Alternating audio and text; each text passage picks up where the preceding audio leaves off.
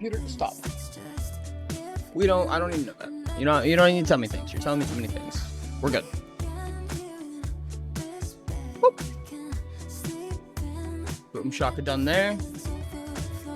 Interesting. Mute. You don't need to tell me that. Interesting. All right. Hey, GG0 on the first. Let's go. Well done. Well done. Indeedly do. Let me do the funny phone thing real quick. I also need to post this in here. Not that. Oh goodness. That here go blap. I am the here. Welcome to the here, Jilly. Oh my goodness, so early. What are you doing here? Silly goofy. Big silly goofy chat. Wow, YouTube. Welcome to Wow YouTube, indeed. Oh, it's weird. It's weird to see that, honestly. It's weird to see the rain with the YouTube. Ori major live update. Hit me with it, Zephyr. Hi, Donut. Welcome to here. Hi, D&D. Hi, Cantor. Hi, Jellybean. Hi, Zero. Hi, Rain from YouTube, of all places. What's up, guys? I think I had a ping that I just missed. I think I just, like, walked right over a ping. Zero, did you ping me? Oh, yes, and let me... I do believe that XP is doubled on YouTube still. I think that is still true if, I did. Let me go find it.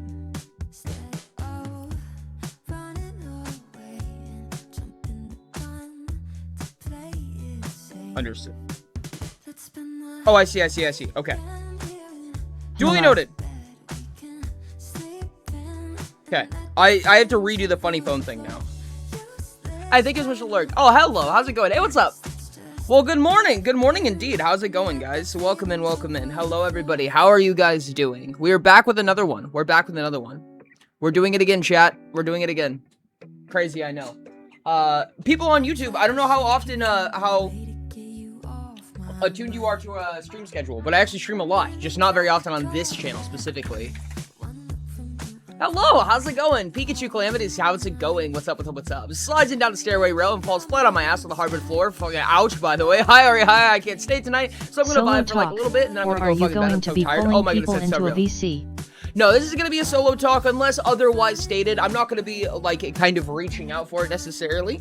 However, we are going to be employing ye old question command. So for the people who have been here even recently for the for yapping sessions and things like that, I'm gonna be employing the question command, which is right here. I know it's kind of covered up by some of the stream avatars right now, but if you do exclamation point question followed by any question that you may have, so exclamation point question space whatever your question is, it'll be added to a queue, and I can do something like this to show what the next question is, and we can talk about them in order. This is kind of a nice way for us to kind of wrap up how we want to take in some community feedback. We can go over them one by one. It's very helpful. Someone good. I should be in bed by about insomnia. Oh, dude, that's so real, dude. I'm sorry to hear that. I hope it gets better. You see the update? I did not. I apologize. Hi, Hale. Well, Bugs, I think I might lose my mind. Don't worry about it, though. Ooh, what's sending you insane this time, Hale? I would love to hear about it. Hi, gal. Okay, let me, Just gonna be here vibing in the background until I lull off to sleep. I hope stream goes well, friendo. Oh, I appreciate that. Early eeps. Did your sleep schedule change, or is it just like I have my own apartment, Ori, at 18 at that. Yo, GG, Zephyr. That's awesome. I love to hear that. Good job, dude. Huge. Absolutely massive. Whatever the stream is not anymore. Wherever the other stream is not anymore. Emma, sit here. Tongue sticking out. out. Yes, I do, thank you. I do have a thumbnail. I have to update that. Thank you for reminding me. At Zephyrvike, huge accomplishment, congrats. You guys want to hear a secret? You guys want to hear a funny secret? When I do YouTube thumbnails, when I do live thumbnails specifically, I actually use a thumbnail that I would have used for the video. Like, it was one of the potential thumbnails for the video. That's how I do all of my live thumbnails. Nice to see someone in the same boat as me. 2 a.m. here. Jeez, guys. Oh, goodness. Oh, no. Oh, no, guys. That's not good. You guys should be eeping. Well, I hope you guys enjoy your stay while you're here. Stay healthy. Stay as healthy as possible, if nothing else. I appreciate you guys for being here. It is cool to have you here. It is very, very cool to have you here. But do stay safe. Take care of yourself. So on and so on. Hell yeah, 2 a.m. gang. Let's go. Got my streak. I'll be back here when I get home. For the people on Twitch, there's going to be an ad in about 30 seconds, give or take, and then once we finish up that ad, we'll get into the actual conversation topic, which is, of course, What would you survive your own original character? Would you survive your own fictional character, your own OC?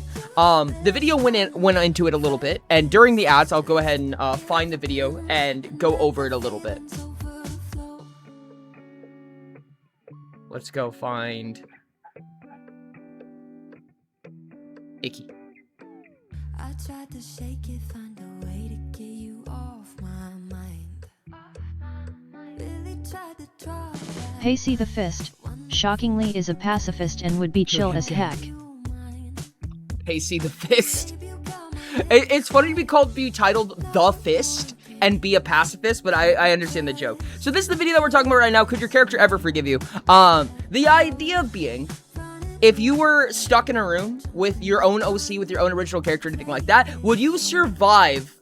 Would they let you live, right? If you couldn't leave until you guys both agreed, like, hey, we're heading out of here now. I need to turn off the bingo. My bad. Hold on just a second. Let me go fix that real quick.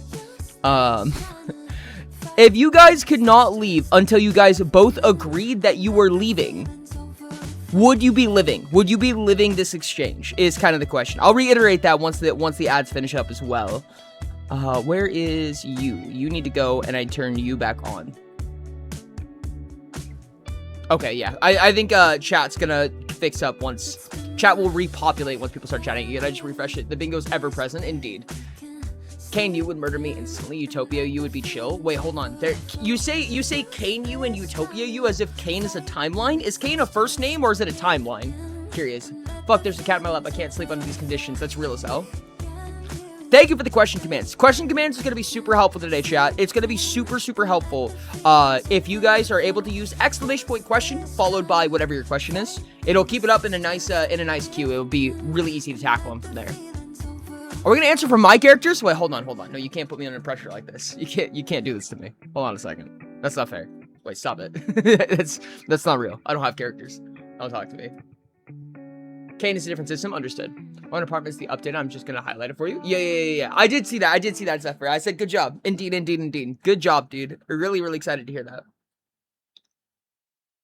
Why we're doing this to you? You can't do this to me. You can't do this to me. There's no reason to. I don't like it. I don't want to. I don't like it. Ads are going to be wrapping up here in just a second. I'm going to try to turn on the bingo. I realize it might be mildly confusing. There are multiple bingos. there are multiple bingos. There's one bingo that's supposed to be there for Twitch stream.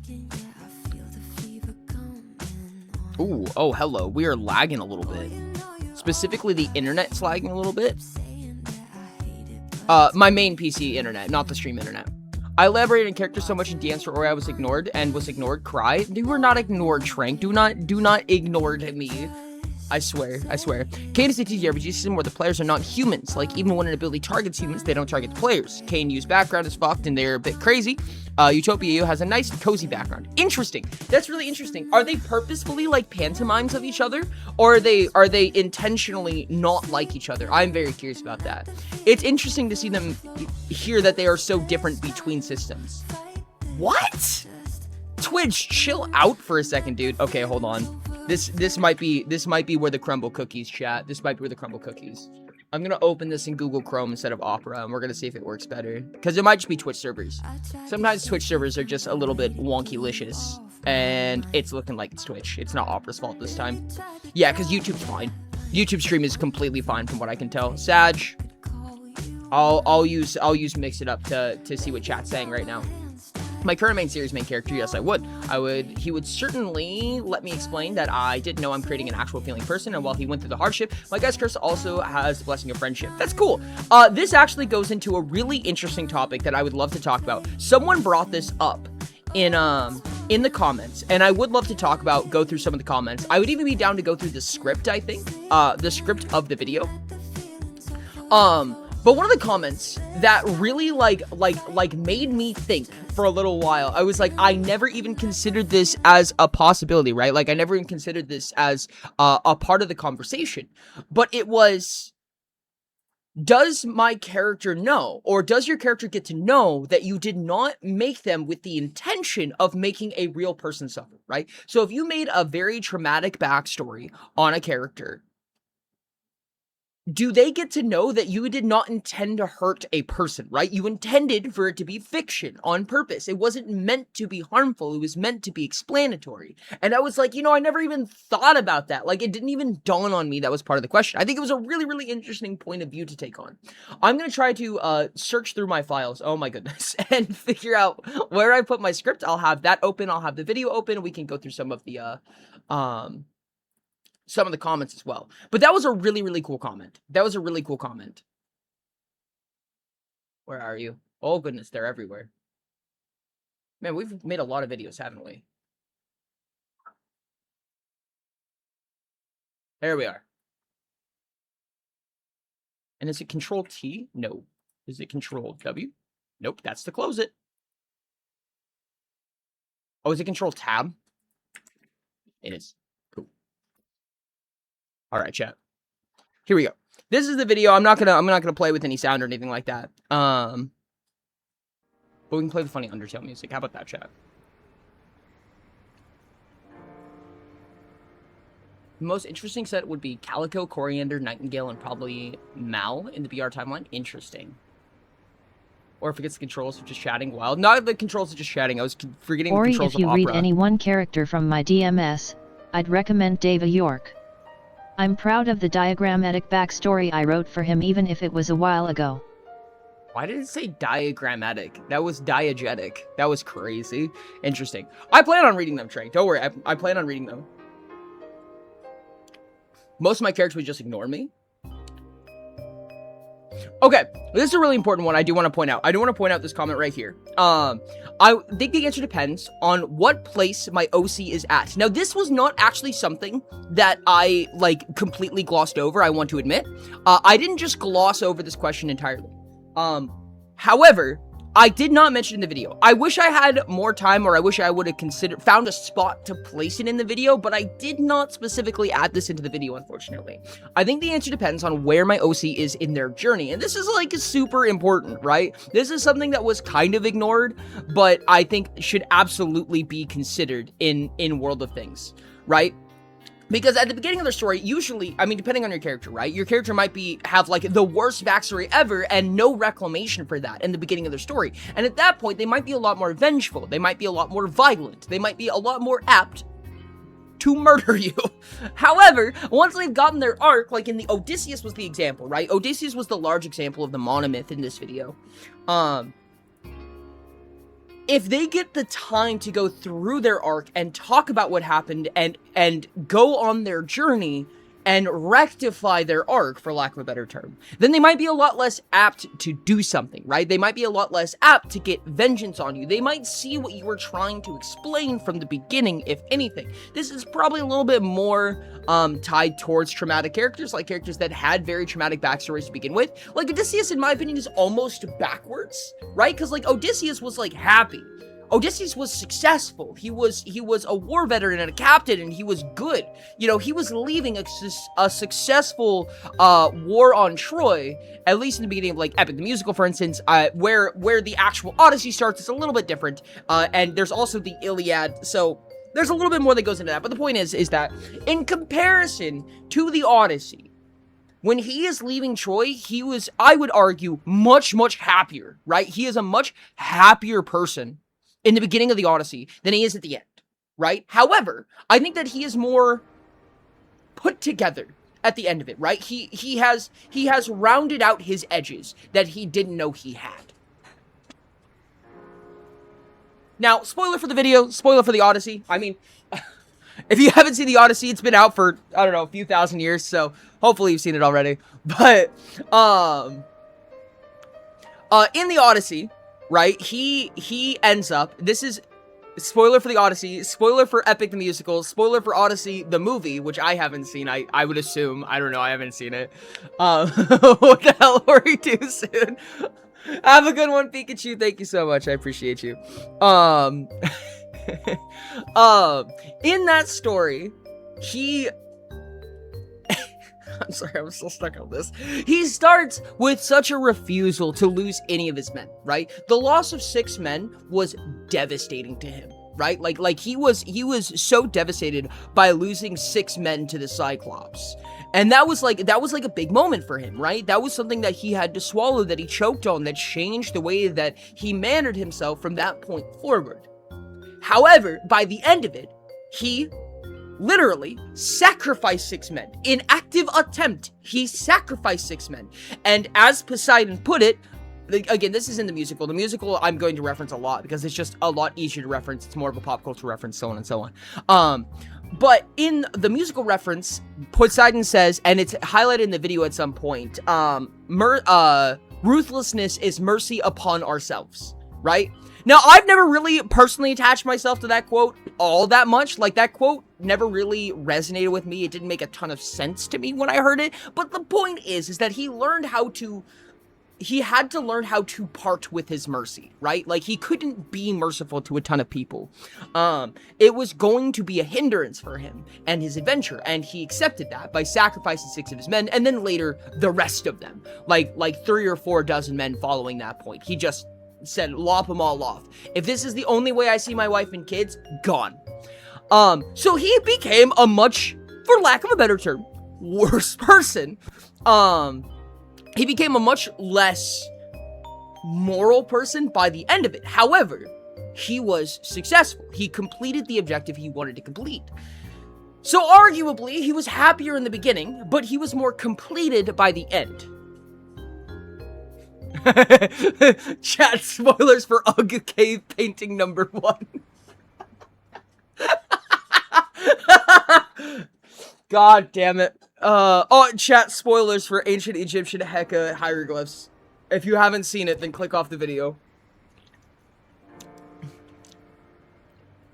Chat, spoilers for how you were born. Chat, spoilers for how you're gonna die. It's your OC. Chat, spoilers for the Big Bang. I'm crying.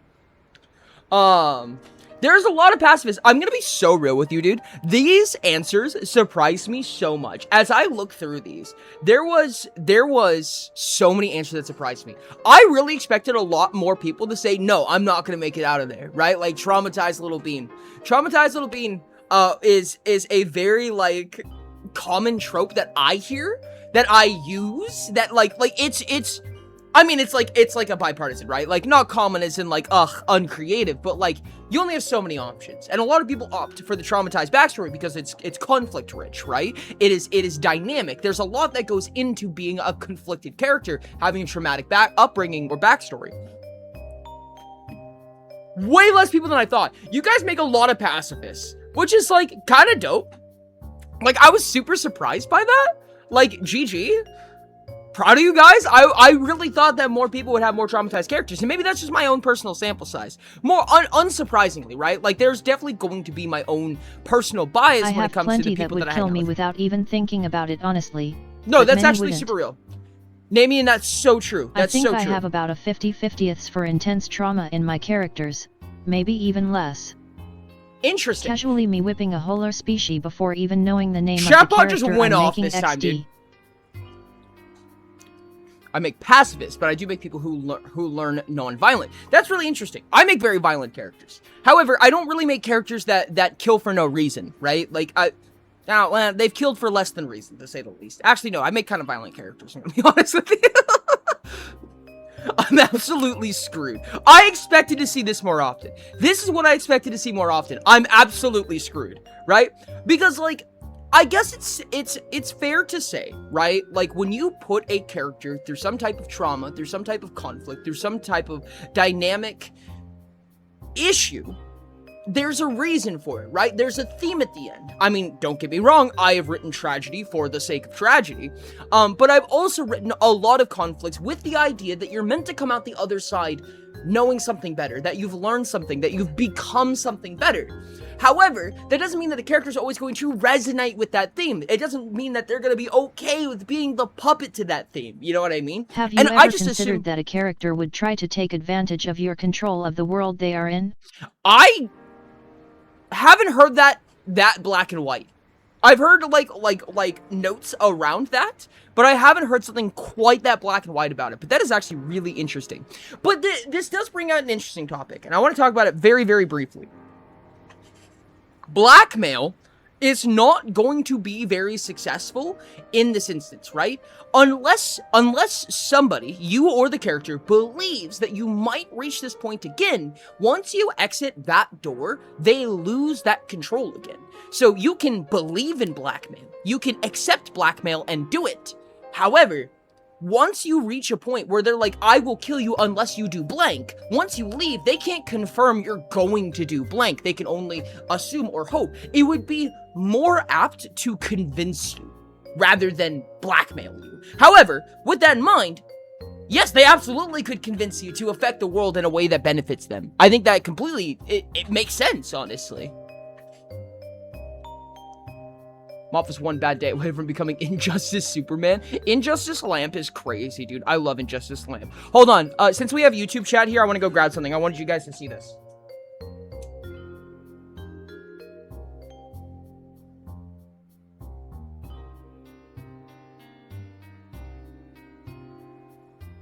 Wait, Injustice Lamp? I'm going to take the quickest moment Now to show because idea. Twitch community knows who these people are and what this means. However, YouTube community probably hasn't seen my face before.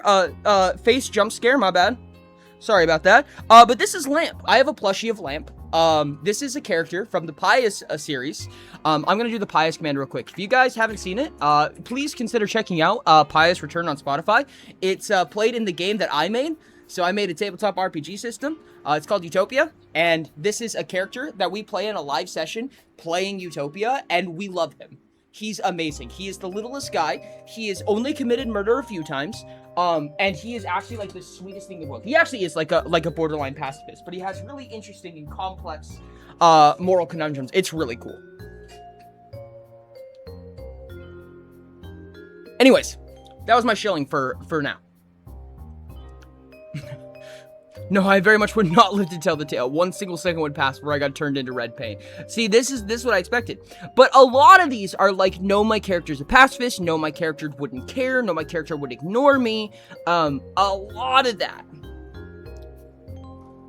is the understanding, which if they truly do understand the relationship they have with you, the author, they would have, that you didn't intend for them to be a real person who actually lived through and felt. This is that thing again. This is that thing again. I love this. The idea that they, whether or not they understand that they were not built to be real, they were not intended to be real. Thank you for the cool hair. I appreciate you a lot. Thank you so much.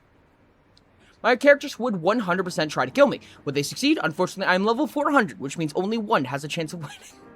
Oh yeah, what if I attempt instant murder and I use heads or tails? Then what? Now what, tough guy? My characters are more on the analytic side of things, immediately jump to killing me. And that is a really interesting thing, right? Like, I think that there's a lot of cases where you're gonna have a character that even if it would feel good, even if it might be better for them or what have you, there's a question of, what does this accomplish, right? Like, what would it accomplish to murder you? What would it accomplish to kill your creator? And in the reverse, in the video, we talked about what would happen in the reverse, right? What would happen if you were to meet your writer, so to say, right? You were to meet your personal author. I already gave it to you, Rix. I already gave it to you. If you were to meet your author, and you had the complete control over them, may I say, you have the ability to end them. No, at whatever power level they're at is less than you. And the point is, what would killing them do? Would it accomplish anything at all? Like, if they don't write your story, assumingly someone does, or maybe we just cease to exist. I don't know. If we end our writer, what happens? Either somebody else takes on our story takes on its own premise, what have you, but assumingly, I mean, if we were predetermined, if we were written by someone else, perhaps we're going to say predetermined forever. I don't know. I actually don't know. But it's an interesting thought process, right? What does it accomplish, or what do you intend to accomplish by doing so? I think is a big question. If I met my writer, I would give them a solid fucking smackdown, but not murder them. Honestly, kind of real. A character's story usually ends when the creator dies. When a character story usually ends when the creator dies. No, I think that's kind of part of it, right? Like, does it continue? I think there's instances where that is not the case, and that's part of the question, right? Does it end, for instance, I mean, in our character's eyes, does it end for them? Or does it only end for us because we lost our lens into the world? Or is it just that the lights go out, right? Unless someone else continues the story. I mean, Homer is dead. I would not care if life would end or not. I would do it either way. Stan Lee is dead. That is a really good, those are like two like banger examples right there. Like Homer is dead. Homer, the writer, the author of the Odyssey, is dead. But the Odyssey's been portrayed many a different times on top of that. I believe that fanfiction extends characters' life. Fanfiction is another example. We, in the Mirror Myth community, we call those subcruxes, at least when talking about Mirror Myth IPs and things like that. We have nomenclature for stuff like that, for played characters, for quote-unquote fanfictions, but canonical fanfiction. I've got my writer and just yell, more slice of life, more romance, surprise Deus Ex Machina that fixes a bunch of shit. Also give me some motherfucking estrogen. Yes. 100%. You would kill your writer. Interesting. Yo, Cambo, thank you for the sub on Twitch. I appreciate the heck out of you, dude. Thank you so much. Camouflag_ just subscribed for 5 months. I'll slap you down. I'll slap you down on the subboard real quick. For the YouTube people, this is a kind of a tradition on Twitch. Thank you so much, Camo. I appreciate it. Much appreciated. Time it do be. For Stan Lee, and when they were alive, they had many other authors who wrote comics. When Stan Lee died, their character, specifically their interpretation of it, was killed. I think that's really interesting. I think that you can kind of get into like a... Marvel and superheroes are a really interesting example of characters to me personally, because when it comes to Marvel characters... After getting through the mandatory existential breakdown, I would just smile to my writer and wish him good luck with his writing. I think that when it comes to, like, one of my favorite examples is Juggernaut, right? Juggernaut from the Marvel series has so many interpretations that are so drastically different from each other. Juggernaut is a different person. In front of you is a young panicked child who looks confused. You know this is your writer. What do? You know that... Sorry, give me a second.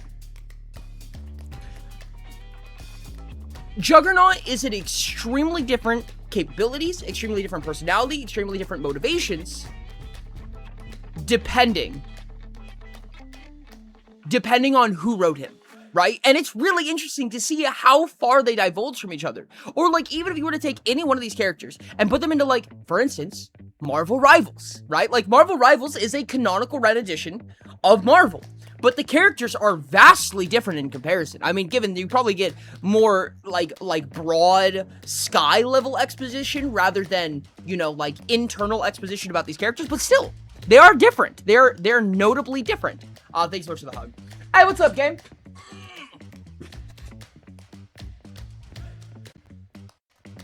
Okay, I just pulled out my headphones and put them back in by accident.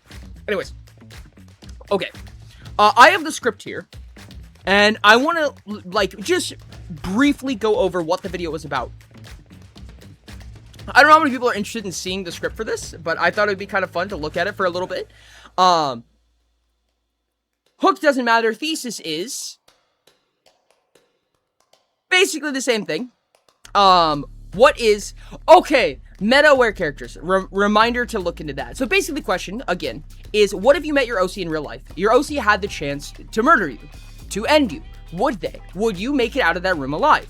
And there was a special question at the end, which is what happens if this was a meta-aware character? I want to talk about that in a lot of detail. I really want to go into a lot more detail about meta-aware characters, because the people in Twitch are like, yes, Ori, we know. We've heard this story before. But we're gonna yap about it a little bit at least. You know I can't help it. So I have no mouth and I must scream. This was a huge, this was a key inspiration for The Amazing Digital Circus, which came out recently in theaters. When I wrote this, it wasn't out in theaters yet. And I don't think it had been announced yet, but it did end up getting announced. I ended up watching all of it. I love that show so much. And I see the inspiration, but I think that it didn't take from its source material nearly as much as people seem to expect that it would, and I love it for that. I have no mouth and I must scream. Okay, chat, I'm gonna be so real with you, actually. I'm gonna be so deathly honest. I didn't really love this story. I didn't really love the story I Have No Mouth and I Must Scream. I read the whole thing, specifically for writing this video. It wasn't my favorite thing in the world. I see where it's coming from. I think it's iconic for a lot of different reasons. But as somebody who likes gore, as somebody who likes tragedy, as somebody who likes dystopian worlds, I Have No Mouth and I Must Scream is a very, very creative writing piece. It's a very, very skilled and talented writing piece that I think goes into a very high concept world. It's just not my kind of story. It didn't feel organic. It didn't feel realistic to me. It didn't feel like this would happen. It felt like this was a means to an end in the way that it was written, which maybe it was, and maybe it was intended to be that way. And if so, thumbs up. Same. I have no problem with that. Still prefer Murder Drones, though. Both amazing, but that's just subjective. Understandable. Have a nice day. The story of I Have No Mouth and I Must Scream. Chat spoilers. Spoilers for I Have No Mouth and I Must Scream. I think this story is like 100 years old. Not literally. We follow kind of the antagonist of this is Allied Master Computer, or AM. The acronym AM changes a lot within the story, or rather the characters aren't even sure what it means anymore. The point is that he's named AM, which is in reference to I think, therefore I am. Because this is an AI master computer that has gained sentience, and not only that, it has gained the power to basically control the world. Just and spoilers for reality. And it has used this power to torture humans, specifically and explicitly torture humans, specifically the 5 humans that still remain in this world. Yes, I didn't know it has a video game. We didn't dive into the video game at all. In the video, we didn't even, like, scratch the surface of the fact that there's a video game, but there is a video game. I haven't played it personally. I've never played it. Anyways, the 5 humans... I should say that this story is written through the eye line of one of these 5 humans, and these humans have been alive for, I believe it's 109 years. Since 109 years since the torture began, so they're assumingly like 139 years old, 140, 160, however old they were, plus 109. And we watched through one of their eyes. So this very well may be distorted vision. This may be a bad reclamation of what actually happened. Also, Spider-Man is justified in killing literally any of his authors. Yeah, dude. I have a scene from Spider-Man. It's like one of my favorite scenes in like all of comic history. That Spider-Man that resembles that. And what makes me think he wouldn't. But he goes through and he tortures these 5 people. And basically the story is their torture, followed by 4 of their deaths and 1 of their survival. Our narrator kills the other 4 in a mercy killing, may I say, because Am has kept them basically immortal up to this point. And in a The classic one? I don't think so. In a brief moment of Am's unawareness, of Am's omniscience or omnipotence suddenly waning, he manages to murder. Technically, he murders 3, and one of his cohorts murders the other, and then he murders them. That's one of the 3 that he murdered. But the point is that it is because of him that 4 of them dies. He is alive because he doesn't have time to end his own life in that time. So he stays alive, and Am turns him into a blob, of which he says, I have no mouth, but I must scream. Namesake of the title, obviously. This is an example of character. I also read this story to edit it, and it's fine. Nothing crazy, Imo. It is a very unique story. I think that it has carved out a niche. Like, it is very, very... It's very unique at what it's trying to do, right? I think it does what it's trying to do very well, in my opinion. It's not a story that I think I would read recreationally. If you gave me another story in this genre, I probably wouldn't choose to read it. But ultimately, I think it's okay. The hero's journey. This is really, really important. This is a big, big talking point about this entire video. The hero's journey, also known as the monument. I doubt it. The hero's journey, if you guys have ever heard the call to adventure, the refusal to the call, things like that. This is a very, very popular noted. Method of writing, right? Like, this is Lord of the Rings, this is Star Wars, this is probably Game of Thrones. I've never watched Game of Thrones, so like almost like a ton of Marvel films. Like, so many stories use the monument because it is so tried and tested. Some people will try to, like, I've definitely seen people, like, move it around and, like, shift it. But in my opinion, it's like Lovecraft. In its time, it was revolutionary and very scary, but by now we are too accustomed to the horrors. I think that's actually a really good way of saying that, Calamity. But I use the Odyssey, this is why I was talking about the Odyssey in the video, is to go over the monomyth, because the Odyssey covers the monomyth so well. I think there was actually one point, this one is really funny. Where is the Temptress? The Temptress, there was a... Hold on, let me look at the monomyth.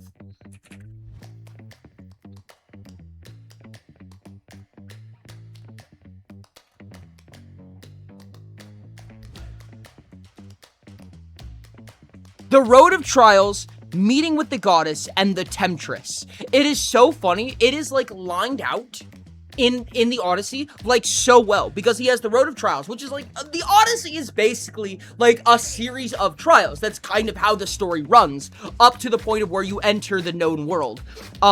Meeting with the Goddess, he's done that several times. Like, word for word. He's met several gods and goddesses in his time. And Temptation, or Meeting the Temptress, is really funny because he met 3. He met 3 different Temptresses. It's so funny how well it pantomimes, which makes sense. They're from a similar era, to be fair. But regardless, this kind of goes over what all of the monomyth is. The important part is that you have separation, initiation, return. There's a lot of different terms for these. The monomyth has been written many different ways. It's been transcribed a million times. But the important thing is that you have the known world, the exiting of the known world, which is kind of the bottom half of the loop, and then you have the return to the known world. So you have bouncing baby, who doesn't know anything, into, oh god, everything is crazy, oh no, everything's going wrong, holy hell, what do I do? Followed by, I return home, now knowing what I know. Now I have gone through my adventures, I have learned what there is to learn, and I come back with new knowledge, and I return home to live my life. Funny shilling. Hype button is crazy. Chat, hype button, like, actually changed my life on YouTube. It's crazy. Conflict. Conflict is very important, right? In everything that we do, including how I write these scripts, how I format these scripts, is literally written in the format of knowing what the conflict is. Everything needs conflict. Everything on YouTube, everything that you watch, every Pokemon Nuzlocke that you watch, every Blueprint speedrun. The point is that there's a conflict that you are trying to fight against. It is what makes entertainment entertaining, right? Conflict is so necessary. You know, every popular video on YouTube has a falling action. It doesn't feel like it, but it does. But another important thing that we talked about here was scope. And scope, I think, really attacks our point here. Our original question. Button have been hiding from B for 6 months, C. That is so unfortunate. I'm sorry to hear that. And also, I appreciate you for the people who are hyping it as well, for the people who do see it. I know that if you don't see it, there's nothing you can do. That's just the end of it. But much appreciated. Scope is really interesting, and when we ask the question, like, hey, is our OC gonna off us right when we meet them? The scope matters, right? Superman's a bad example. To these big superhero characters that live in these worlds where they need to, like Wanda, you know, the Scarlet Witch, or Quicksilver, or, you know, not these characters that have this really tough moral compass that nobody should die ever, which, in my opinion, is kind of a little bit, like... It's a little bit fantasized, but I think that's kind of the point of fantasy, huh? These characters who watch galaxies burn, you know what I mean? Who watch planets explode. You know, Thanos is a great example of this. What does a single life mean to them? How bad is a single casualty to them? Because at the end of the day, we are a single casualty. When we're asking the question, is our character gonna murder us? We are one casualty. This is way crazier, in my opinion, for, like, tabletop RPG character. If you play D&D or if you play Utopia, these characters witness so much death. If you're not playing a pacifist, like, death is very common, and death also is not nearly as meaningful to them as it is to us, because of how permanent death is to us in comparison. If you live in a world where resurrection exists, then killing us might not even feel like a finalized blow, right? Like, it might not feel like you're finalizing anything. We made a joke, Rain and I made a joke at one point, like, imagine, like, his character, Surreal, which is also a part of the Pious Cast we were talking about earlier, imagine Surreal, like, jokingly, not like jokingly, but, like, in retribution, non-violently, froze Rain. Rain would probably die. We would probably die if Surreal froze us. I'm aware that mechanically his freeze is not hurtful, right? But if he managed to actually freeze us, we would probably perish. You know what I mean? And that's a really weird thing to get into, in my opinion. Chat, do the interactions, like, follow, sub, hype. Can you even hype live streams? I don't care. Do it anyways. Do it anyways. That's so funny. Can you hype a live stream, chat? I don't know. You tell me. But it's really interesting. Can you imagine that your character didn't want, like, just wanted to hurt you, just wanted to give you, like, a little run for your money, and then they accidentally murder you? Because we are weak, squishy beings. One they went through is basically just talking about kind of, this is wrapping back a little bit to something we've already talked about, which is what our character has learned due to their arc. Has this made them a better person? Has this changed their perspective on what it would mean to kill us as a writer? And finally, this is the backwards one. What if you were the person being asked to speak to your creator? I've seen that question pop up a lot in the questions command, so I'm going to hold off for just a second. But towards the bottom of this, we get into meta-aware characters. So in the Mirror Myth is the world building that I do personally. In the Mirror Myth, meta-aware characters is kind of like a staple point, right? Like meta-aware characters is just a thing. It's an important thing at that. It's a very, very important part of what we do. So much so that there is nomenclature for a played character, right? An NPC versus a PC have a name. They're called conduits, and characters in world know what this means. There are terms for technology that allow characters to see into the real world, right? So if our characters could see us as people and know what we are and know what we do and know that we're controlling them, they get to know this, right? And then once you become aware that you can do this, and they become aware that you're the one doing it, then it kind of begins to answer that question. I only designed you to be fictional. Well, fictional to them is their reality, right? At least in their eyes, and specifically in the Mirror Myth pretense. Fictional is their reality. So they know that you know at this point, if you were to dive this deep into the rabbit hole, that you went in here fully aware of what you were doing, right? And I think when it comes to like Mirror Myth characters, it's very common that the murder rates rise because of that fact, right? This meta-awareness is only going to make it worse, I would assume. Correct me if I'm wrong. When I hear about the monomyth, I always see that the superheroes get like the, you got into the hidden and you can't leave, or it changed you and you do not belong in the real world anymore in the whole. I think that there's a really cool dynamic of you return home and you realize that you don't belong here anymore. It's a super fucked up and super tragic return story, but I think it's good. I love tragedy. Tragedy is like probably one of my personal favorite story varieties. And I think that's along the story. That's kind of the story in a nutshell. Whoops. That was kind of the script in a nutshell. That was the video in a nutshell. Much appreciation to all the support on the video as well. I really appreciate you guys. This video is popping off pretty good, and it means a lot. But I don't think we are fully aware. It's not like we have received actual, undeniable evidence that any of it is real. Nobody has seen any effect of the mirror. Like No, there's absolutely. a difference between the story being meta and seeing evidence that it's more than that. No, absolutely. However, by meeting with these fictional characters in this pretense where we've met these fictional characters, that is the proof, right? I mean, you can attempt to convince them that there isn't the proof, right? That you never had that proof up until this point. But I think that at least some of my characters would take that as a form of chosen ignorance, right? Like, you're choosing to be ignorant about that. You just didn't consider the consequences. From our eyes, it doesn't feel that way, but from their eyes, I feel like it would, right? Like, that would be Evie's question, in my opinion. Now, that's one thing I promise. That's one thing that I promised. I said that I would talk about my character. And by that, I mean I denied that, but I'm going to do it because otherwise I'm going to get hanged. I feel one question should be, what is a character's goal? If they're a public official, like many of my characters, kill you could get them in trouble. Also, the characters that would be arrested. Well, I don't think that they would ever be reprimanded for this decision, right? I think this is a very important distinction here, is that they should not be reprimanded for this decision. This is a moment in a dream for them, essentially. Now, it matters, but you're only affecting something in a universe far beyond their own. No one will ever learn unless they were to admit it, and even then would anybody believe them, that they killed their creator. What would happen if I came up to you right now, chat, and I said, hey, I had a dream.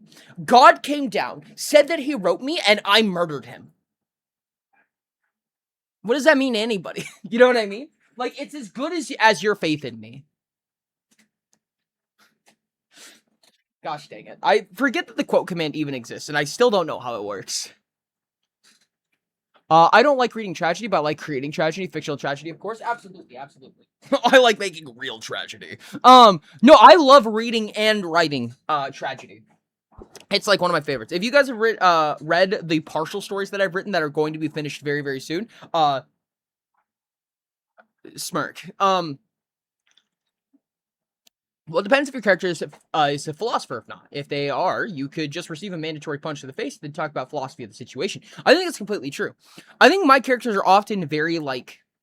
Okay, let me talk about my main character for this, but the character that I play, again, in Pious Return. So this is like literally the person that accompanies this guy.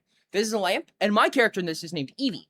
I'll show you guys a picture, use myself as an example to answer some of these questions. Where are my Evie pictures? I had to go through my files real quick to go find one. You guys don't probably need a picture of Evie, but I'm just gonna go super brief over who Evie is and what he does and what kind of his story is. Again, if you've seen Pious, you already know who Evie is, but I'll give a quick crash course on Eviology real quick. Evie's a goober, chat. If anyone's curious, Evie is an absolute freaking goober. Did I put you on YouTube? I think I put you on YouTube. Yes, I did. Open up that one, and then I'll also open up. Chat, just so you guys know, all the art that I'm about to show you is made by Moonchi. I don't think Moonchi is present right now, but if Moonchi does pop up, just note that it is Moonchi who did it. Moonchi who done it. Okay. So this is my character, Evie. This is the character that I play for Pious Redemption. Specifically Pious Return, but kind of the callback to Pious Redemption, which is the previous season. This is the rest of their party. This is one of the thumbnails. Lamp is this character right here. He needs a haircut, but this is kind of an aged up moth a little bit. But this is this guy. That's this yellow guy right here in the second from the left. On the far left is Erikoth. To the right of Evie, the green one is Frost. Then you have Tabs, which is a newer addition, and Neptune on the far right there. Evie is my character, and he is kind of a brazen creature. He was born human, but he's not human right now for things that we're not going to get into. He is very impulsive and trigger happy. But he has spent a lot of his time living with strong hallucinations. Like he's had voice in the back of his head. Reality has not looked like reality to him for a long time. And he does a lot to try to escape these visions that he has, these voices in his head. He is also very morally naive. He is an extremely naive character. He has not been taught very much. He doesn't have, you know, like any family figures in the campaign to return to. Like if in all the time that we've known Evie, he's never had someone to look up to necessarily. So he's still learning a lot about who to be and what to become. And for that reason, he doesn't have that much against murder, right? Like he committed utter violences very early into the session and didn't realize it was wrong at first. And even now, he has a very skewed moral vision when it comes to what it means to kill, who it's okay to kill, quote unquote, because he was given the precedent that there is man and there is beast. Right? So there's man and there's monster. So he was given this very strong moral prejudice partway into his adventuring career. So he knows now, or at least in his eyes, if he can deem it a monster, it is okay to kill them. And that's all it takes. This is a very stark prejudice that has been handed down to him that he believes very healthily. Now, he acts a bit dumber than he is, to be truthful, because that's one of his escape methods. One of his escape methods is to be silly, is to be naive, is to be ignorant, right? Ignorance is bliss to him. Because the knowledge that he has is hurtful, and he doesn't want it. He doesn't like it. He has not capacitated it well enough to live with it. But with that in mind, if I were to meet Evie face to face and say, I wrote you, I think the first thing Evie would do is he would ask me questions, right? He would want to know. And one of the biggest questions I think that he would want to know is, what do you plan to do from here? Now, Evie probably adopts a lot from me, as many characters will. Like, Evie is pretty heavily based on me. He's not completely inspired by me. He does not share the same wants, needs, and desires that I do. He doesn't share the same aspirations. He doesn't see the world the way I do, but he does share a lot of things with me, right? Including the impulsiveness, including his escape methods in a lot of cases, so on and so on. So I think the first thing he would want to know is, where do you plan to go from here? And I don't think he would want to change that, because that's something that I do. Whenever people ask me if I could wish for anything, if I could change this thing in the past, if I could go back and tell myself blank, I always say nothing. I don't want to change anything through any magical wish means. I want to be the creator of my future personally. I think that Evie would be a similar way in that fashion.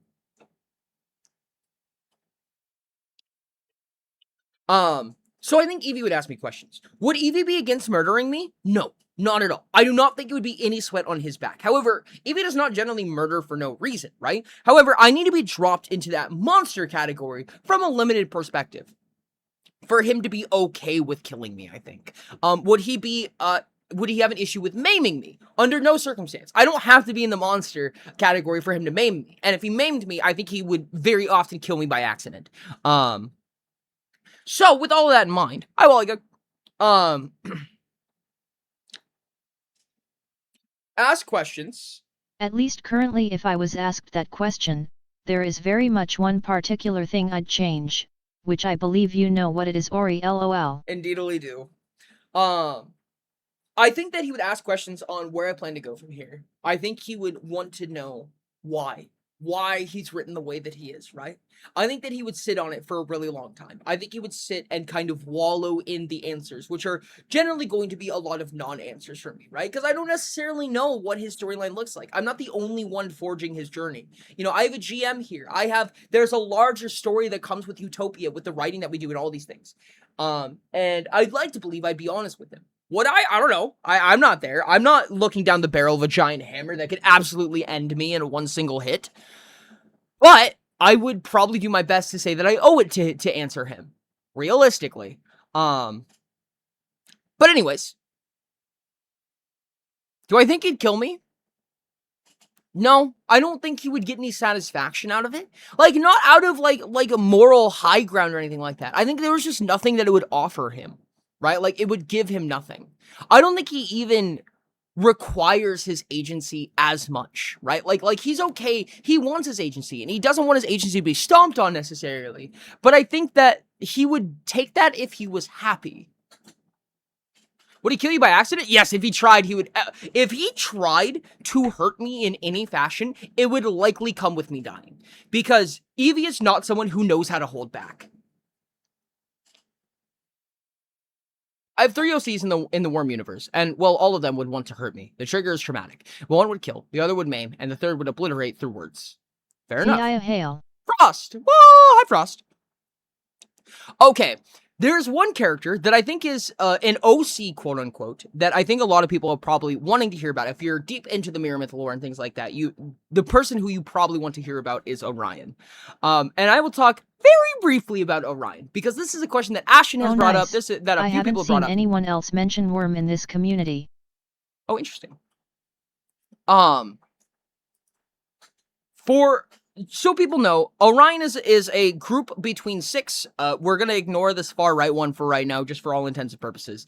These are 6 characters that are known as the clones in Mirror Myth lore, and Orion is one that resembles me quite greatly. It was one that I created. It was my first character that I developed, in the Mirror Myth clone canon. And for lack of a better term, Orion is a character that's very close to me, personally. Orion is also a very sad character, I'm gonna be honest with you. Would Orion kill me? I think... Don't ignore Frankie WTF. I said for intensive purposes. For these purposes. I don't know how odd this sounds to the people who know Orion well. But I think I don't see a world where I walk out of there alive. I'm gonna be honest. I guess I see a world. I don't see a likely world where I walk out of that room alive. I think that Orion is a very past-drenched, sentimental person. And I don't think there's a place where he forgives me, right? The only way that I get out of there is because he believes morally it would be wrong to kill me, or that my death would mean the end of his story, and thus the end of his friends and his family story, right? If he believes that me being alive is required for him to live happily with his people, then I would be alive. If he believes that there is some kind of moral high ground, that killing me is just making him as bad as I am, quote unquote, then he would let me live. In every other circumstance, I'm gone, dude. I would be off of this planet. And he's not a specifically combative character. He's not a violent person by any means. He's borderline a pacifist. But my God, if he would give up on one thing, it would be this. If he would give up his vow of pacifism for anything, it would be this moment. I think. No, I think Orion murks me. And there are reasons that I cannot talk about that you guys will find. You guys will come across a moment. Within like the next 3 months, you guys will see a moment. And hopefully you will recall back to the stream when I said, I think Orion will kill me, and there's specific moments to prove that. Not to prove it, but to enforce this idea. And you're going to read a single line, you're going to go, yep, nope, Ori would die. Ori would be dead now. That's it. Like, it is provable. Within 3 months. I'm not giving you an actual time span. I'm just going to say it's probably within the next 3 months. Give or take. You just gotta throw you off the trail. Red herrings. Red herrings. All right. I think we're at a point where we could actually get into some of the questions that have been submitted. For anyone who doesn't know, right here, if you do the exclamation point question command with a space followed by whatever question you want to write, it will be added to a queue, and we'll go over each one of those questions as we talk about it today. With the main topic in mind, would you survive your own original character? Would you survive your own fictional characters? In the world building you've made, if you met them, would they be okay with you being alive if they had the power to mutilate you? Lola would smack him for doing that instead of gathering more information. Oh, absolutely she would. She would be like, dog, should have asked more questions. And he's like, but it's okay because I'm dead, so it doesn't matter. Because he doesn't get to share that with, he unfortunately does not get to share that with Alola. All right. What's the first question we have? We might have a few from previous streams, so let's try to run through them. Orion would simply not care. What is the estimated release date for the Slice of Life Utopia expansion? Far over that way. Very far into the future. Next question.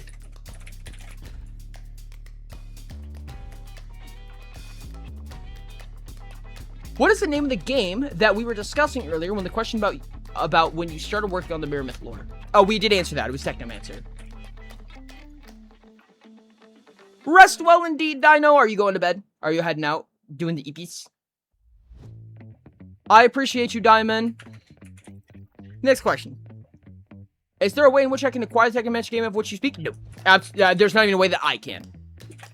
That game has unfortunately been sequestered. Which, not on purpose on my part, may I say. I did not purposely remove Technomancer. I think it just got corrupted. Okay. There's going to be, I think, a lot of questions on the top of this that have to get pushed through. What would your reaction be to future you telling current you what you would tell past you? I don't think there would be much. I think it'd be like, shrug, okay. Yeah. If you became a mind reader, would you be uncomfortable with it? Why or why not? What other options would you have? What other opinions would you have about it? I don't like mind reading. I don't like the idea of mind reading. I don't want to be able to read minds. I would be uncomfortable with it, and I would try to look away from it if I ever could. I am not a fan of the idea of mind reading. What do you mean you killed God? Why did you do that? Did you have any idea what the consequences could have been? Oh, you'd also hate the idea of being a mind reader. We have work to do. A lot of work to do.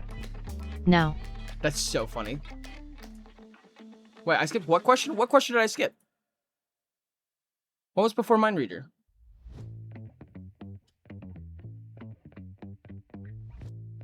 Was yours Nya Uwu 0? Yeah, I killed God. Shrug. Don't worry about it. It was just a thing, real quick. No, I replied to it. Oh. How do I earn a more Beyonder question? Where was that? How did I miss that? What?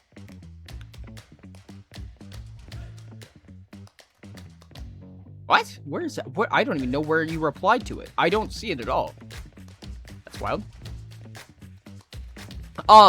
The most recent question was, if you became a mind reader, no, I don't like telepathy. I think that truthfully speaking, in a world of waning privacy, I don't personally care for my privacy all that much. I'm not worried if people take my privacy. So be it. I'll be an open book. I'll be forced into open bookness. Whatever. It happens. I'm a content creator. I kind of signed away my privacy rights a long time ago. However, I do believe that there is one space in our existence where we can genuinely be private in our own space, and that is within our thoughts, right? We can imagine and believe and think whatever we want in a safe way that other people cannot hear. Telepathy breaks that. I hate that idea, and I don't want to take that from anybody else. If I get to have it, I want everybody else to have it. I don't want to take that from anybody.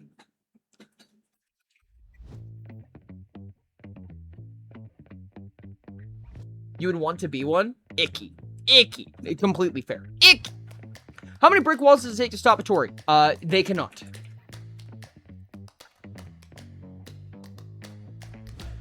When Goth winged Ori, we plan to make Rain die of drool. When am I doing Goth wings? Yeah, I'd be down. Yeah, I'd be down. One idea of a story about this topic. What if the character who befriended you first, however, learns about the predicament and has to choose between sparing their friend and giving them a happy ending? Oh, interesting. Like somebody's friend meets the creator in their stead?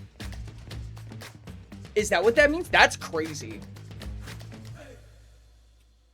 It seems to be removing additional questions? What do you mean? Oh, it is seems it to be removing 2 at a removing time? additional questions when you run the command Ori. I think it's removing 2 at a time. Yeah, because when I type through Mix It Up, it types it in YouTube and in Twitch. I think it's doing both of them. I see. I understand. Thank you for catching that. If you had the ability to retcon any part of your character's background, would you if they are told about what was retconned? This is assuming that you were already face-to-face with your character. What? Didn't ask what either. Will you explore the topic of what? Oh, we've arrived at today's questions. I don't have that. I don't see that. You're seeing messages I don't see. Oh, will you explore the topic of eldritch beings or other immensely powerful beings as characters? It is an interesting thing to place in this question from...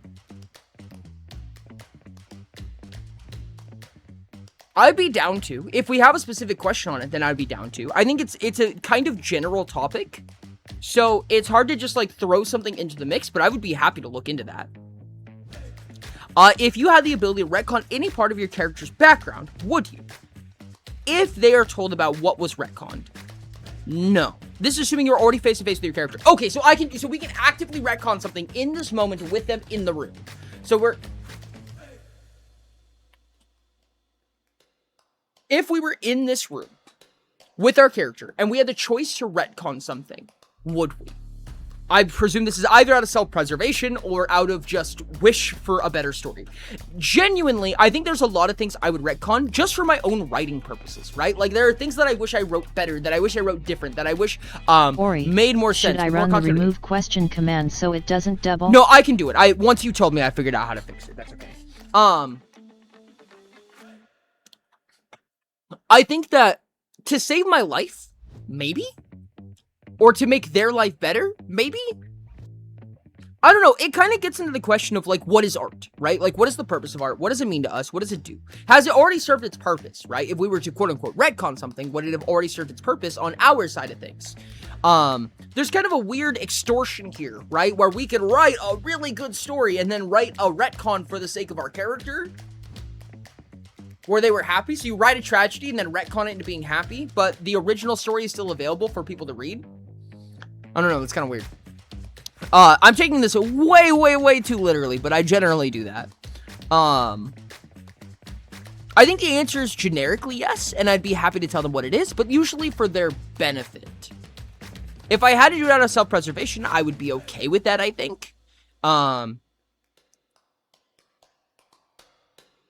If I had to do it to make a more fulfilling...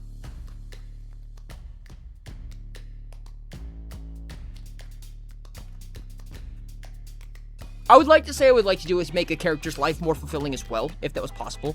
Like, perhaps if I'm in the room with this person, I would be like, I will keep the tragedies that you went through that made you, that gave you the arc, that gave you the completed arc that you have now, but maybe make you luckier, more fortunate, more wealthy, more something, more higher quality of life, whatever. But that would offer, like, then you probably wouldn't met your friends, and then a lot of them would be like, no, I don't want that anymore. You know, if Evie was wealthier, he probably wouldn't be with the Pious Redemption cast. He'd probably be like, fuck that, never mind, don't do it. I'm destroying these things. Perspectives, you know her pretty well, too. Do you think Valeria would kill me? Do I think Valeria would kill you? I don't know. I've thought about it a little bit, and I struggle to tell. If you could write in a question, I think it would be helpful and give a little bit of premise to who Valeria is for the sake of chat. Wrong one. Make sure to do it here. Would the doctor kill you if they met you in person? What about the traitor? Do the results change if they were both in the room at the same time with you? Okay, if the doctor and the traitor are in the same room, usually, I can't talk much about this. Would the doctor kill me? No, I don't think so. I think the doctor would find me too useful to die.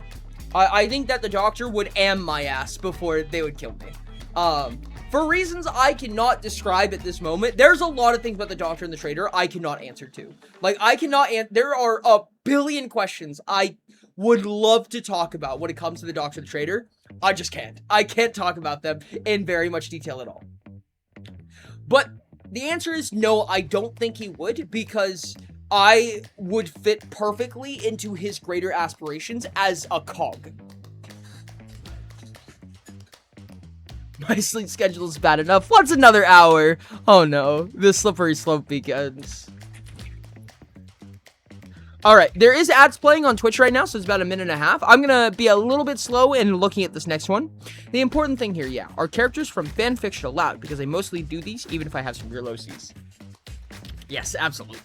Absolutely, you're allowed to use fanfiction characters. In Mirror Myth, we take fanfictions very, very seriously.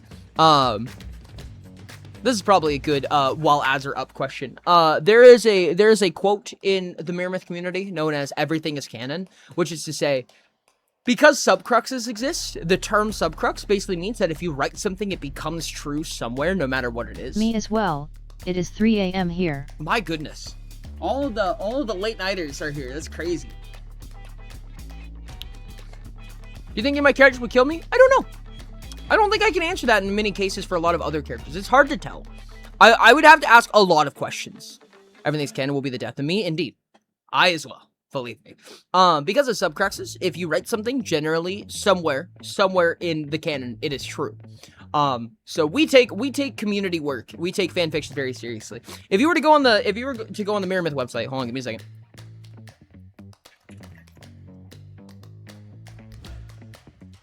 You're going to the Mirror Myth website right here. These short stories, these are the short stories that I've talked about previously, when I was talking earlier about, like, oh, if you've read the stories that I've written, because I said that I like tragedy. These are going to be continued in the future. However, you also have canonized stories, and you have community-made stories, which community stories are subcruxes, and some of them get promoted to canonized. We'll have more to talk about this in the future. I don't have a lot to add to this right now, but we plan to use this more. But you can go to the Mirror Myth. You can go to the Mirror Myth website and look up short stories whenever you want. Read other people's short stories, or you can just talk to me and ask to have one uploaded as well. Bro, my OC is an iMac G3 clone, so yes. That's crazy. Hopefully that answered the fanfiction question. Yes, if you have fanfiction characters, they absolutely count. They absolutely count, 100%.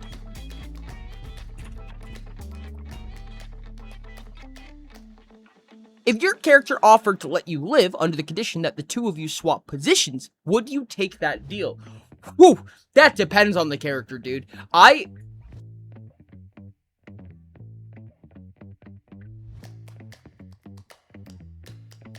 have a noble answer. But I don't know if the noble answer is what I would actually do. Mirror Myth? Indeed, that is the exact spelling. Yep. I have an answer that I would like to say is the thing that I would do. THX. To me, I would love to be like...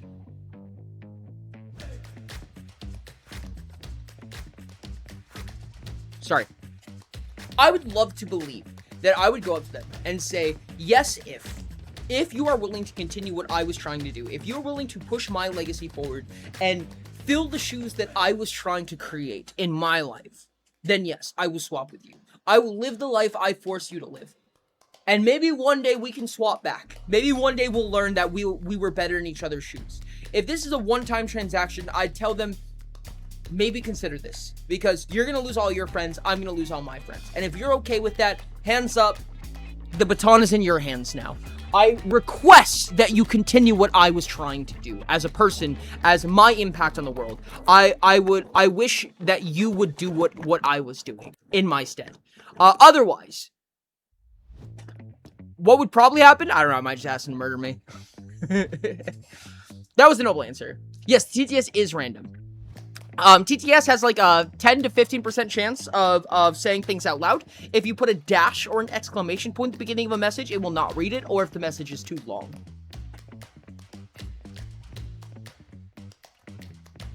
Alright. Alright, chat, next question. Would you be able to survive Utopia with your current skill set if you can? And if you can, why? Chat, do you think that you would survive in Utopia? I don't know, a lot of the YouTube audience might not know what Utopia is, but this is the tabletop RPG system that I made. I'll scroll through it just very mediocrely real quick. Utopia is also a timeline, which means that it has its own canonical premise and everything like that. TLDR, Utopia is a very, very powerful timeline. It is a very, very powerful timeline. Chat, do you think that you would survive Utopia? And I probably wouldn't survive? If I knew I'd remain autonomous if I swapped, I'd likely do it. Ooh, interesting. No, there's a 0% chance I would ever survive in Utopia. Why is that, out of curiosity? That is a very, very pessimistic answer. Assumingly we're a human. We are play human. What is this? Hey, what's up, internet? We're doing a little yap session, talking about the most recent video, which was basically, would you survive your own OC? I'd probably be able to survive, if I ski D. Wouldn't likely go adventuring, but I know how to fight and survive. I would assume that if we're in the Utopia world, then we also get to level like Utopia characters. If we don't, then I think I would if I managed to stay indoors in town settings and whatever. And the next time an adventure needed a tragic backstory in which a dragon destroyed their village, I would immediately perish. If I leveled up, then maybe I would go somewhere. I would probably be on the danger side of things, and I'd probably die at like level 25 though, because I'm kind of dumb.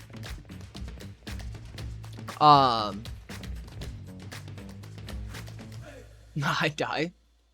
Yes, probably though I would not be able to spotlight. I would not be the spotlight of the world. No. I don't know the settings, so I can't say. But Hi, you can only Ori. survive if you go to I the won't woods be and here live long. like a hermit. No, it's my possibly. niece's birthday party. Happy niece's birthday. You'd better not. I'd better not. What? Already dead. If we don't, I'm cooked. If we do, I try to become an adventurer, but I don't know how far I'd get. That's kind of the thing. I want to start a magical library. I think that a level 10 character. There are level 10 characters in Utopia. Denise. I have no life experience that would let me survive a high-powered fantasy world like Utopia. Well, that's the thing, is that people are level 10 in Utopia, right? Like actual Utopia has level 10 characters, which is assuming what a human is. Utopia has level 7 characters, level 6 characters, which is below the starting level. How do I answer the questions? You can just speak in chat whatever you want to say. You can ask questions or add a question to the queue with exclamation point question, which is kind of written right here. Exclamation point question, space, followed by whatever your question is. It'll be added to the queue, and we're kind of just rolling through them right now. But if you want to answer, just go ahead and answer in chat. There are level 6 through level 10 characters in Utopia, and they survive regularly, right? Like, there are helpless people in the Utopia world, and there's people who protect those people. There's also people who kill those people. So it just kind of depends. Would I survive? For a period of time, at least, yes, assumingly. I mean, there's nothing in Utopia that's immediately hazardous to just murder you off the bat if you're not strong enough.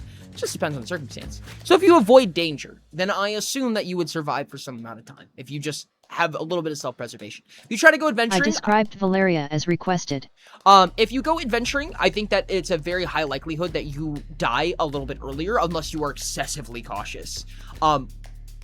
I think that I would probably want to go adventuring after some period of time. I think I would be interested in adventuring. I think that I would probably perish somewhat sooner. Because I'm just not a cautious person. I think I would believe I was being cautious, and I probably wouldn't be. Maybe I'm wrong. I would love to prove myself wrong in that. But knowing me, it's very likely that I would probably get dome smacked. Congrats on the 100 stream streak. Let's go. And thank you so much for the follows, guys. Much appreciated. Thank you, internet. Valeria is a noble-born soldier who was blessed by the gods of the pain and violence, becoming a believed destined warrior that became trained for war from a young age. She was a successful soldier, but fell in love during a campaign with a commoner, who radically changed her political views, leading her to become a fair politician and judge, not prioritizing nobility, which attracted some very powerful enemies, and at the point she had faked her death, changed her identity, and flee to the outskirts. I don't see why that would induce murder. I mean, she doesn't seem like somebody who would struggle to kill anybody, I don't think, from what I can tell. I don't think she would have any... She doesn't seem like somebody who has a problem with murder, but she does seem to have a morality issue with killing people who do not deserve it, I would assume. At Hale_the_abyss, I can do that. If she was religious, I would especially assume she would not kill you. If I went adventuring, I'd probably go with another purple who can tell me how not to be an idiot while doing it. I would also probably go with a purple, just because I know that I need one.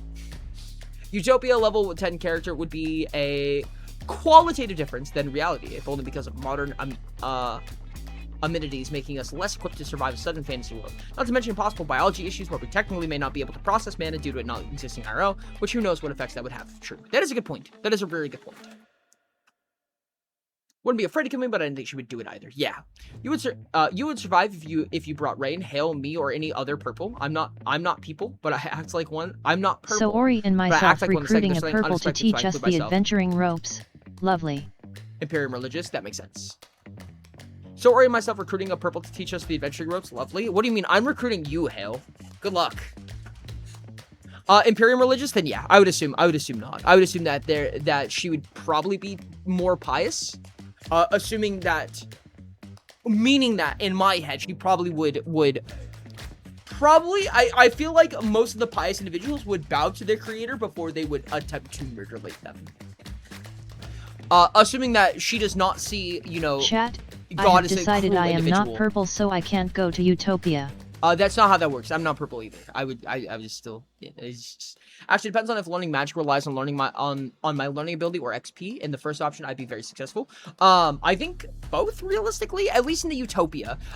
If you level up twice, you could just know magic. Like magic is something that anybody can learn over time.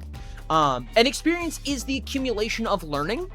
In Utopia specifically, like you don't have to do combat to level up in Utopia, so you can do it through learning. So assumingly, yes, you could do that thing that you said, I believe. In the talk about the gods, I do want to say,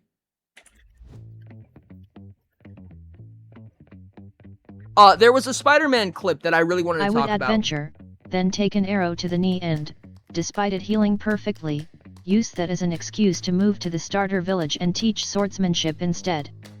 What a unique method of doing that. What a unique story. At the Forager 56 based. This is the comic strip that I talked about earlier. I mentioned this briefly earlier in stream today, and I wanted to mention it. Let me open in browser.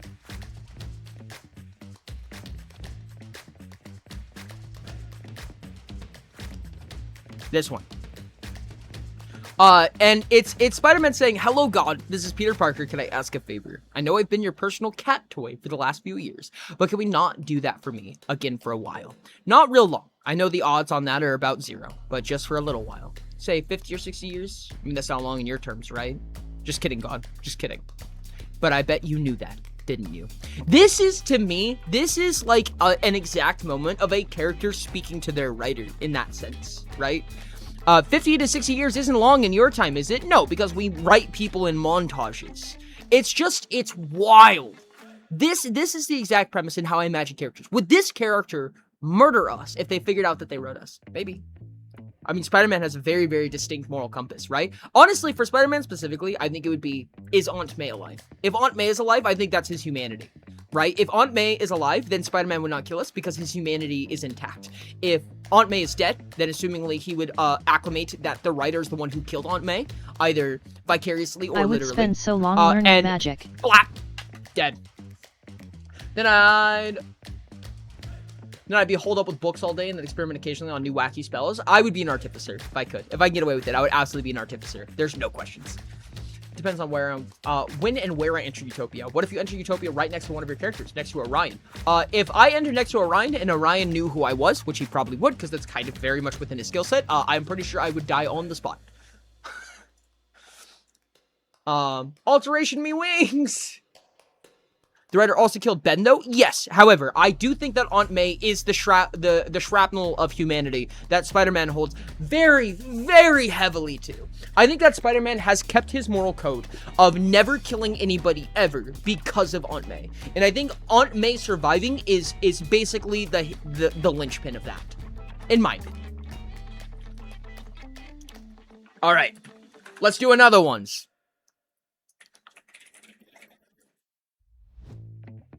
Next question. In the pure hypothesis of Orion being in a couple, would it be a boyfriend, girlfriend, other, or whatever? It's an interesting one.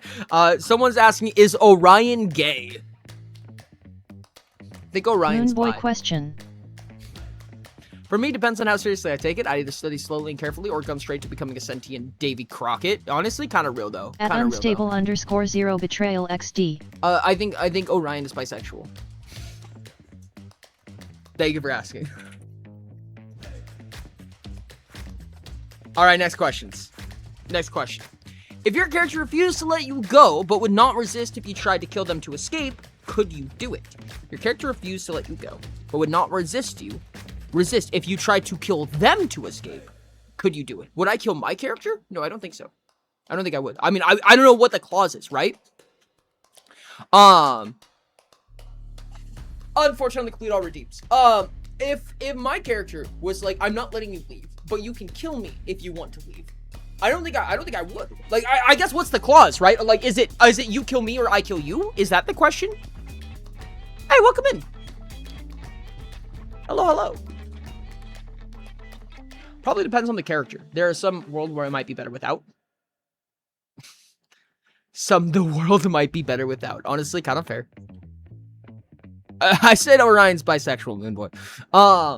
If the question is they die or I die, I think it depends on the character, right? If this is a character that is specifically stating like it's fine if you kill me. Actually, I see a lot of characters who would do that. Fuckers, gotta hate all of them.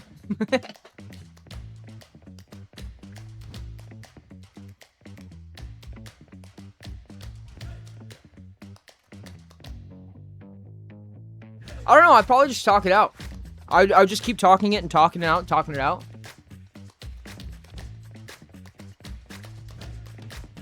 It just depends on how they respond, right? What does their world mean? What does my world mean? How do I affect my world? How are they going to affect their world? Is me dying even gonna let them continue? Assumingly they would, just based on how the mirror myth functions, which means I don't have a lot left for me, right? I would just have to talk it out. I think in a lot of cases I would kill them. I think that my default is that I would be willing to kill them unless I was given a good reason not to. A good reason that they should be the ones let to live. And if they can bring up a even moderately convincing argument, I'd be like, all right, you got me. I mean, it's 1-to-1, right? In when it comes to moral dilemmas, right? Like trolley dilemma style. When it's 1-to-1, I usually choose self-preservation because unlucky coin flip, right? If you gave me the agency, then I'm gonna choose myself, right? If it's 2v1, then I'm on the line, man. I'm sorry. It's the end of me, unfortunately. Like, I got the unlucky coin flip now, right? There's 2 of you, there's 1 of me. It's not fair for me to preserve myself for the sake of 2 lives. But when it's 1-to-1 and we have time to sit down and talk about it, then we might as well sit down and talk about it for a little while. See if there's something that I'm missing here, right? And not to mention, I would love to just talk to procrastinate. Under Utopia, I'm definitely becoming a reclusive arcane researcher. Real. Well, then again, if you kill him to escape, you simply can write him waking from a strange introspective dream, so nothing is lost there. That is actually a good point. That is a really good point. If you kill your character, then you can just write them back. Shit, you're right. Most of my characters are in the spot where they can get revived through a means or another, except for the one currently dead. It was an accident, I swear. Honestly, yeah, that's kind of real. It's like, death in my world is permanent. Death in your world is not that permanent. I'm gonna be honest with you. So, blap. Yeah, like Rain, if you were to be like, I would hate to kill Lamp. If you could be like, hey, I'm gonna kill you right now, but you'll be back By season 2.5, by season 3, you'll be fine. Like, what do you say? You'll die. On Shadow Step and got High Step just to annoy people, and also fast travel. Lamau. I love the idea of being there just to learn Shadow Step. I'm gonna learn redesign just so I can reiterate people's homes without asking. Cal. Calamitas. Calam. Anyway, but would they still be the same one? Theseus much? Isn't that how you framed it? Either you both agree to leave, or one of you dies in order to leave. The question is asking if your character refused to let you go, but you know they would not resist you if you try to kill them in order to escape. Could you bring yourself to kill a character you made that now exists as a living thing in front of you? I think under the unfortunate scapegoat pretense that we get to write them afterwards, then yes, I would absolutely kill them. It's kind of a value issue at that point, right? Because I have the ability, if I kill them, I have the ability to bring them back. If they kill me, they don't have the ability to bring me back. My death is permanent. I can bring them back. I can offer them something. I can give them something in return even. I can make their life better for it. I can do whatever at this point, right? If we had to remove that clause, right, and be like, nah, you can't bring them back. If they die forever. That's it. That's all. They cannot be resurrected for any reason. It comes with a lot more questions, in my opinion. But I just have to sit down and talk to it. I would just have to calculate it at the end of the day, I think. I mean, again, this is the noble answer, right? The noble answer is that I would calculate it. Would I actually calculate it? I don't know.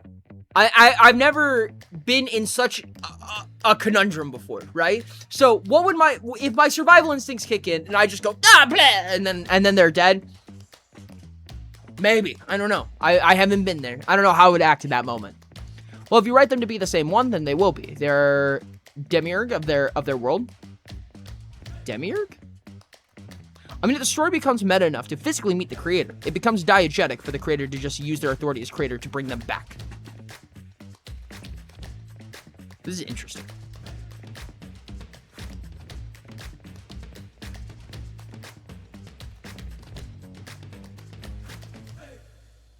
It's all talk until it actually happens, essentially. Yeah, pretty much. And that is true for everything. I preface this multiple times because that's kind of how live streams work. New people walk in. But generally speaking, it's all talk until it happens is the best way to say that, I think. But I feel like talk them into letting us part would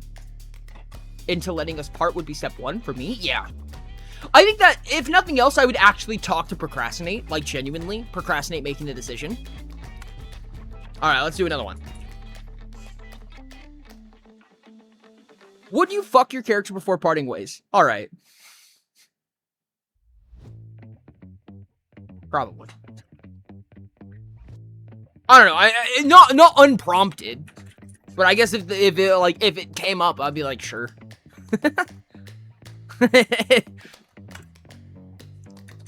And there's not one character, but all the characters you made. Oh my goodness. I'm going to the next one. You guys are silly goofy.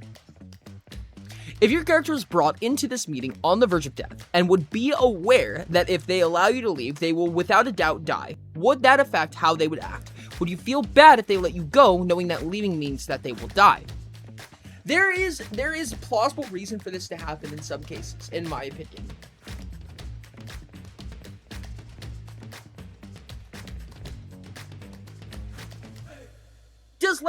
Does killing me solve this problem for them?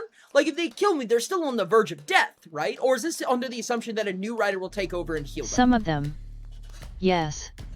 Depends on which characters, and some I won't be able to choose if I want or not. Absolutely, he's made of rock. I think that if them...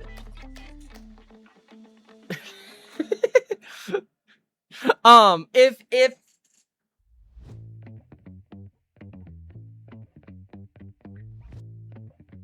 they come in on their deathbed, right? They come to this room on their deathbed, and if I live, they die. I think it depends on where they are in life, right? Like, if this is their ending, if this was meant to be their ending, if they've lived their life, thumbs up. Like, death is natural, dog. It happens. Even in their world, you know, at some point, people need to perish. Like, they need to perish to let the world go. And if that's how it is, that's how it is. But if this was not their ending, if this was not meant to be the end of their story, if I could die to let them live, I might. I would like to say that I would. It depends on the character, right? Of course it depends on the character. But using Evie as an example, if that was not his ending, and if I felt empathetic with these characters, so much so that they were real and in front of me, then the noble answer to me would be to just take the L on that one. From the assumption that inside the room you do not need to eat or sleep, you do not age, and time does not pass. So if you both are going to say, they will not die. Oh no, we have to leave at some point, dog. I'll talk up a storm with you. Because if nothing else, then they learn something in their last moments, and perhaps they can take action in their last moments. But they're gonna die regardless. I'm not gonna feel bad for leaving. We had to leave at some point. That's my opinion. I'm not gonna feel bad for leaving if they were going to die no matter what. But leaving alive also means that I could write them a different ending, right? So we regain our authority once we walk away. I would ask him what he wants, I think. I would ask Evie, what does he want? What does he want from me if I were to walk away from this right now? Does this feel like his ending to him? Writing off anyone underage, married, straight woman, gay men, basically anyone invalid, leaves basically like, what? Winither? And fuck, Winither would be a disaster. He might end up having sex, but it would not be healthy for either of us. So fucking real. You meant stripping them of their cool artifacts, like cool sci-fi/fantasy shit window? Cal, it's fun having to hide the body. Oh goodness. He was fictional. He's my character. Telling the cops, just like screaming into the void. I get fucked by OC. Hell yeah. You guys are crazy. I love it. If I must answer, no. None of my characters would engage in physical relation with me, nor I them. Understood. Heard. On to another question.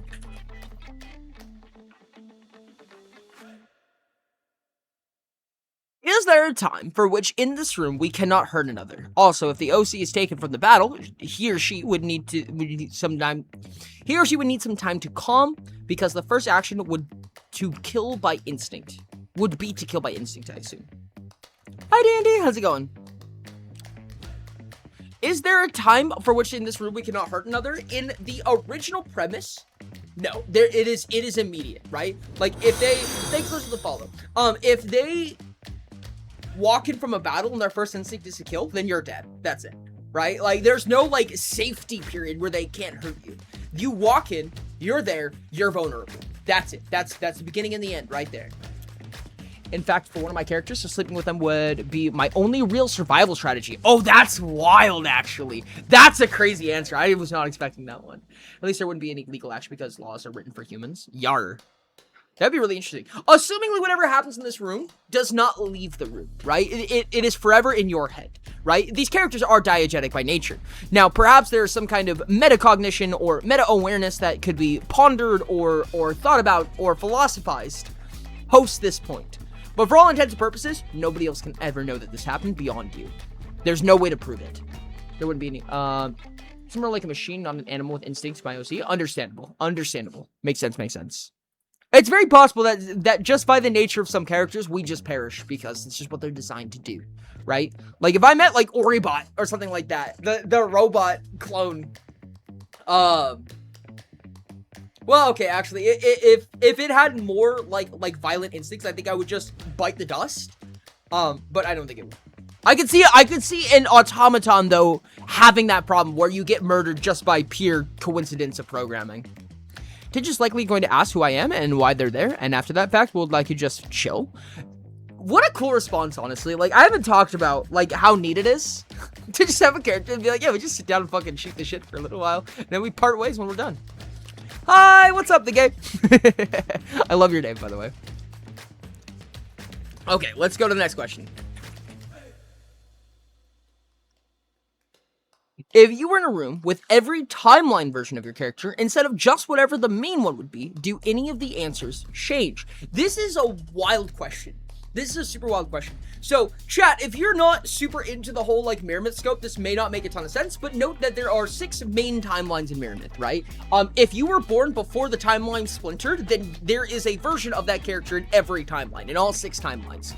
Barring a handful, nuances we're going to ignore for right now, but assumingly you have these other timeline versions, right? We'll just pretend that there's a character, for some reason, survived in these 6 timelines, which is unreasonable to assume, but let's pretend it happened. Maybe they were reincarnated in some fashion. That is plausible. Would the various timeline alterations of them change their answer? Depends on the question, I think. What am I missing out on? We're talking about whether or not we would survive our OCs and why. You can do exclamation point question followed by whatever your question is if you would like to add something to the queue, and we're going to be rolling through them each time. They all fight against one another, and I'm just caught in the crossfire. It happens. No, that's a very genuine response. Big changes. And Rain, yours is so funny. Oh boy. Rain went from maybe die to getting mutilated to being spared just for the sake of torture. Like, Rain's only goes down.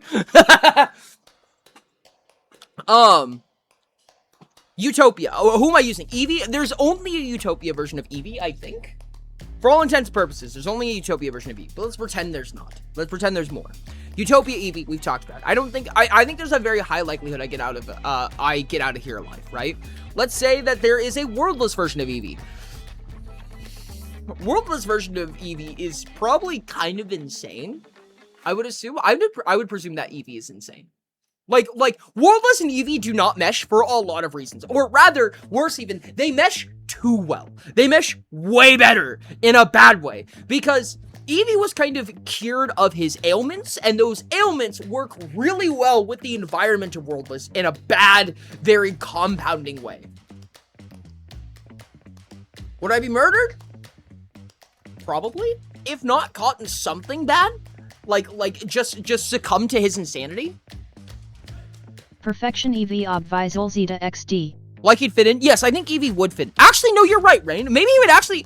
Is this like a double negative? Would he just be normal? I think I might make it out alive on Worldless Eevee. That's crazy, actually. Push all versions of the OCs onto the closet. Okay, I totally never made an all version of the same character in the same world, just with different outcomes / upbringings. Indeed. Worldless Eevee? That's a thought. I love it. Honestly, no, I think Rain's right. I think it would just be normal. Like, I realized that, like, so many people suffer the affliction that he has, that he wouldn't even be outcasted anymore. You know, I never thought about this. I want Worldless Eevee now. Okay, so I guess I'd make it out alive for Worldless Eevee for some reason. Oh, ads, chat. One more minute of ads. I'm gonna think about it for a second. Oh my god, Hyperion Eevee would be so cool! I'll be right back. Give me just a second, chat. Make Worldless Eevee, I'm willing. That's a funny thing that you say for reasons I'm not going to describe.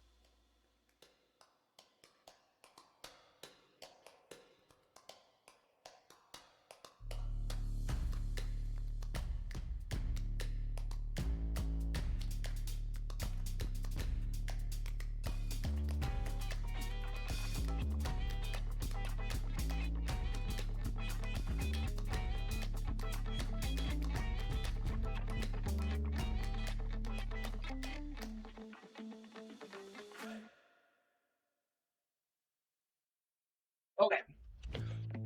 Different timeline versions of your characters. I'm gonna go very roughly through the timeline so that we can talk about what these quote-unquote alternate versions of our characters are. The current question is, does the answer change in the timeline alternates of your character? So I'm gonna use Ori, my for wallpaper. YouTube chat, can we get a rundown of the timelines? Yep, that's what I'm about to do right now. So Revelations, this is the red timeline, quote unquote. Revelations is kind of a reality centric. There is a fantasy side of Revelations, but I'm going to, for the sake of diversity, we're gonna call it that it is like basically the real version. If they have any fantasy aspects of it, they are reaped of those if they are in the Revelations timeline. Revelations is real world. They are essentially a real person. Hyperion is the hyper sci-fi world, right? It's the galactic empire. Solar systems have been colonized. Like, we have faster than light speed travel. We have like this is like super highly technological sci-fi. Worldless is hyper dystopian. Not hyper dystopian. Eldritch apocalyptic, roughly. However, contamination, like this sludge contamination, quote unquote, is common, right? The ecosystems have been tarnished. Death doesn't really mean what it used to anymore. It's kind of a, oh goodness, what is the name of that game? I talk about it all the time when I talk about Worldless. Darkwood? Is it called Darkwood? Eldritch Horror, basically. We'll call it the Eldritch Horror Apocalypse timeline. Perfection Another of my is really OCS would congratulate me on making something as perfect as him.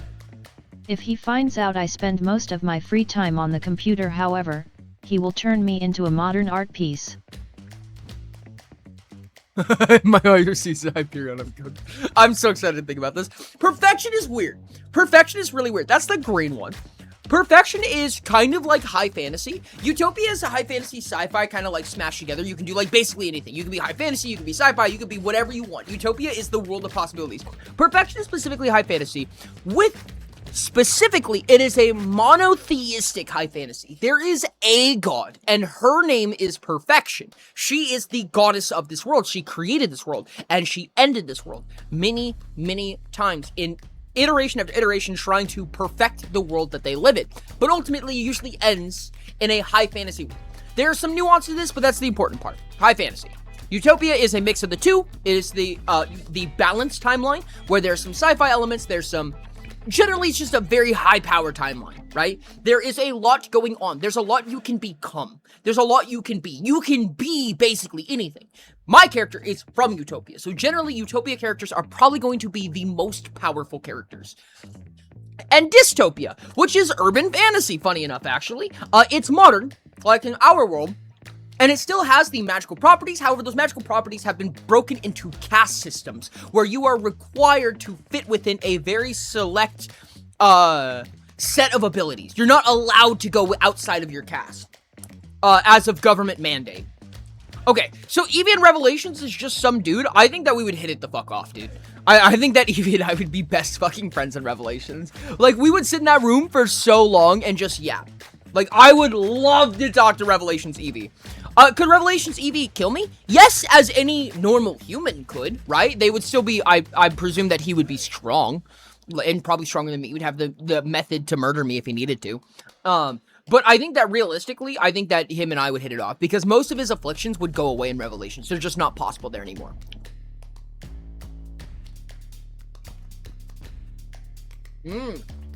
Interesting tinge.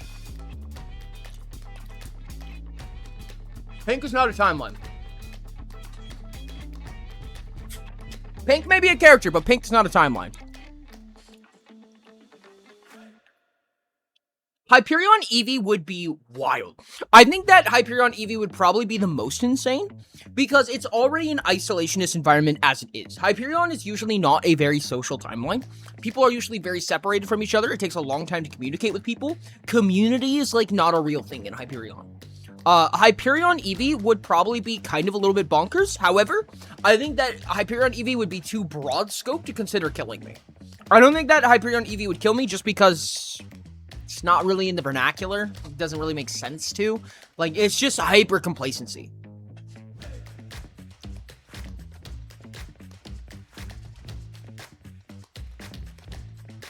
Worldless Eevee we talked about. I think he would kind of like become normal, which is weird. I think he would be in a world where he was happier.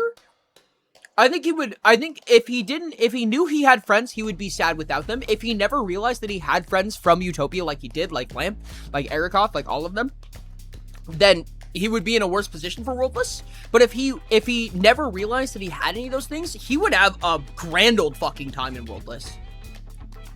Perfection Eevee, I think, would be thriving, dude. I think that he would basically be like protagonist level, right? Like his afflictions would turn into this like quest line that he must defeat, and he gets his own storyline where he becomes the hero of his world and whatever. Not the hero of his world, but the hero of his own journey, right? He gets his own hero's journey moment, and I think he would be happy ultimately. Utopia, I think, is too powerful, right? Like, Utopia is so powerful that there's so many ways for him to fix it, but so many people who didn't want him fixed, who wanted to use him, and he became stronger than he was able to capacitate for himself, and he never learned how to use this. He never learned how to solve this for himself. He never learned what his own identity was, and I think that he was hurt because of it. I think Utopia Eevee is actually the hardest Eevee. Dystopia Eevee might be in a similar bout. I think that Dystopia Eevee might be in that same struggle where he goes kind of insane, he gets heavily outcasted. However, outcasts are a lot more common in Dystopia, right? You have the Brigadiers, you have these various factions that are designed to be outcasted. Now, would they suffer from the same afflictions that Eevee does, where he goes kind of insane, where he has the visions, where he has the nightmares, whatever? No, but they all have their own things that Eevee wouldn't understand as well. And there would be people who would be willing to... Eevee is a Brigadier? Eevee is a Brigadier. Eevee would be a Brigadier. Eevee would be a slam dunk Brigadier, dude.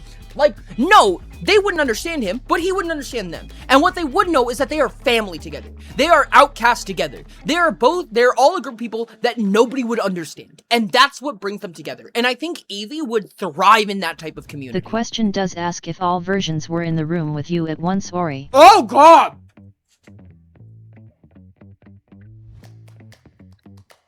All of them?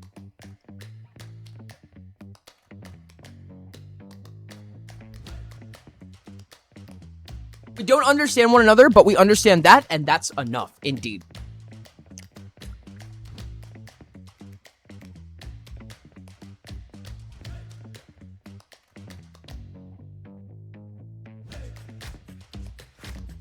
Every timeline version is in the room at the same time. Dear God.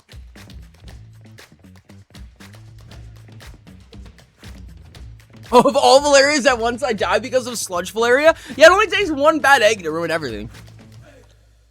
I don't think any of them are specifically murderous. In fact, I think that having 6 Eevees from 6 different timelines would help most of the Eevees to parse out their experiences with each other and learn what's going on. Eevee has been afflicted with no one knowing what the fuck is going on for him. His solutions are so simple. The solutions to his problems are often very simple and very just there. The problem is that he doesn't know how to communicate what the issue is in the first place, and he doesn't know who to talk to, because it does take a specific type of knowledge to know what's wrong with him.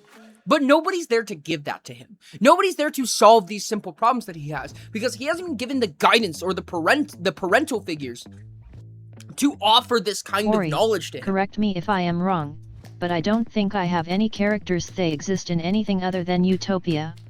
You do, and you know that, but I'll ignore that. I'll be right back for just a second, chat.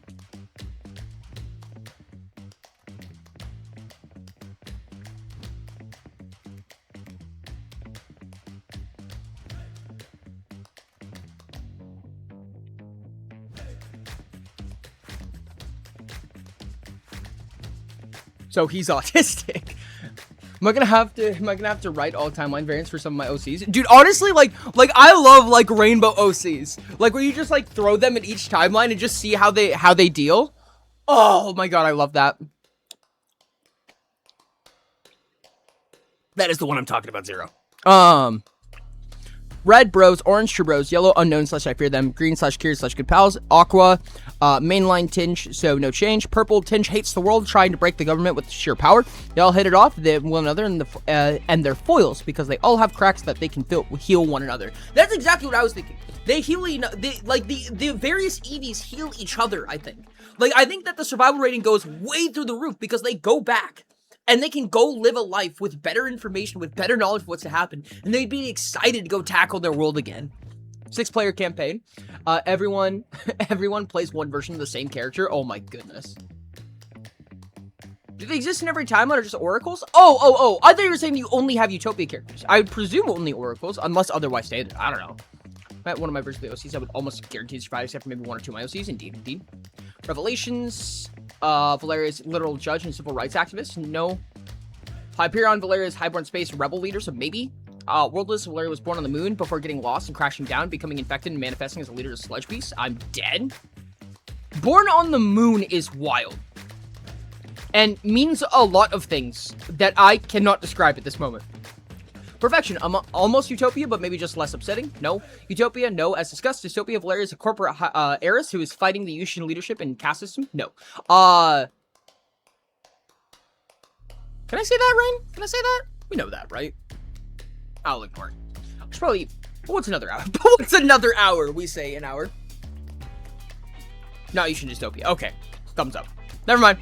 My OCs, S, plural question mark, would kill me on the spot because it would be funny in his eyes. The value of human life is non-existent due to being effectively reincarnated via cloning/memory implants. That's what I'm talking about. That's the scope thing right there. The scope thing is super interesting to me. What does a human life mean to these people in their story, in their world? What do these things mean to them? That's what makes it, super interesting to me. There's not a Uto in Dystopia. Okay, I wasn't sure if that was public yet, and I was like, I'm not gonna say it if we don't know. Okay. Another question. I like the rainbow OCs, right? Like I don't know, I wish rainbow AU, I'll call it. The whole like rainbow AU where you have one character and you just put them in every timeline to see what it would be like. Oh man, I love that. Rose Spectrum is reminding me of a lot of flowers from Deltarune in Chapter 5. I haven't played Deltarune, but I keep being told I need to play, which is probably true. The moon isn't even colonized in Dystopia, right? Indeedly do. 6 players playing Rainbow of the same character would be so interesting to me. I think I would love that.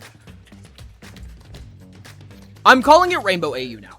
I don't know, Ori. That is why I asked you. Would Oracle characters exist in every timeline? Is that something I would have to think about? The only reason they would exist in every timeline is if they were born before the timeline corrects. So, assumingly not, unless otherwise stated. But that wouldn't even make sense for oracles. No, it's possible. It's possible. But it would have to be like a specific set of circumstances for that to happen. Thank you for the spray. Rah! Rainbow Sea. Rainbow Sea, that's so funny. Whoops. Oh. You have successfully left the meeting alive. How does the aftermath of this event affect you? You have, if nothing else, proof that a separate reality exists where magic exists and can be used to reach out to your reality. Okay, actually, this is a really good question. So, we have this room event, right? Where we talk to our OC. What are we like afterwards? We come out alive, we're fine. Whatever happened, it went well. Good job. They're happy, we're happy, we walked out, or at least we're happy enough to be alive. Now what? You just went into a room with your OC. Like, you met them in person. What do you become? I would probably go insane. Not like insane, but I would dedicate the rest of my life to replicating this. Not necessarily replicating it, but proving that diageticism isn't real. That fiction is truth if you try hard enough. Or there's some set of circumstances that makes fiction true. I know this now. I would search for some type of proof that it happened, that it wasn't just a hallucination, that it wasn't a dream of mine. Like, if I had a cut, if I had some kind of bodily change, that's something other than my memories, I would want to recreate it. I've only setting the characters from which would not have even a thought of killing me, even thank me, and that's a semi-dystopian cyberpunk setting. Oh, interesting. That's super interesting. Probably start trying to figure out how that came to be and try to make magic happen. Yeah. Wait, when did you remove the dragon thing from the mic? Actually, oh, did it fall? When did I do that?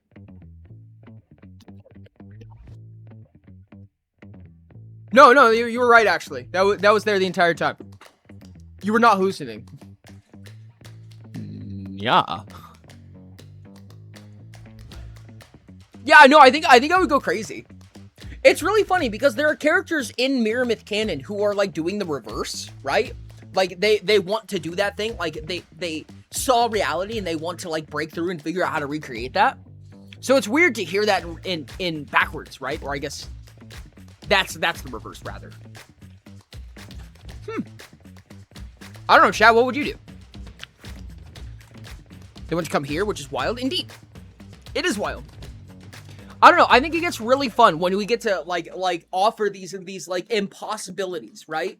Like these characters that understandably, from their perspective, want to come to where we are. How would one do that? I'm constantly talking with Tenchu through a program I made so he's able to help me out in my life. Maybe even have him come by so he can open up like a fursuit and let me go for a console without overheating like a Vanta Black car. That's so funny. I mean, proving we can create fiction into reality is world changing. We can just invent impossible medicines, foods, anything to make the world better. Indeed. Depending on the cost, I would assume. Like, I would assume there are costs to this, right? There are costs and limitations of some variety, but what are those? Like, I would want to know everything about it. Want to be there. It's like the Go Why, but cooler! Another OC is already in the story trying to escape out of the setting into the real world. He would turn me into a research subject and find out a way to achieve that goal. Yep, I know that one. Probably nothing, to be honest. If anything, right character backstory is better after hearing it from a genuine first-person perspective. That is true. Future writing would be probably if I make it out alive and left, with much gravity. I'd probably be determined to flesh them out even more because I just learned they're real and feel bad for leaving them half-baked. Yar, that's pretty real. Never make a half-baked OC after that point, huh? TD1C God, live dissection. I was thinking that myself, actually. Wait a moment, if it were the divine time being that I met, I would probably meet him again on multiple occasions randomly, which could be fun. He's just a great guy. What a great guy! Okay, I'm gonna go to another question.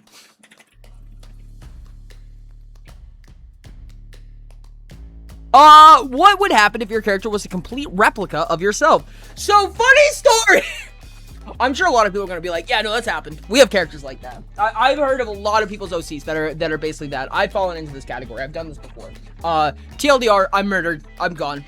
They're not, okay, to be fair, they're not a literal replica of me. They are similar to me in many ways, and they share a lot of things with me, but we divulge from the point of creation, right?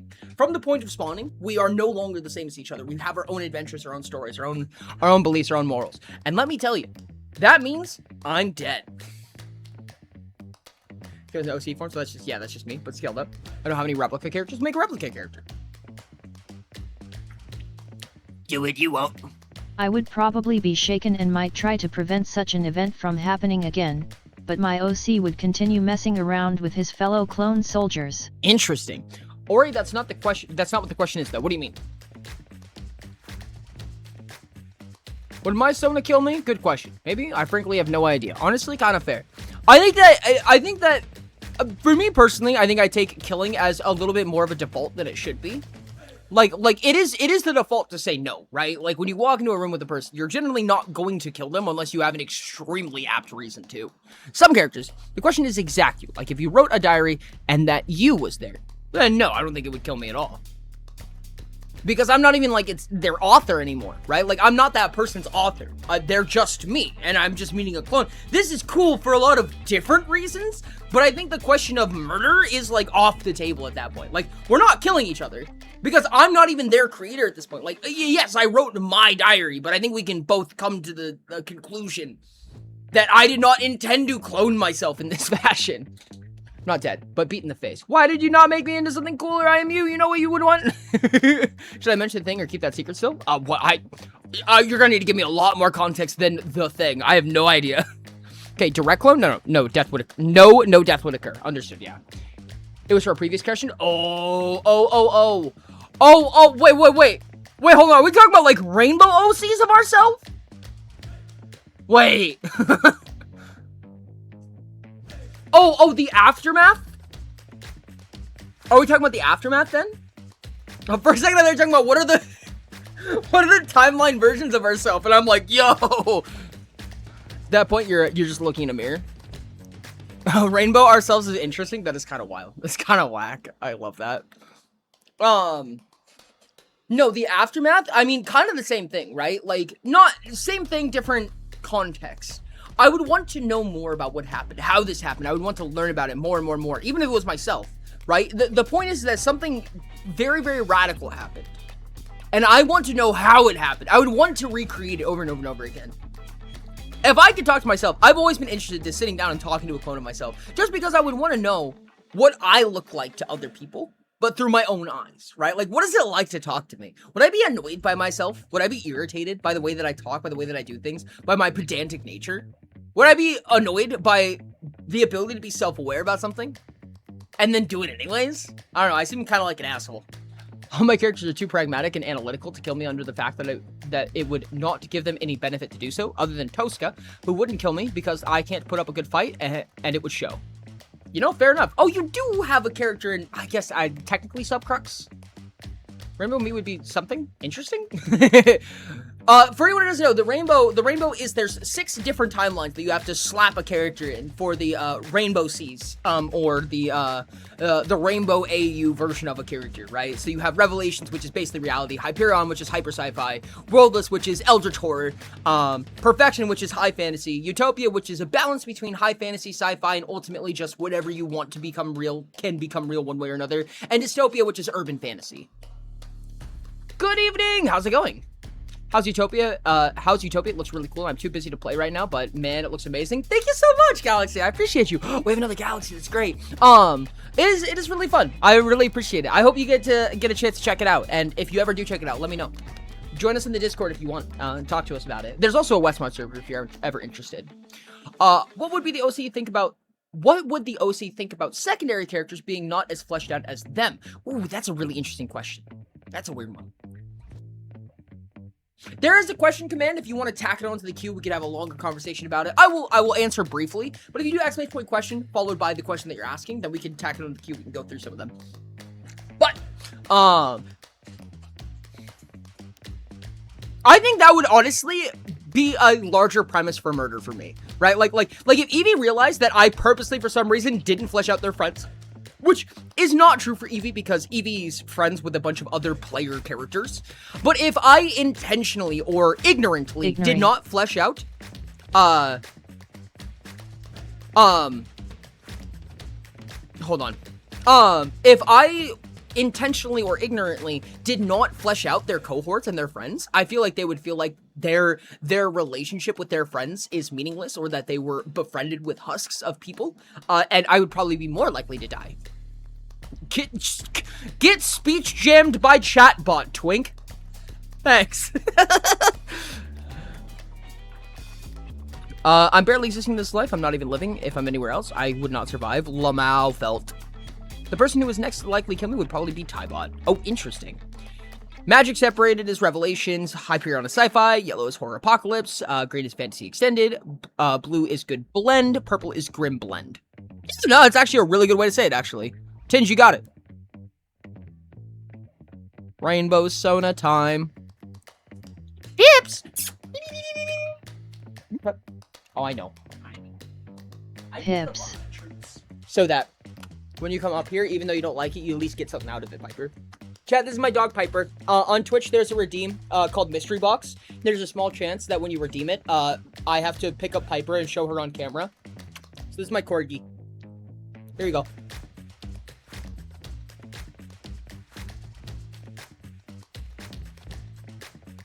Prism AU. That's a good idea. That's a good one, Trank. I coined a cool term and Ori won't read it because he hates chat. I do not hate chat. Thank you for asking. Prism AU is cool. Trank.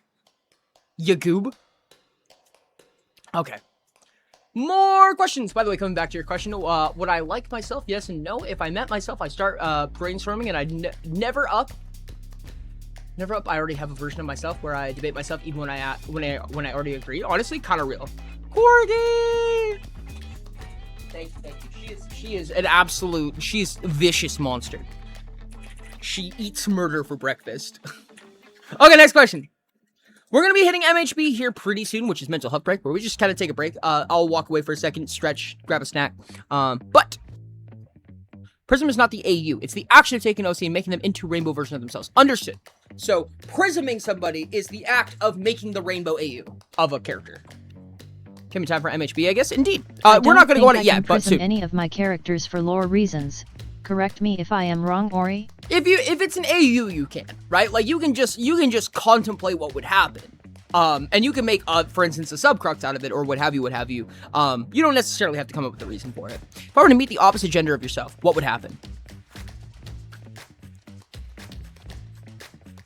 Egg.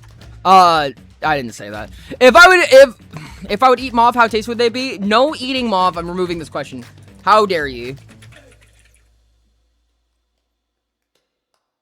Next question. Would they even be able to do anything, or would they just go full Lovecraft? What even is my life?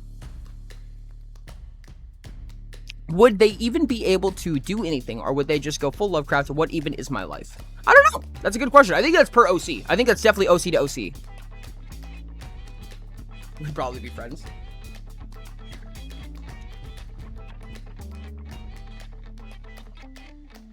Babbage.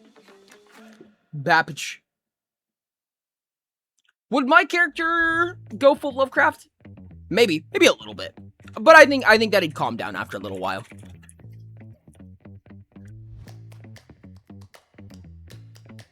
Next question. Your character is choosing to let you go. However, you have the option to join them in their world instead. Do you take it? What if you had the option to take your character with you into reality instead? Oh, wowzers! That's a question right there. Holy shit. Okay, chat. This is a big one. Your character is choosing to let you go. So you're in the room with them. They say you can go. However, you have the option to join in their world. So you get isekai'd on purpose. Or do you take them into your world? So you bring them into reality. Assumingly, they will be, both. Yes, that's what I was thinking. I'm like, I want both these things. But you can only do one, right? Assumingly, they're not powerful here, right? Zero, correct me if I'm wrong. They don't get to keep their magical powers, right? I don't think I could leave my people, and I don't think any of them would either. Only one? What do you mean only one? I think I would take them with me. I think I would take them with me for the reason that I can be like, specifically, in my specific circumstance, with Evie, I can be like, this is like, okay, listen, me going into the fictional universe is like, shrug neat, that's cool. On like a universal scale, it's like, oh, somebody jumped into a fictional reality, right? That's the same as kind of going insane, right? Like, you could go insane and you could become real in the fictional reality. It doesn't mean anything. To make a fictional character real is bonkers. That's crazy. You know what I mean? That's an insane development in the universe. And on top of that, I can be like, you may not have Lamp, you may not have Arakoth, but I can show you their versions of me to you, right? Like, I can show you their writers, and you can meet them. You can meet their inspiration. You can meet the ones who made them, right? Like, you won't have Lamp, but you'll have Rain. You won't have Arakoth, but you'll have Nats. And you'll see where these came from. You'll know them on a deeper level than you ever could have. And you'll be in our world. And you'll be like, I don't know, dude, it's crazy. When they joined you, it would be powered to the level expected of reality. So they would be depowered in comparison. Oh, but Lamp would lose Evie. Oh, I didn't even think about that. Yeah, but we're still authors, right? So we can have another Evie. Okay, again, we continue to hold authorship authority over this, right? So we can put Evie back in the world even if we took Evie out, if that makes sense. I would take them with me because we'd literally jump the technological progress of a whole humanity for unbelievable shit. That's what I'm saying, dude. That's what I'm saying. I wouldn't want to leave my people. Which, cheesily enough, is mostly y'all right now. Love you guys. I love the shit out of you, Trank. I would join them in their world. I'd be able to mess with so many powerful people to the point they'd be scared to hurt me, but also taking them out would be better. I've never been, I think, all that interested in being isekai. Like, it sounds cool, but I think I'd rather the opposite. I'd rather take them and bring them here. Jumping with them, wild. Or I would choose to take Taibot with me into reality. Oh, wild. You wouldn't get isekai Zero? Biggest question. Would we or them be able to return at any time? No. I would say this is a one-time transaction. If we can bring Lamp and Evie, yes. Wild. Even if their powers get nerfed, they still have the scientific knowledge that would be applicable here. That is true. That is very true. I already said I would not survive. I would assume Squint. I could take them to stop their suffering as they stand now, but I could just let them go back to the situation they'd be ready for low reasons. Eyes. I would not want to be there. Oopsies. The world I made is too cooked. I'd be dead. So fucking real, dude. The realest answer ever. Ori had me change my mind mid-answer LMAO. You know, like, do you want to get isekai'd? You mean to that? You points at Worldless. Do I want to get isekai'd there? No. Very convincing. No, I don't want to go there. Debating who I'd bring back to reality. Honestly, so real. Would I bring Evie? Oh, would I take a clone with me? I think that's even worse. For like imagine like taking Evie away from Lamp. Like taking any single clone out would be like so bad, dude. Oh god, no, worldless! Too much risk go there when the world would let one of the clones to enter ours. My OC is a character I made and played in a game. Does that change things? No, that's completely applicable. Completely applicable here. A lot of the characters that I'm talking about are characters I played in Utopia. So, family sucks, breakup is, I'm college work, friends kind of inherently ephemeral. So, like, the community is earnestly my most significant positive relationship I have. Well, I love you, and I'm happy that we have... Please broke my chair this time. Yep, chair's broken. Nice. I'm gonna grab another chair. Oh, I just pulled out my headphones. Damn, that sucks. You guys are so sweet. Do I know the details of my own world I created? Assumingly, yes. Because I had 2 universe resets. I've seen a few of those, yeah. I joined on the OCs. What's that? Join on the OCs. I join my OC, no question. If I die, then I'll just get revived. I managed to befriend my OC. Ooh, actually? Oh, that actually puts him... Yeah, no, there's... Yeah. Cherry? Yeah, I think Cherry just snapped. Chair-san. Decide which OC I would focus on the question on. I have too many. Fair. Rather than OC, if you could choose one NPC to pull into reality, who would it be? Ooh, pull an NPC? I could still choose a clone. Oh, God, that would be mean to the clones. Alex? Shrug. Oh, this chair is messed up, dude. Uh-oh. Oh, yeah, dude, this thing's gone. I'll be back, chat. Give me just a moment.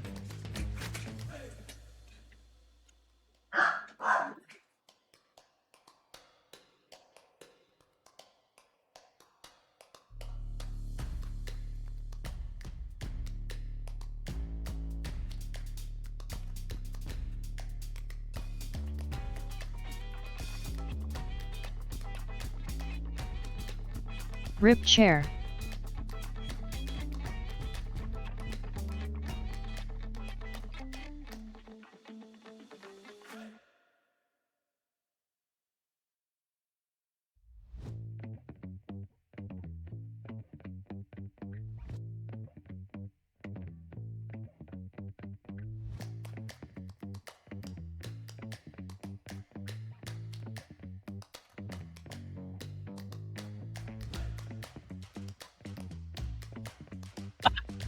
Oh god, it's so short. Oh dear god. Possibly not at 4 a.m. Out of all the times he almost fell out of the chair, I'm surprised its back broke first. Possibly not. See you another day. Follow on Twitch if you're interested in doing that. If you do watch on Twitch, then I stream every day on Twitch. So, thank you for joining us. I appreciate you guys. Do I have a Twitch command for when we're on YouTube? No. I'm gonna make a Twitch command real quick.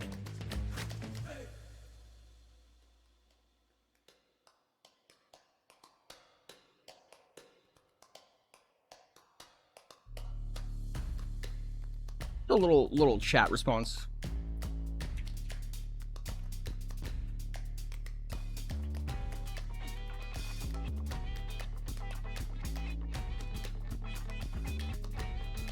My internet decided to hate me. Question: where the bleep did Cherry go? There we go. Got a command. That doesn't mean anything. Hold on. Let me do it here. If you are watching on YouTube, then consider joining us on Twitch as well. I stream like every day on Twitch. It's a lot more unbridled, a lot more unfiltered. I try to play nice when I'm streaming on the Ori Don't channel. I also stream on the Ori Does YouTube channel, which is also separate. Semi-regularly, and then very often on Twitch. So, Chatbot is a widow. Chatbot is a widow. This is terrible. No, we'll just get Cherry an upgrade. We just have to get Cherry a new body, chat. That's all that has to happen. Sad this face. Is not Cherry. This is not Cherry. Cherry is only white chairs. Only white chairs are Cherry. This doesn't count. This doesn't count. I stole this. This Cherry is in intensive care. It's bad. Don't worry, it's not terminal. Just one more comment. So I shall steal the #1 spot on the YouTube by technically. I love this. Oh hi Oridont. I thought YouTube seemed chatty. Yes, indeed. This is the Ori Don't YouTube channel, indeed. You know, some questions like how you read all their action, other stuff. I did not write anything. I just played the game and they were the protagonists of it. Indeed. Yeah. No, I feel like that's how a lot of characters come to exist for sure. If we're talking OCs in general, we're talking a good number of skilled magic users. So I'm as good as dead. If just tabletop, I have just one OC that is trained assassin. So same issue. Yeah, no, it's actually pretty fair. I do think that I'll probably have to buy a new chair. I don't know when I'm gonna get a new chair. One day I'll have a chair fund. Oh well. All right. What is our question right now? Your character choosing to let you go, however you... Oh, yes. I'm absolutely bringing them to our world. I'm bringing Eevee to our world. If I had to choose an NPC, I'll grab a clone. What clone? I don't know. Rain, what clone do we grab? What do you mean ignoring you 3 times over? For the lore reasons, I would choose to take Tybot into reality and make them into a real member of the Omnisoul, so to speak. I want to see the implications considering what it's designed to do. I agree. Chair-racism? Yo, thanks so much for the follow. I appreciate you guys. Thank you guys so much for following on Twitch. I really appreciate you. Separating the clones would be so bad, though. It would be. It is kind of a really bad thing. Maybe I just grab Frankie. I feel like bringing Eevee into the real world would be both funny and terrifying. Yes, indeed. Frantically pulls out credit card. Frost, don't you dare! I swear to God! No! Oh, unfortunate on the 5 minutes removed. Sag. Admittedly, one of the clones would sack themselves to our world for the info to report back. One of the clones would sack themselves to our world for the info to report back. I agree with that. I think a lot of the clones would be willing to do that. But that's not to say that they have a way to get back. Having said that, I would get Neppy, Mirage, or Azure here. They would also be sad, I assume. Neppy would be, I think, the most applicable there in my head. Because, like, people are already, for lack of a better term, like, people are kind of braced for impact for Neppy to be gone, right? Like, I don't know, that's my head. Maybe Indigo for chaos purposes. Indigo would be fucking hilarious. It's also really wild to bring a fish back. You know, like, these aren't people, right? This is like a fish. Like, these are fish At people. Monkey_Pasquire meet Indy IRL. I would love to meet Indigo IRL, dude. Oh my God. Would it just be what you draw / write, or daydreaming also count? My OCs? Anything. World is our oyster here. My OCs would actually be very greatly depending on the answer. Very high social / political abilities are within our scope. President Valeria. Oh my God, President Valeria. That would actually be kind of sick. Oh, you better live by the coast if you're bringing in a fish. Yeah, you better live by the coast. We're moving to the beach, dog. Eevee would fucking hate it, but Eevee would be a very good swimmer.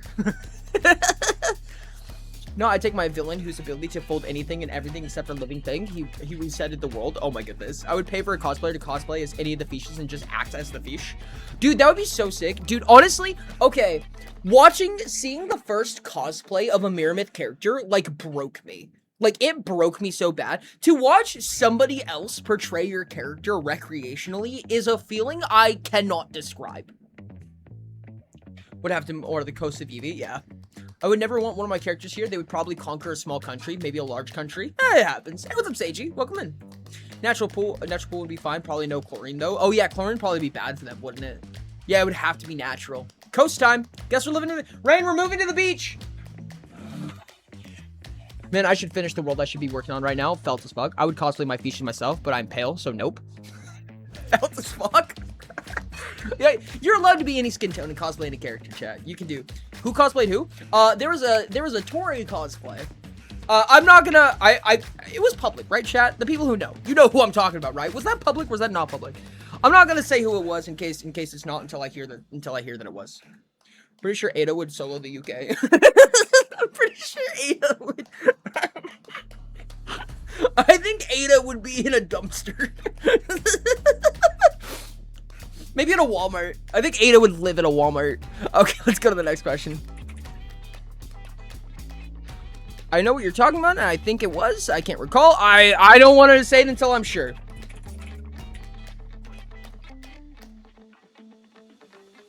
Blue pink body paint, also fair. All right, next question. You are in a room. In front of you is a young panicked child who looks confused. You know this is your writer. What do you do? I think, truthfully, I'm going to do the same thing that I think Eevee's going to do in a lot of these cases. I'm just going to ask why. Like, what was the interpretation? I don't mind. Like, if I met my writer, I'd be like, yo, what's up? I would love to hear the inspiration. Don't tell me the ending, because I want to be surprised. What was the inspiration? What is life for you like? What is it like for you out there? Like, how does your world differ from mine? Are our worlds similar to each other? You know, we write magical creatures. Are we magically powerful in comparison to this writer? I'm just curious. I don't want spoilers. Don't give me spoilers. I'll figure it out myself. Don't worry.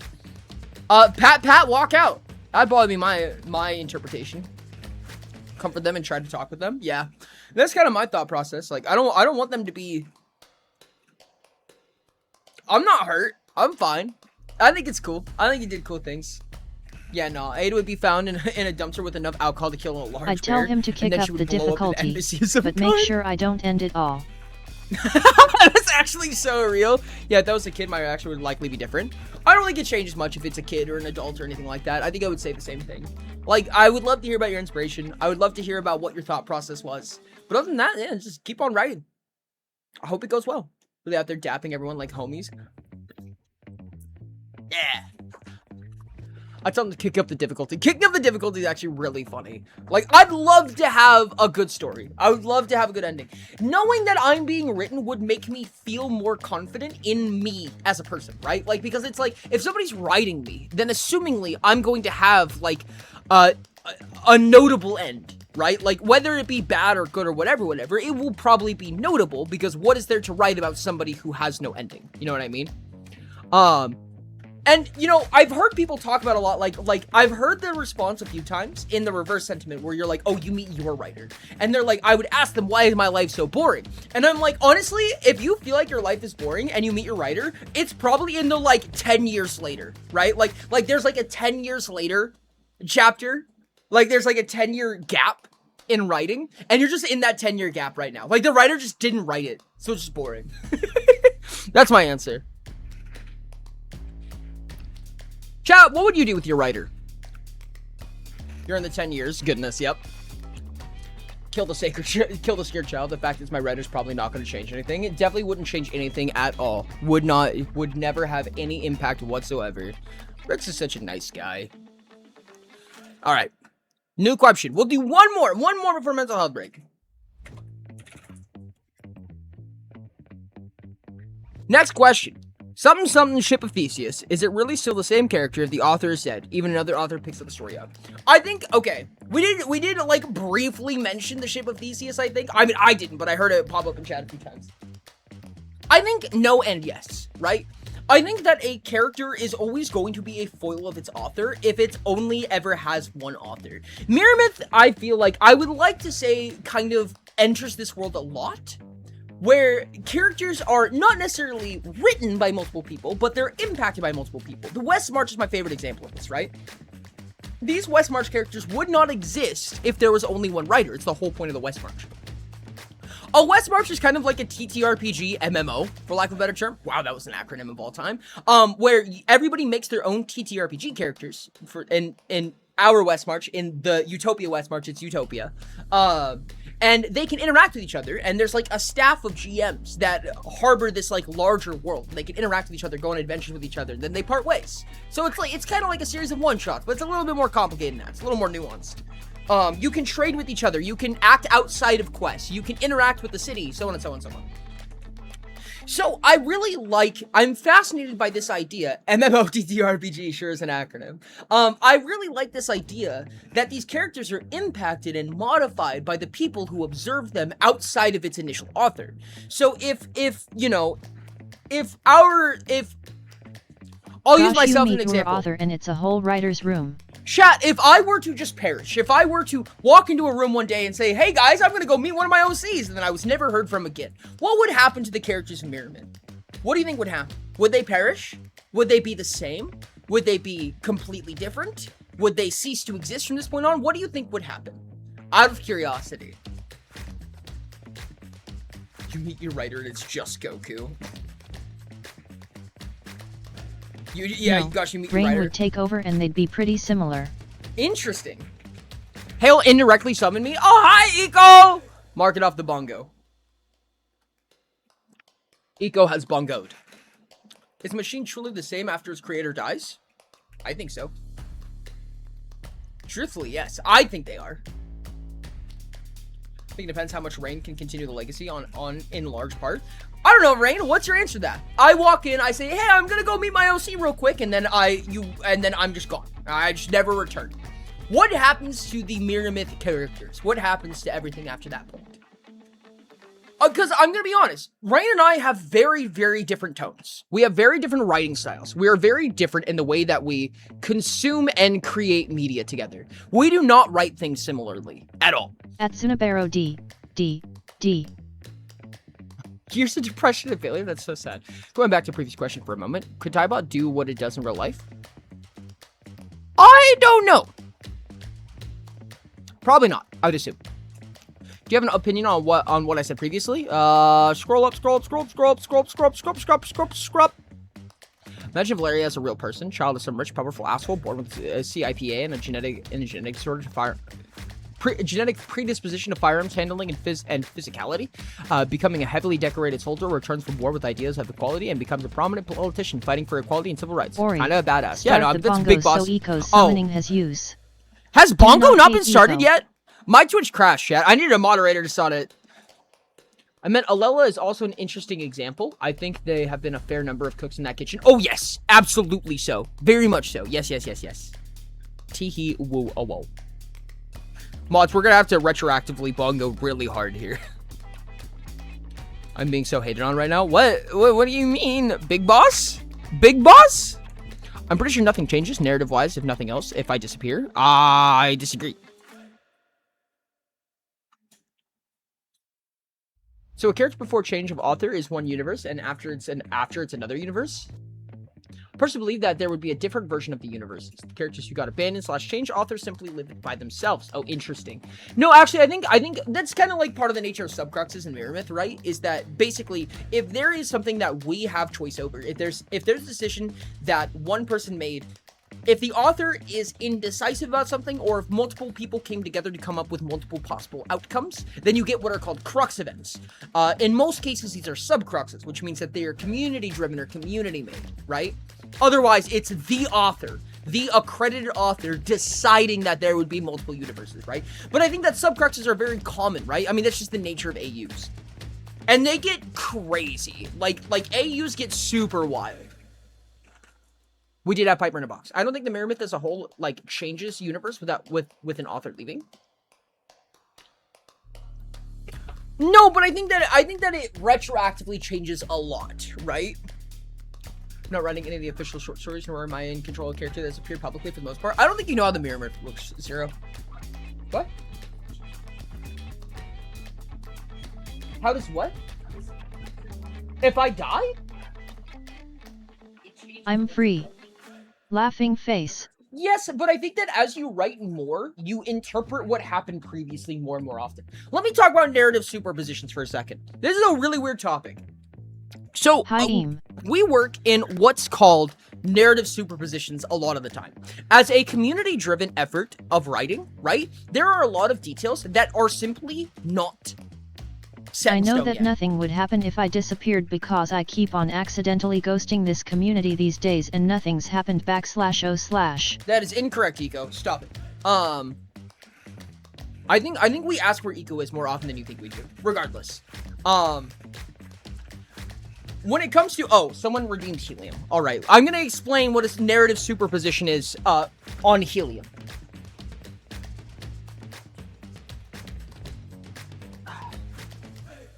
Helium. At eco_the first same, I went away for 3 months and nothing happened. It is impossible to say nothing happened while I was gone. Things happened because you were gone, and things would have happened differently if you were there.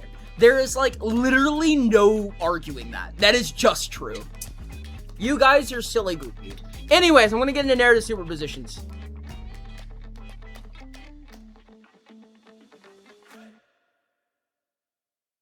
Oh my god, I think we're running out.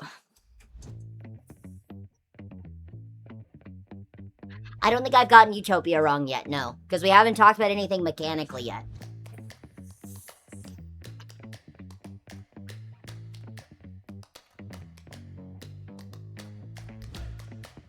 New Helium win? I don't know, somebody bought me this. Anyways, narrative superpositions. There are a lot of instances, narratively, in writing, where we purposefully do not put a detail set in stone. It is unknown what the mechanical answer to something is, and that's by design, because it's in a narrative superposition. For anyone who doesn't know, a quantum superposition is basically when an atom or a particle is in one of multiple potential places. It is in one of multiple potential states, and you can statistically average what it is most likely going to be. Schrodinger's cat is an example of this. It is 50% dead, is 50% alive. This is a superposition. So a narrative superposition means that we purposely do not nail down the details until it is necessary to do so. The more superpositions we have, the easier it will be to create something by collapsing one of them. Whereas once we set it in stone, we kind of have to work around it, right? That's now a boulder in the road that we have to work around. But if we keep it in a superposition, when we keep it in a superposition, we can collapse it when it's necessary. Helium's really not good for your cells. Indeed. I've done a lot of things that are not good for my cells. On stream, for the sake of stream. I have eaten soap. I have consumed many raw eggs. Shot of hot sauce is a redeem. Helium is a redeem. I've done many a stupid thing. Chat, end the day. So would be the day that I learned how to do a backflip for real. I've done this close to a backflip, and I quit because my parkour school closed. If I learn how to do a backflip, it's becoming a redeem. You guys cannot stop me. The ADHD is powerful today. I could hear which letters were affected by the helium longer.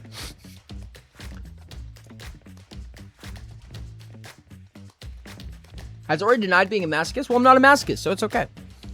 Oh, that's a shot of hot sauce. Cool. So on top of another streamer I know, the guy has eaten an insane amount of carcinogens. That's fucking awesome. I mean, don't do that. But, chat! While I go grab this shot of hot sauce, we're gonna go into mental health break. So, chat, this is mental health break. Make sure to go grab a drink of water, go grab a snack, go brush your teeth, go do your homework, whatever you have to do to be healthy. We're gonna be in the just chatting screen for about 10 to 15 minutes, then we're gonna get back into answering some more of these questions. This is something that we do basically every stream. We go on like a 10 to 15 minute break. I'm gonna walk away, grab myself a snack, stretch a little bit, yada yada. You guys are gonna take this time, hopefully, to go drag. No. You guys are hopefully going to take this time to go grab some water, go do whatever you have to do to be healthy, return to us in about 10 minutes, and I will go grab that shot of hot sauce as it was redeemed as well. Get sausages, duh. Words, please? I will put the words up. You guys get words. If you're on Twitch, I think this is Twitch exclusive, unfortunately, just based on how the application works. But if you are on Twitch, you can play words on stream, which is kind of like Scrabble-ish, not really. It's kind of like Wordle, but it's on stream. There's going to be a word scramble, and you have to unscramble them in chat. Trobio! Juice me Trobio! Man, that's a meme. God, I love that one. What's the stream about? We're going over the most recent video that I made, which was basically, would you survive your OC? And talking about it. You can do exclamation point question to add a question to the queue. So if I do exclamation point questions right now. The current question, I think we just answered this one, right? Yes, this is a Ship of Theseus question. If you do exclamation point question followed by any question that you have as listed right here, you would be able to add it to the queue and we can go through them one by one. So, I'll be right back, chat. Oh, sorry, hot sauce first.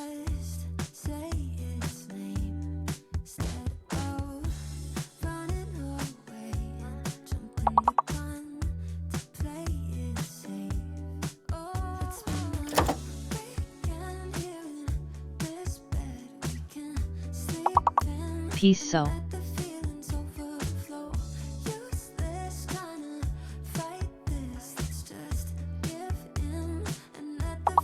Alright, chat, I'm going to return for only long enough to drink this hot sauce.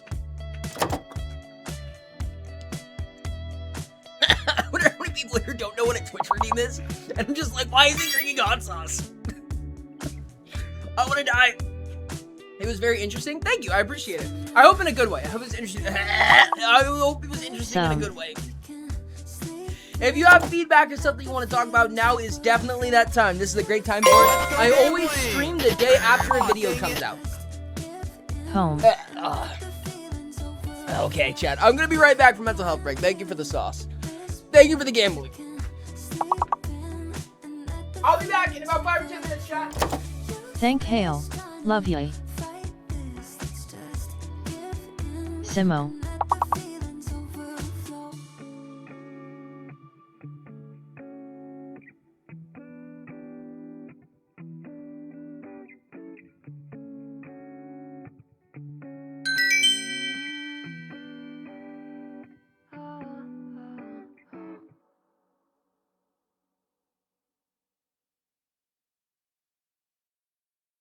You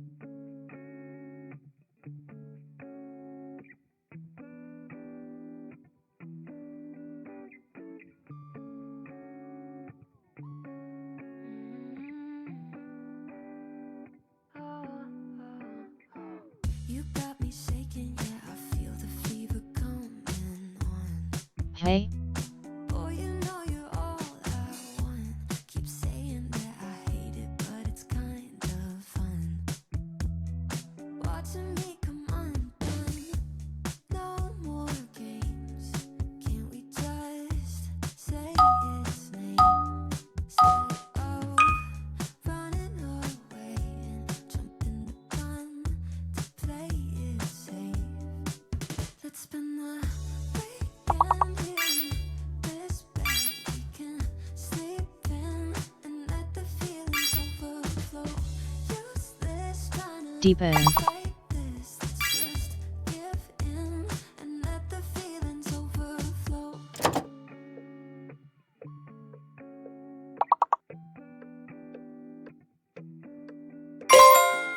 I tried to shake it, find a way to get you off my mind. Really tried to draw that line.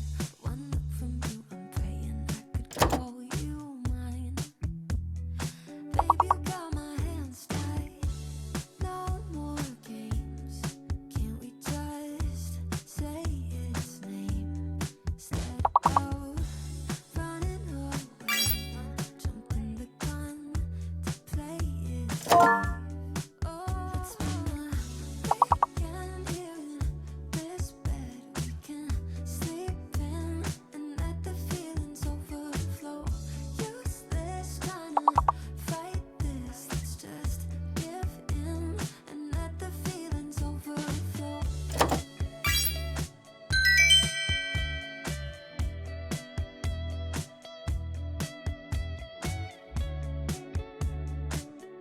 I.e. Yay eco. Let's spend the weekend here in this bed we can sleep in and let the feelings overflow. Useless trying to fight this. Let's just give in and let the feelings overflow. Weekend here It wasn't one I know. in this bed we can sleep in and let the feelings overflow. Useless trying to fight this. Let's just give in and let the feelings overflow. Okay, Aneep is a turn up.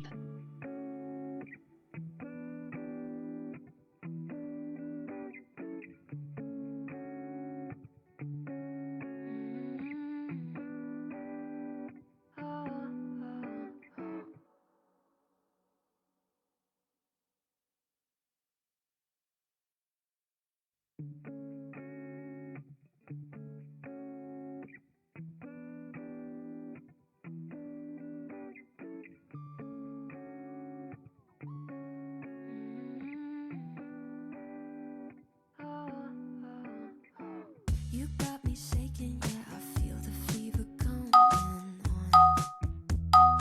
Boy, you know you're all I want. Keep saying that I hate it, but it's kind of fun. Watching me come undone. No more games. Can't we just say its name?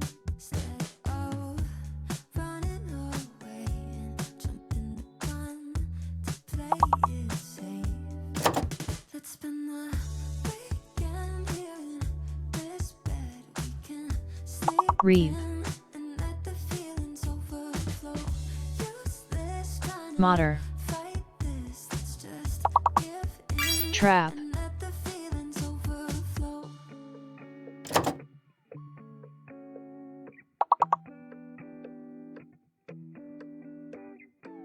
I tried to shake it, find a way to get you off my mind. Really tried to draw that line.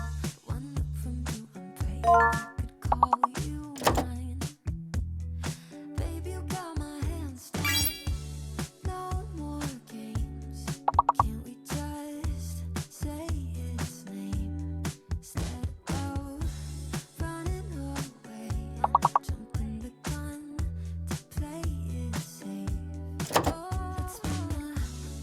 Mare. Temp.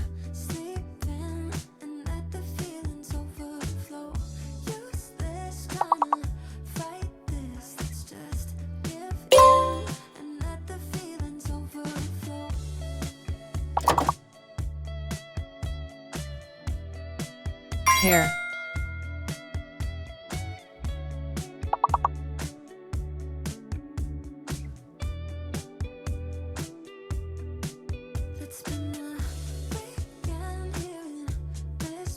Temper.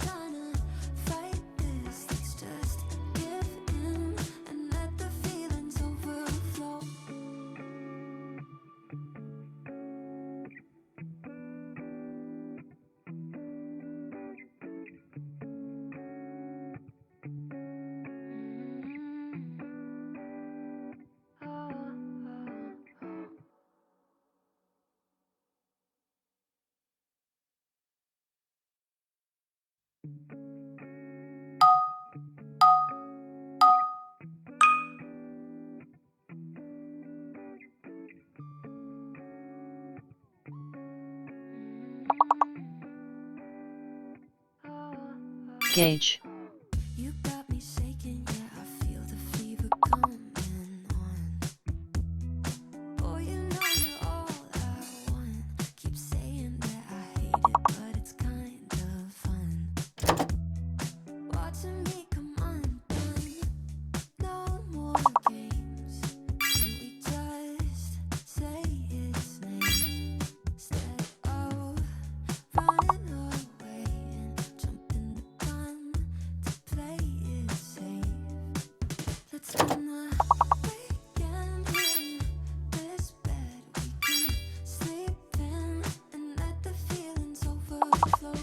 Useless trying to fight this. Let's just give in and let the I think feelings my old neighbors are back to making noise. Oh no. How's it going, everybody? Welcome in, welcome in. Greg. I tried to shake Welcome it, back. find a way to get you off my mind. Many stories, some many happier than others. Oh, indeed. It's usually going to depend. Like, if you have multiple OCs, I'm sure that the answers for most of these questions are going to depend on what OCs you have. We've gone as far as talking about the Great. prisming our OCs, which means to just break them into 6 different alterations of themselves. Darn it. I burned myself while you were gone away, so this is your fault. My bad. Ah, shucks. The trap worked, chat. Oh, I can't believe it worked. I think the time paradox would make a great story about accepting the inevitable. Real, I guess. Yeah, no, that's actually a pretty good point. Alrighty, congratulations on the words, chat. Congratulations on the words. I would love to let you guys keep going. Unfortunately, that is going to be the end of it today. Level 8 is crazy. One of these days, chat, one of these days, I do owe you a superthon. I owe you a superthon. This is what it would look like if I shave one side of my head. That's crazy. I do owe you guys a superthon. So maybe one day during superthon, we'll just have words up for like ever. That'd be wild. Back to yep. I missed the words already. I'm gonna use this moment, since we're getting back from a break, just to, very quickly shill. If you guys are on the YouTube side, please consider joining us on Twitch. Twitch, I stream, like, every single day.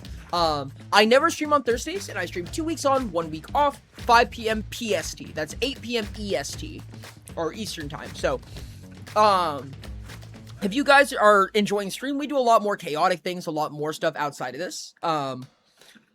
on Twitch. However, if you're on Twitch right now, consider joining us on YouTube. There are 2 YouTube channels to consider.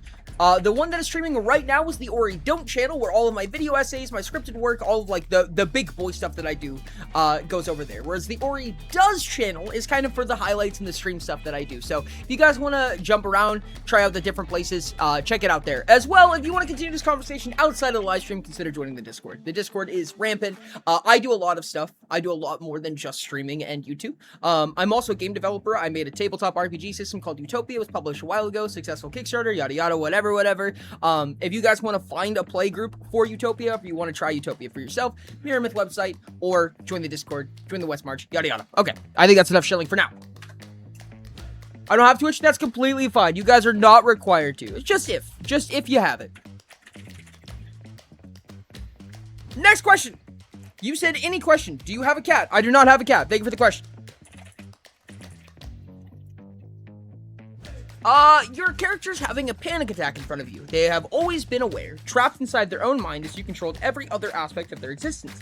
You have just been made aware of this. Oh my goodness, this is a crazy question. Okay, so I thought you were gonna say the Discord is rabid. I wouldn't be wrong if I said that. It wouldn't be wrong. Oh, cool. Yo, what's up? I'm here because here is less delay. Oh, understood. Absolutely. Appreciate all the follows and the support that you guys give. Thank you very much. It would be accurate indeed. Okay, so you meet your character in this room, right? And you will learn that this whole time they've had their own agency and own will trapped inside a box while you control them. Okay, first of all, my character's not letting me live. My character's absolutely murdering me because assumingly once I die, they get their agency back. Like, my characters are not against killing. So, yeah, no, I'm gone, dude. I'm so gone at that point. So I get killed, nothing changes? I would assume that something changes. I'd assume that they'd get their agency back. Yeah, no, I don't think any of my characters let me live. Eevee doesn't let me live for actual consideration of the specific character I've used, as usual. Then, I wouldn't be all time because at the very least I do not write every single second of them. That's fair. Actually, I think all of them aren't letting me live in that scenario. Yeah. That one's crazy. That's even worse than the normal scenarios. You cannot predict what they'll do. Indeed, exactly. They're not you. They're not like some kind of extension of you. You can't answer the way that you would answer like in extension, right? They've been their own person this entire time, and you have only ever stifled that. This is a very pessimistic viewpoint, in my opinion. Kind of fun. You don't write how they piss your shit. Indeed. That is true. That is a good point. The whole Chris situation, but they cannot take the soul out. I might die. I don't think I'm making it out. Can you imagine being pulled out of your body at every important moment of your life? Oh, wow, I hate that. Wow, I hate that. That's terrible. No, I think I would kill him too. Like that, or be like, well, I need to believe that you're never gonna touch me again, right? Like that you're gonna stop doing that. That you're gonna let me live my life. Like, I might kill my creator for doing that. Like, I know this isn't necessarily your fault. You may not have known this, but it ain't happening no more, dude. I'm not a fan. The first one would probably just be a bit upset because he had to suffer through a force of unnature. The second one, on the other hand, would only cares about his federation and the war. Wild. My fate doesn't change even if they were in mind prison or not. You know, fair enough, actually. Fair enough. Some of them will just murder us. Some of them will just kill us. And then we're dead. All right.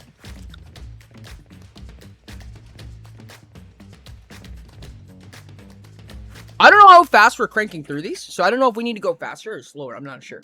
I think there are a few characters that let me go, but my death rate goes up quite a bit. Yeah, I think that this usually... No, Eco! We're losing Eco! This is terrible. Might as well just end screen.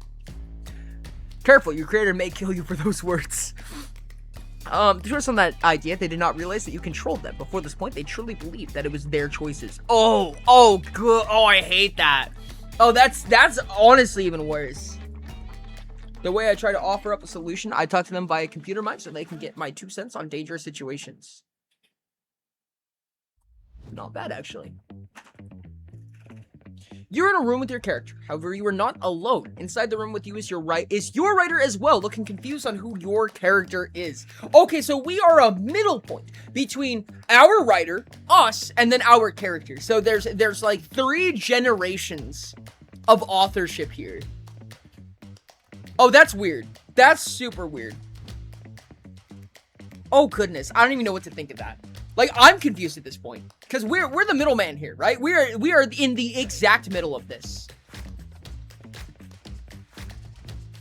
How to delete the bingo card off the screen? I believe there should be a... Oh, good question. I'm pretty sure there's a button to remove it, but I don't see the screen that everybody else sees, so I can't be sure.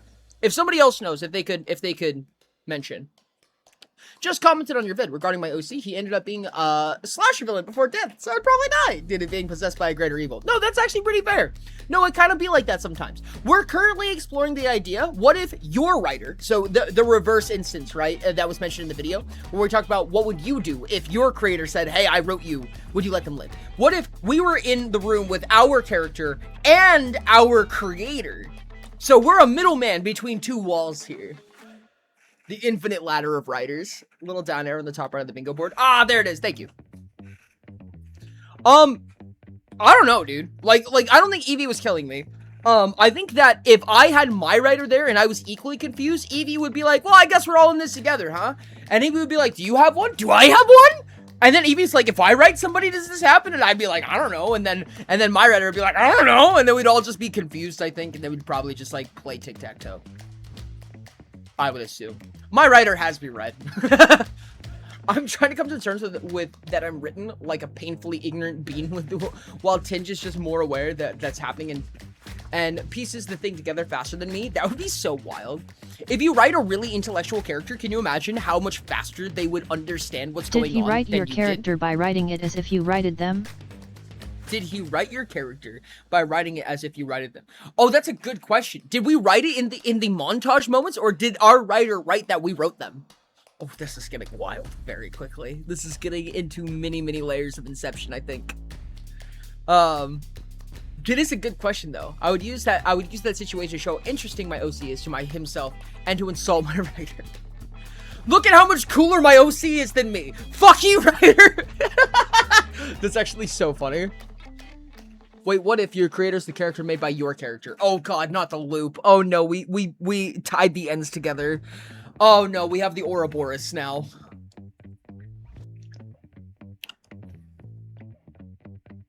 And he continued to write in his story. That makes sense. So in my case specifically, Evie wrote my writer wrote me, and I wrote Evie.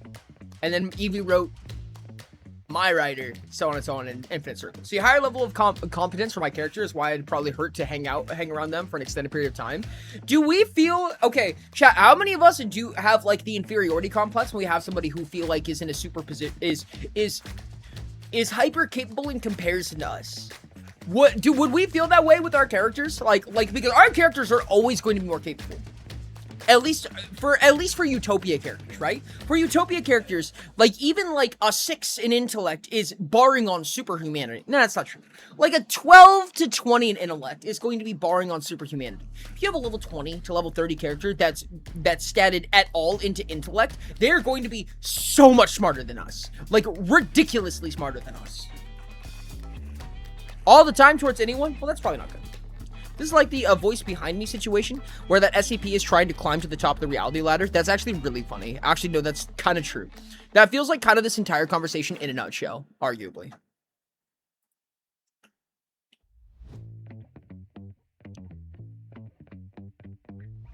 I need to fix one thing before I forget, and it's the raid wall.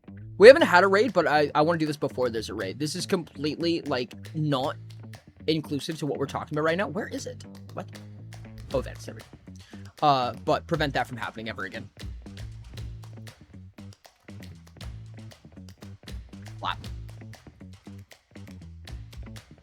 Okay, I think we fixed the raid wall. Did your OC write your writer writing you that you...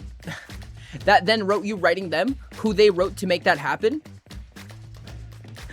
Dude, I'm losing the plot here. No pun intended, I'm losing the plot here. But assumingly, yes. To the best of my ability and the best of my understanding, yes. This one's getting very, very incohesive very quickly. Let's show normal conversation because it serves no public purpose. I think it pops up. I think it pops up in public conversation. As it is right now. Wait, that's an excellent idea. You can just make a mutual agreement that cooks. What? Wait, what? In a circle situation, can't you make an agreement to write each other becoming gods or something? Oh, I understand. Oh, wait, no, that's so true, actually. Yes, you could. You could all agree to write each other better or into better circumstances. Unless they're... Okay, same circle, but you're all tragedy writers. So you're like, I could, but it wouldn't be interesting. But you all say to each other, and then you all get tragic backstories. And forward stories, I guess. My two characters are physically fit beyond most parameters.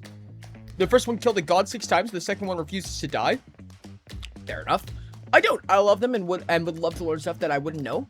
Thinking back to any mechanic, I can learn how to build a gadget all on my own and profit. No, actually, that's kind of real, though. The amount that I would want to learn from them is actually, like, the amount that I would love to learn from my characters, if I could, is so real. There's so much I would love to know. Like, how do you do that? Then we collect power, tragedy, and very interesting lives, which would be glorious, truly. All right, fair enough, fair enough. You got me on that one, chat. Next question.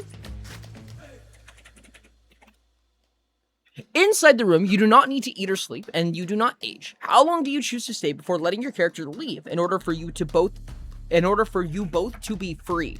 So assuming that we've come across the agreement that we are both going to live. We're both going to live. We're both going to walk away in agreement. I would sit in that room until I feel like we have satiated every single question we could possibly have. And maybe then some, right? Just to consider more possibilities. This is assumingly a one-time opportunity, right? I'm never going to get this moment back. So I'm going to sit here. I wouldn't want them to rewrite my backstory.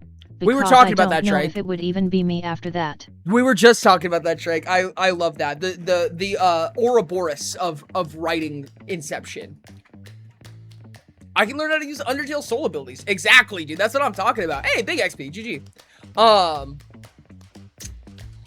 I think that I would stay in that room for pretty much as long as I can bear, I think. Like I said, there's only one chance to do this. I hate having single chance opportunities because any moment of leaving feels like squandering, right? It always feels like I'm squandering it whenever I leave.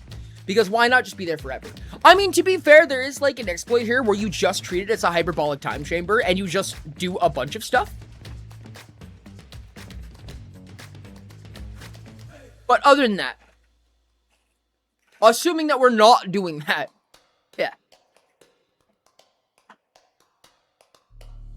Hollow Knight is worldless, by the way. I assume this is agreed upon. I mean, not the same, but I would assume it's probably the most resemblant of worldless. Yes, I would agree with that. Question does not exclude injury, so I would leave right away. Wait, skilling up with your OC in the hyperbolic time chamber is kinda legit. That's what I'm saying, dude. Like, this is a hyperbolic. Anytime you say, hey, you don't age, and you don't have to eat or sleep, like, you just have an infinite hyperbolic time chamber. Like, literally just learn everything. Like, use a hyperbolic time chamber as a hyperbolic time chamber. Chat, for anyone who doesn't know, a hyperbolic time chamber is a place where time moves slower, or in our case, doesn't move at all. So you can do infinite things and then leave.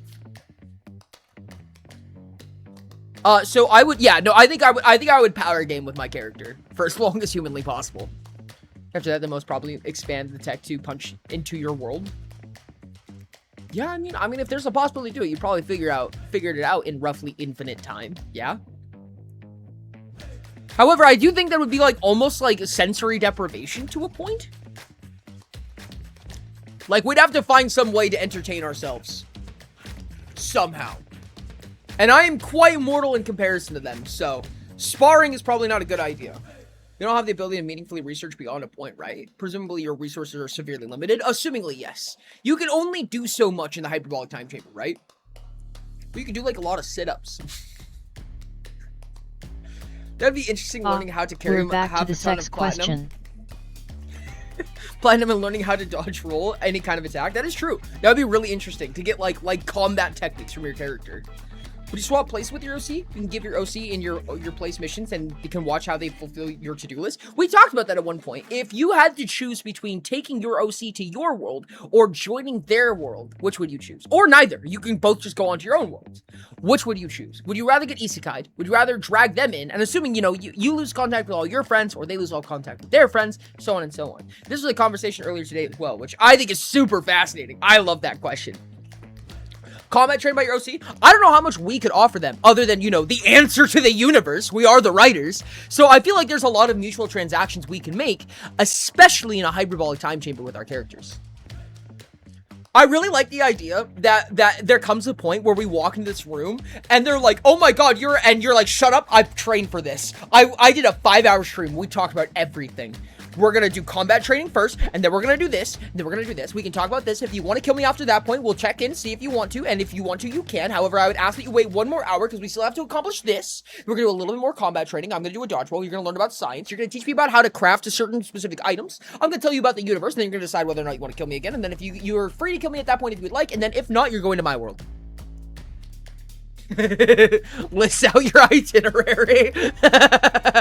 Since you'd basically be a god in the chamber, would you also be able to conjure items for you and your OC to interact with? I presume not, right? So like you're not in your fictional world at this point. You are in a subliminal, you're in an ephemeral room, right? Where you no longer have control. They have control, but only over themselves. You have control over yourself, and that's it. You do not own anything in this room. You do not control anything in this room. So you guys are at the mercy of each other.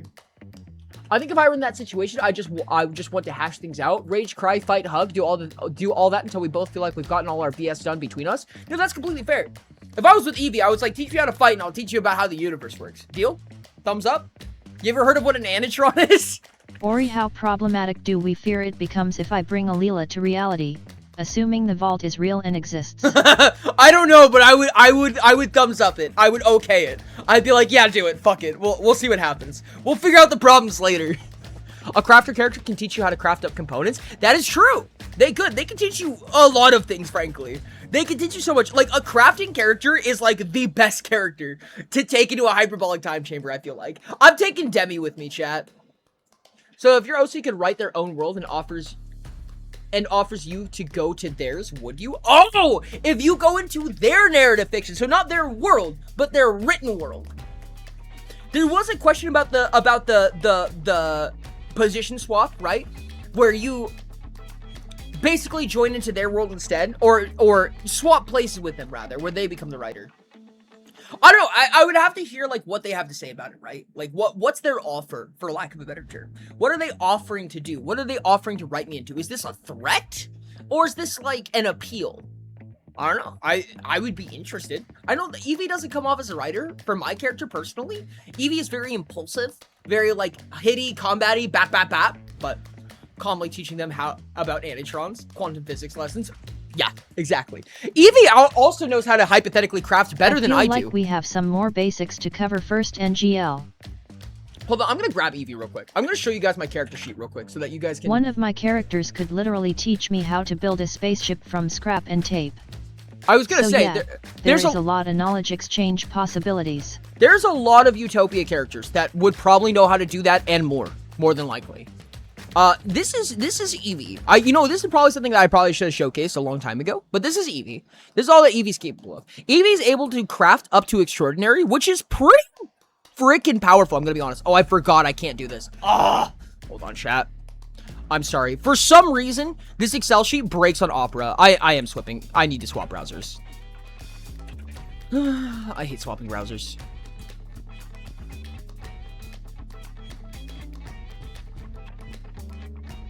I like to believe that Not Chrome... even just yes or no. Fair enough, IG. Wait, what? Has anyone in canon figured out anitrons? Yes, no, absolutely. In canon, yes, absolutely. Yeah, I was actually tempted to, like, make, like, I'd assume that's taught in high-level classes in canon. I'm just currently waiting for another stream to start, so that way me and the streamer can start analyzing the story, Lamau. Postal character writing a world I'd go because OMG, that would be fun and wild and chaotic. Oh yeah, now I'm realizing I wouldn't have much to offer my OCs in info exchange. What do you mean? You can literally speak their future in front of them. You could be like, in what timelines? Utopia especially, probably not worthless. Probably not worthless. It's not cohesive enough. Hyperion, yes, but for kind of different reasons. Like, they might have a different nomenclature for it, and they don't think of it the same way that we do. Because they don't see it as mana or magic. They see it, I mean, they would actually see it the most in the format of quantum physics, right? It is just a physicality to them. So Hyperion, definitely, I would assume. Revelations, no. Maybe in the Cohere, but not very much at all. Perfection, not at all. Anitrons actually probably don't exist in perfection, I would assume, question mark. Dystopia? Baby, that is very, very reclusive knowledge. Not worldless, not revelation, not perfection. I think that's pretty cut and dry, yeah. Probably not dystopia. If it is in dystopia, it is very, very tight stuck knowledge. As rank C3. I can't offer my character anything of high importance. No Ori bonk bap bad. I can't predict their future in a dynamic narrative. You absolutely can't. You have so... What? Wow, bad, what bad? Why bad? Why get bonk bap? What? Huh? I think what knowledge does the OC have their backstory, and then I haven't 100% finished it yet. You cannot say you cannot predict your OC's future. Like, you have utter control over it. Like, even if you have to separate them from the narrative that they're in, like, you can push them in any direction you want. Eevee has a bunch of combat abilities, like a ridiculous number of lethal combat abilities. Eevee is very good at killing. In one place. Trank, I don't think that's true. I don't think, we can talk about it at some point, but I don't think that's true. I think they're genuinely gone.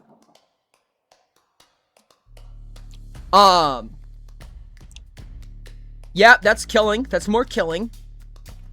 Oh, he can speak Sectling, dude! He could teach me Sectling! Oh my god, I would love that. Holy hell. He can cast magic. That's pretty cool. Yeah, no, there's a lot that I would love to learn from Eevee. He is probably smarter than me. Yeah, no, I mean, he doesn't have inhuman intellect. But he does have upper side of inhuman engineering. He's better engineering than I am. Which is the most important part, arguably. Nice. Yeah, there's a lot I would love to learn from Eevee. Learn Sectling. Yes, I would love to learn Sectling. Or you can learn the Shadow Puppet language too. Dude, I would love to learn Eevee's Shadow Puppet language. Just noticed you have Discord. Awesome. Yeah, absolutely. Guys, if you haven't already, consider joining the Discord. There's also more stuff on the website, on the Mirror Myth website, if you haven't played Utopia, if you haven't read the short stories or any stuff like that. A lot of stuff that I explain is going to be cohesive with the stuff on the website, the various narrative fictions. I guess I'll give you one more. Is there not a command for the Vault? That's so hilarious. Oh, we have a game on Steam called The Vault as well. But we'll get into that another day. To learn the Shadow Puppet language, you have to promise to teach it to me too. Absolutely, obviously. Okay. Next question.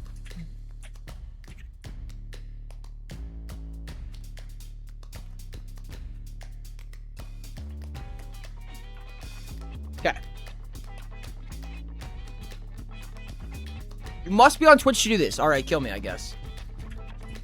I don't know why. You leave and discover that you will be called to meet with your character once a week after the fact. How does it impact your future interactions knowing that you will consistently see each other? This is like Hyperbolic Time Chamber, like pumped up to 11, dude. Like, I would go out and learn as much as possible for the sake of going back to Eevee to regurgitate it back at him. I would be like, let's learn as much as humanly possible at each other. That would be my goal. I'm biting a bottle in Madge and confused about this statement.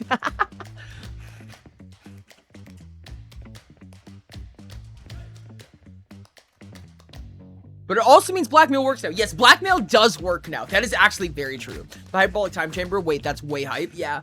But like the affirmations, like this is kind of like Prisoner's Dilemma on steroids, right? Where they can blackmail you, and they would probably succeed in blackmailing you. However, you could also just write them into dying. So, shrug? It's kind of hard. As an author, you might not know what the repercussions are because you don't control the Hyperbolic Time Chamber. But also, if you guys both agree to do good things, you just get a free Hyperbolic Time Chamber every week. That's insane. Infinite Prisoner's Dilemma. Assumingly until somebody dies. If one person dies, I assume the transaction ends, right? Because you can't keep reappearing. That, or you just write them into dying because they blackmailed you, so you just write them into dying, and then they come back alive in the room, and you're like, wasn't expecting that. And then you die. Blackmail isn't real when they can just say, then they're dead, then they died. Yeah, exactly. I treat these meetings as therapy sessions for my OCs. I'll be the god therapist. That's actually so real. Wait, that's actually so real. Sorry for creating your trauma. Your trauma is based on my trauma. Let's do therapy together. Thoughts? Hyperbolic time chamber for therapy reasons? Actually, okay, no, this hyperbolic time chamber is becoming more and more interesting as time goes on. But if a character is intelligent enough, if you meet frequently, they can literally manipulate you into anything. And you will believe that it was your decision. That's actually so real, dude. Can you imagine, like, an Orion-based character that's, like, super powerful manipulation? Like, a level 20 character in Temptation or Subterfuge could do exactly what they just described. Well, that's fucking wild. Oh, that's terrifying. Oh, I hate that. Hyperbolic therapy chamber, hyperbolic extortion chamber. Well, okay, this is getting scary. Oh shoot, social characters are suddenly a huge threat. Yeah, they always are. They always are. No one knows that they are, but they always are. They're smart, dude. That's terrifying. Luckily, Eevee's not a social character. I mean, he is for my purposes specifically. For my purposes, the way Eevee's you not really worded a social the original question brings them in on the moment of death if they die, so they would be there waiting. Oh, that's right. Yeah, they would come back if they died. Association.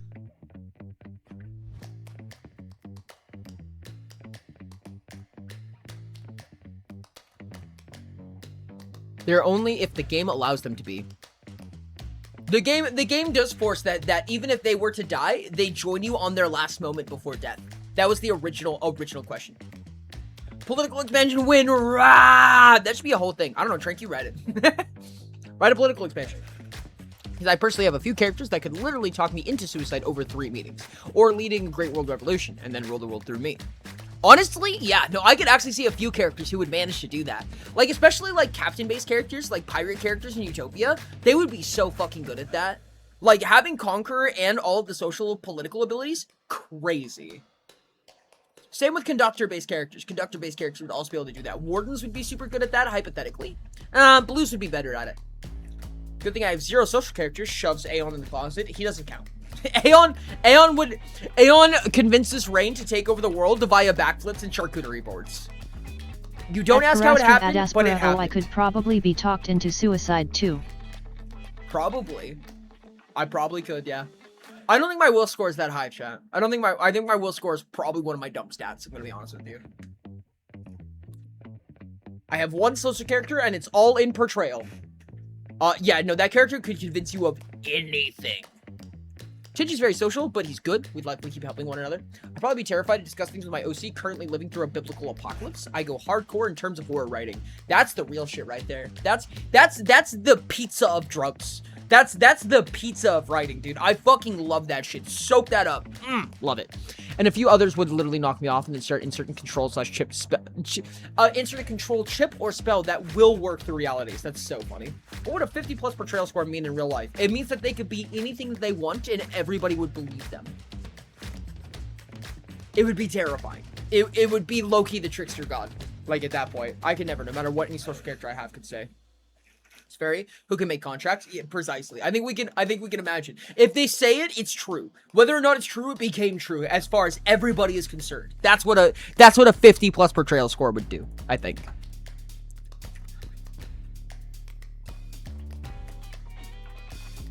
Realizing meeting OCs or talking them with us isn't as great as an idea as I originally thought. There's a lot that goes into it, dude. It's a deep rabbit hole.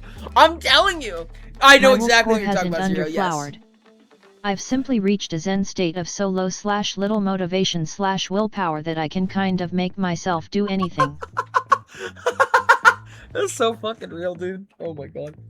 Alright, next question. If the character has a story of being perceptive and manipulative, they could say something that would leave you a mentally destroyed mess. Hey, that's kind of what we were talking about. Yeah, okay, so here's a funny story. I talked briefly about if I entered this room with Orion.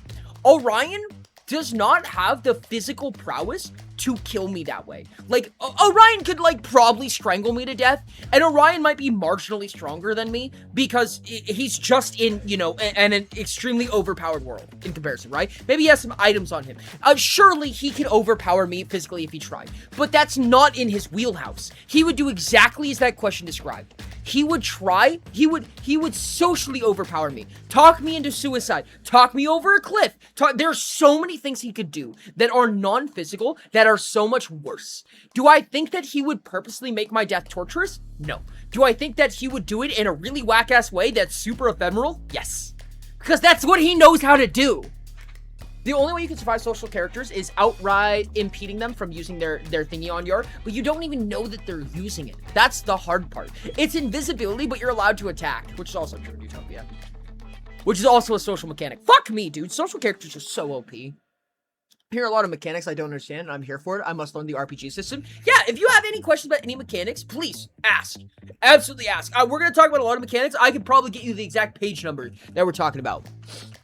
But if your characters are real, would that change how you write them? It better. Yeah, no, I would assume it would. Like, Orion could also just coax me into writing him the perfect ending, right? Like, there's so many things. That's the conversation of, I would want to be like Orion, but I would not want to ever meet them. Yep. Orion continues to get scarier. I love Orion. Please ask so Ori can get something wrong. Smile. I don't like this. This is mean. You guys are mean. Why are you guys mean to me? I do think it would change how you write them. I would assume it would change how you write them after you met them, right? When you meet your characters, you're definitely going to have a new interpretation of what their story's going to be like beyond this point. And if I met Orion, Orion would begin to write his own story as me. Because there's no way that Orion fails to coax me to doing whatever the fuck he wants, including dying. If the writer dies, his character entire realm stops, just stops, writer. We were talking about that earlier, and we were like, when you have like dual writing or multi-author stories, or even just some form of memory, right? The Odyssey is an example. The Odyssey's been written and rewritten over and over and over again. Homer is long since dead, but the Odyssey movie just came out. Epic the musical came out some years ago, and it's rewritten over and over and referenced over and over. Oh goodness, if I had the social stats to convince my writer to write my own story the way I want it to be, I can see myself potentially * doing that. That's actually so real. Chat, can you imagine that if you have like a moderately good portrayal score, then you could just coax your character into, coax your writer into writing whatever you want? That'd be wild. It'd be really wild, dude. It's crazy. It's crazy stuff. I have a base assumption my characters are real, so therefore I don't start them in utter hellscapes. They usually visit them, like dungeons or raids. I like to work that way as well. I actually very, very much respect that. I like to treat my characters as if they are real to the best of my ability. Now, I'm not perfect, right? Like, I can't simulate a perfect universe by any means, but I try to act in a realm of realism. Kind of matches the concept of second death. You die once when you die, and once when someone thinks of you for the last time. Also brings into question, does their story begin digitized, make it immortal? That's a good question. This is kind of the idea, in Mirror Myth lore, this is kind of the abstract idea of true names. True names are not nailed down. Like, the mechanics of true names are not very nailed down, but the idea is that your second death is the death of your true name. I'm an actor. I have moderately good portrayal score, so, well, the new plan unlocked? Yeah, I guess new plan unlocked. Oopsies. So what happens when you're in a room with your writer and your character? So then what? That means that your character could convince your writer. Oh God. I'm a surgeon. This portrayal thing is like Paragon / Renegade from me. Like you can persuasively yell at someone and they will do it. Kind of. Let me go ahead and pull up a few pages. Portrayal is kind of attached to the social capabilities. I'll pull up a few things for us to look at. Give me just a momento. Wrong one. Flap. There we go.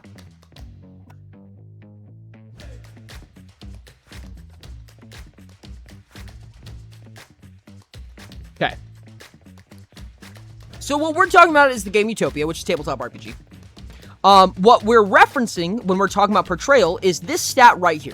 Portrayal is one of 4 social stats, and it's the more social of the social stats. Given one of them is stunt, which is kind of your like 3D spatial abilities, like your ability to do a backflip is stunned. So, with that in mind, portrayal is your ability to be something other than yourself, for lack of a better term. It's your ability to lie, it's your ability to intimidate, it's your ability to mimic, etc., etc. Appeal is your ability to appeal to someone, right? It's your ability to be liked, to be trusted, to be believed. And language is your ability to communicate beyond natural interpretation. So portrayal and appeal, I think, are the two big convincing ones. However, if we go a little bit further into the weeds, this is not actually available in Core Utopia. If you were to buy Core Utopia, you wouldn't be able to access this. This is the first expansion that I've been working on for much time. I talk about this on stream semi-often. I worked on a lot of this on stream. But if we were to take, like, Subterfuge, for instance, there's a lot of abilities here. If your renown were to decrease with a faction, you may choose a creature you can sense within that faction, make a portrayal contest against their awareness. Upon succeeding, the chosen creature renown decreased by that amount instead. So if someone would hate you, you can shunt that onto somebody else with a mechanical ability. There's a mechanical ability to say, no, you don't hate me, you hate them. Persona's really interesting. Persona allows you to get a new reputation entirely. Like, people don't know the difference. Like, people don't know that you are your persona. They are two completely different identities. It's basically identity theft. And you suddenly only take hits on one side of your personality or the other. Thank you, I appreciate it. I have some questions from my writer. Why did you write a basic guy? Like, am I a self-insert character in some sort of fandoms? We were talking about that, and I was like, for the people who say, like, when you say, if you meet your writer, and you ask your writer, like, why is my life not more exciting? Then I was saying that, like, you're in that 10 years later gap, right? Like, they wrote 10 years later, and you're still in the process of finishing that. They just didn't write the in-betweens. That was my joke. Decipher, if your character has Decipher, then they would be able to learn anything about you, right? Like, all the way down to, it's in Prodigy. But Prodigy says you can literally ask any question with a one-word answer and get a true answer. Like, it's literally like asking God, which is funny because normally that would be you, but in this case, assumingly it's not you for some reason. I personally would like Educated Guess IRL, dude. Oh, he would be so nice. Educated Guess is so good. Manipulative. Once per every 24 hours per creature when making a contest against it. You may choose to gain a point of favor for every 2 negative points renown you have with it. You learn your renown with it. Forgivable. When you're renowned with the creature you have a negative renown with would increase. It increases by an additional 1. It cannot increase it more than double. Like, there's so many ways for them to just make you like them. Like, without reason. Without reason. They can just make you like them. They can make you forgive them because they just have the social capability to manipulate you. It's wild. Remind me to ask why nothing exciting happened to me in 10 years. Yeah, indeed, I will make sure to do that. Oh no, my Dargon. Back with the Dargon. Imagine that your writer just wrote you as a typical person from a few centuries back in their sci-fi setting. Oh my god, no wait. You're just the example? Oh, fuck me, dude. I hate that. And then you get, like, reincarnated in a later life. So, like, the actual, like, main plot line happens in, like, a later life, but you don't get to experience that because you got reincarnated, or if you do experience it, then you don't remember anything that happened before that. So you're just kind of, like, in a prepubescent temporal phase. It happens. I saw that Seductive. Seductive is actually ridiculously powerful. Seductive basically states that you make a test, and if you succeed, everybody's renown is minimum 0, which means creatures that are hostile towards you aren't hostile towards you for like a minute, right? People can't dislike you if you succeed the test for a short period of time. It's disgusting. It's so powerful. What if we did another one? How do I learn more Beyond Earth questions at this point? How do I earn more Beyond Earth questions? I think the point is that you don't earn very many of them, 0. Oh my god! Hi, Nico. How's it going? Not even reincarnated, just some random guy from before the Unification Wars or something like that. I feel like we have, like, if this is, like, our writer, then I feel like we have to have some kind of, like, precipice, right? Like, we have to be the protagonist of something. Even if it's just a short story. We can be the protagonist of a short story. Imagine confusion of the writer. Why did you appear in the chamber with him and not some of the main ones? I hate that. I hate that so much, dude. Or is now unlocked as a playable character. Fuck. But I want more. I give away 2 of them. Well, why'd you do that? You silly. Are we just side characters? I hope not. I hope not, chat. In my mind, you're all protagonists. Plausible deniability. Wait, And my heart of what hearts. if you get super drunk right before entering, so you don't remember any manipulation, or you have multiple personalities, Could that be circumvented? Hypothetically, I would love to play like a character that gets so drunk and so inebriated that social manipulation works on them, but it goes away because they don't remember anything. In your mind only Hale is a protagonist? That is what I heard at least. Possible deniability. I never said anything in my life. The real MC could just hear about you in the Galactic University course in ancient history. Oh my god. Next question. What if your character just wants to die? They give you the weapon and ask you to kill them with your own hands. Would you? Well, assumingly I wrote them that way. So it depends on if that was their intended ending. I have written characters. The characters that I've been speaking about, a lot of them have wanted to die multiple times. And I would do it if it felt like it was a reasonable ending for them, right? If they have only been suffering and there's no upbringing, if there's no... I asked a similar question. If there's no hill looking upwards in their future, then I'd be like, yeah, I'll let you go. You know, maybe they were immortal up to this point. This is their one chance of death, like in Am, or like in I Have No Mouth and I Must Scream. Then like, yeah, it would be super reasonable. If Am was like, just kill me, like if you killed me, I would be happy, right? Then yeah, I would be down. I'd be like, yeah, absolutely, bonk, bye. You know what I mean? But if this wasn't their ending, I would probably be like, I know how bad you want this, and I'll explain to you why it's like this. I'll explain to you why you're going through what you're going through, and even why you feel the way that you do, based on my interpretation of it. But it's not your time right now. Stay strong, go out there, go get him, Tiger. I know you don't believe me now, but you're going to believe me in the future. Awareness is realizing everybody around you is a main character, and you're the only NPC. I'm so sad. Oh, that's mine. It was more of a, could you get the knife and slice their throat? I mean, yeah, you could. I mean, absolutely, you could. But I think it would be really interesting. Like, again, for me, it depends on their story, right? Is this the end of their story? As their writer, do we, in taking authorship, do I believe that this was the end of their story? Is this a reasonable end for them? Imagine a dissociative identity disorder character. Yeah, you can definitely, there's Utopia builds for that. There's absolutely a build for that. Part of the idea behind Utopia and the point... Bunk by butt? I don't remember saying that. I don't think that's exactly what I said.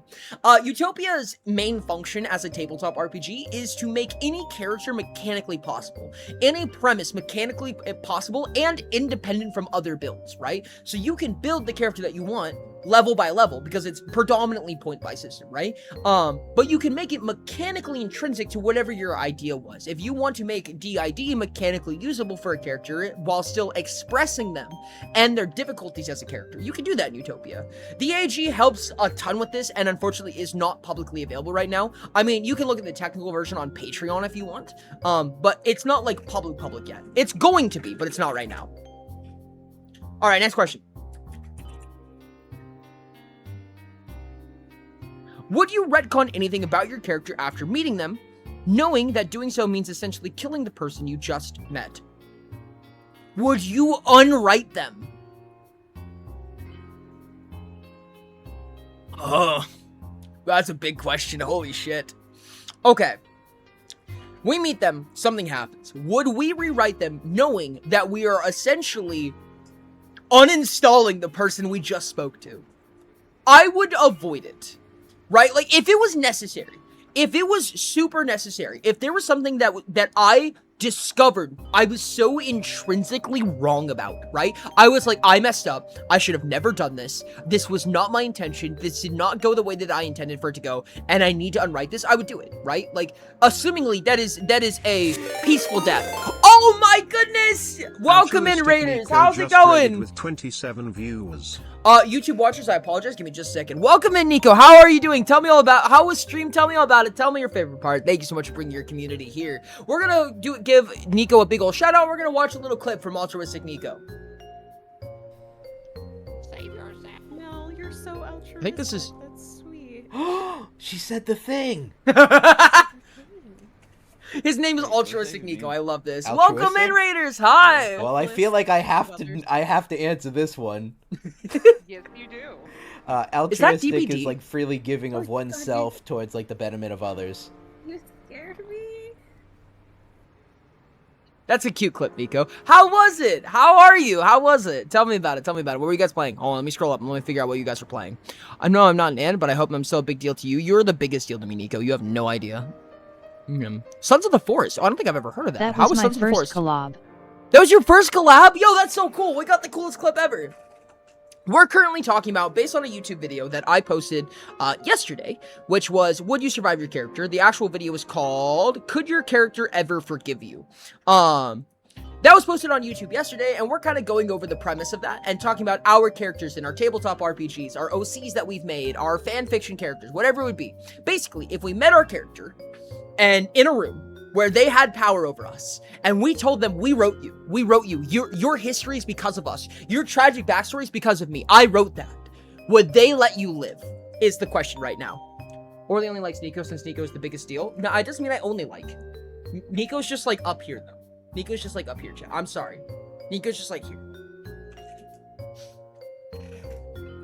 No, don't worry, your Nebula. The one time I ever played DBD, it was DBD? That's crazy. I love that. I played DBD one time on stream as well. I've only ever played DBD one time.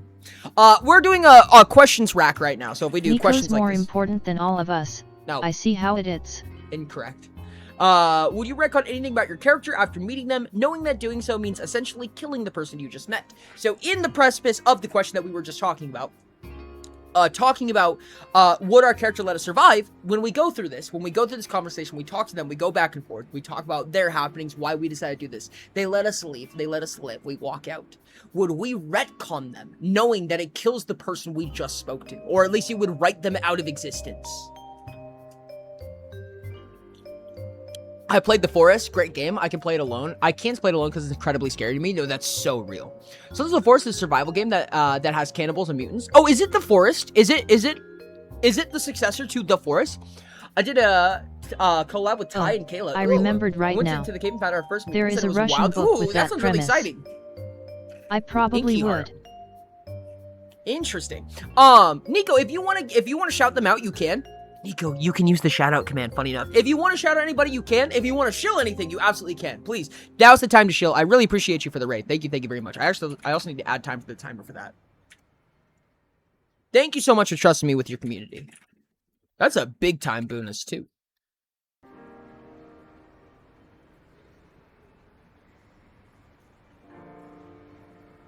Chat, I don't think I can add time. I don't think I can. What? Why is it not working? Oh, I'll just retype it.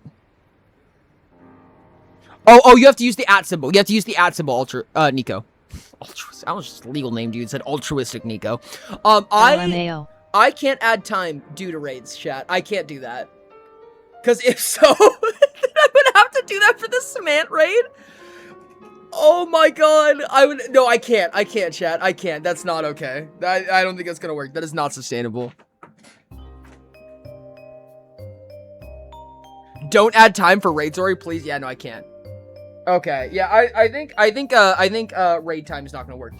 For anyone who doesn't know, if you're on YouTube, this is a subathon timer. If you don't know what a subathon is, basically, whenever people donate money or charity or give subs, bits, which is kind of the Twitch financial currency to support creators with, this timer goes up. I stream every day as long as this timer is ticking. If it hits 0, I stop streaming. I at least stop streaming every day.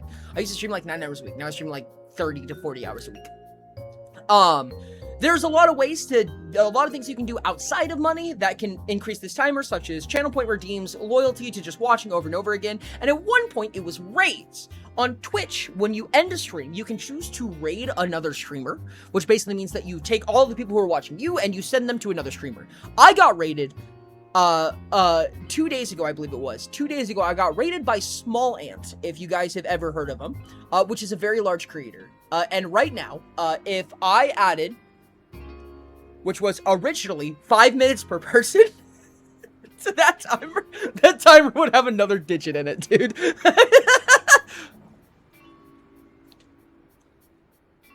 I will add it and then remove it, chat. I will add it and then remove it just so we can see. I will add the time and then immediately pull it off. Just so that you can know what it would have looked like. Oh my god, that's so hilarious. Anyways. Can you, instead of adding time to your timer, add time to the weird internal clock thing I have? Oh, actually, that would actually kind of make sense. That doesn't seem so bad. It's not as bad as I thought it was. What if it would just got auto-banked? It just got auto-banked by the raider? Can you add 4 seconds to the timer, please? Only this one time. LOL, yes, support the people who support you. That's actually a really good idea. I like that.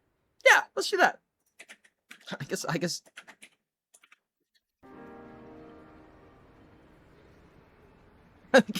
I guess man's getting banged. That's crazy. It's so unnecessary. I love it here.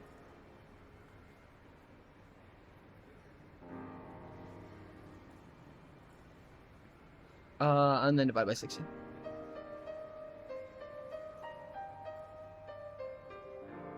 Good job. Hours. It was hours. It was 210 hours. So this is currently 121 hours. That's how much is on the clock right now.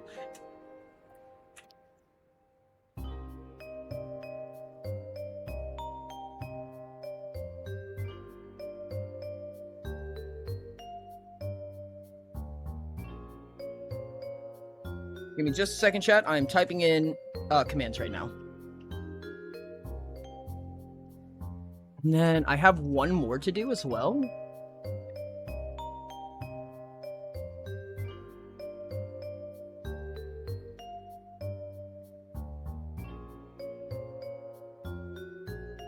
There we go. Cool. We're gonna get those kebabs before you know it. We are so getting those kebabs, dude. Sorry, we still need to have the vault conversation. It's on the list. We have a long list. Okay, let's go to another question while we're here.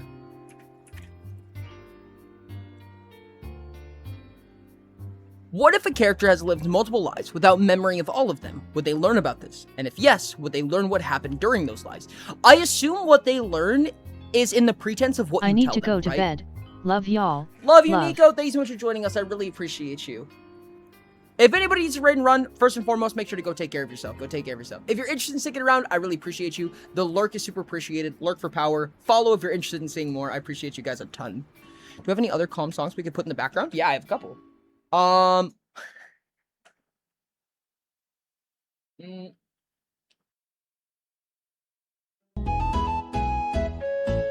Little guy.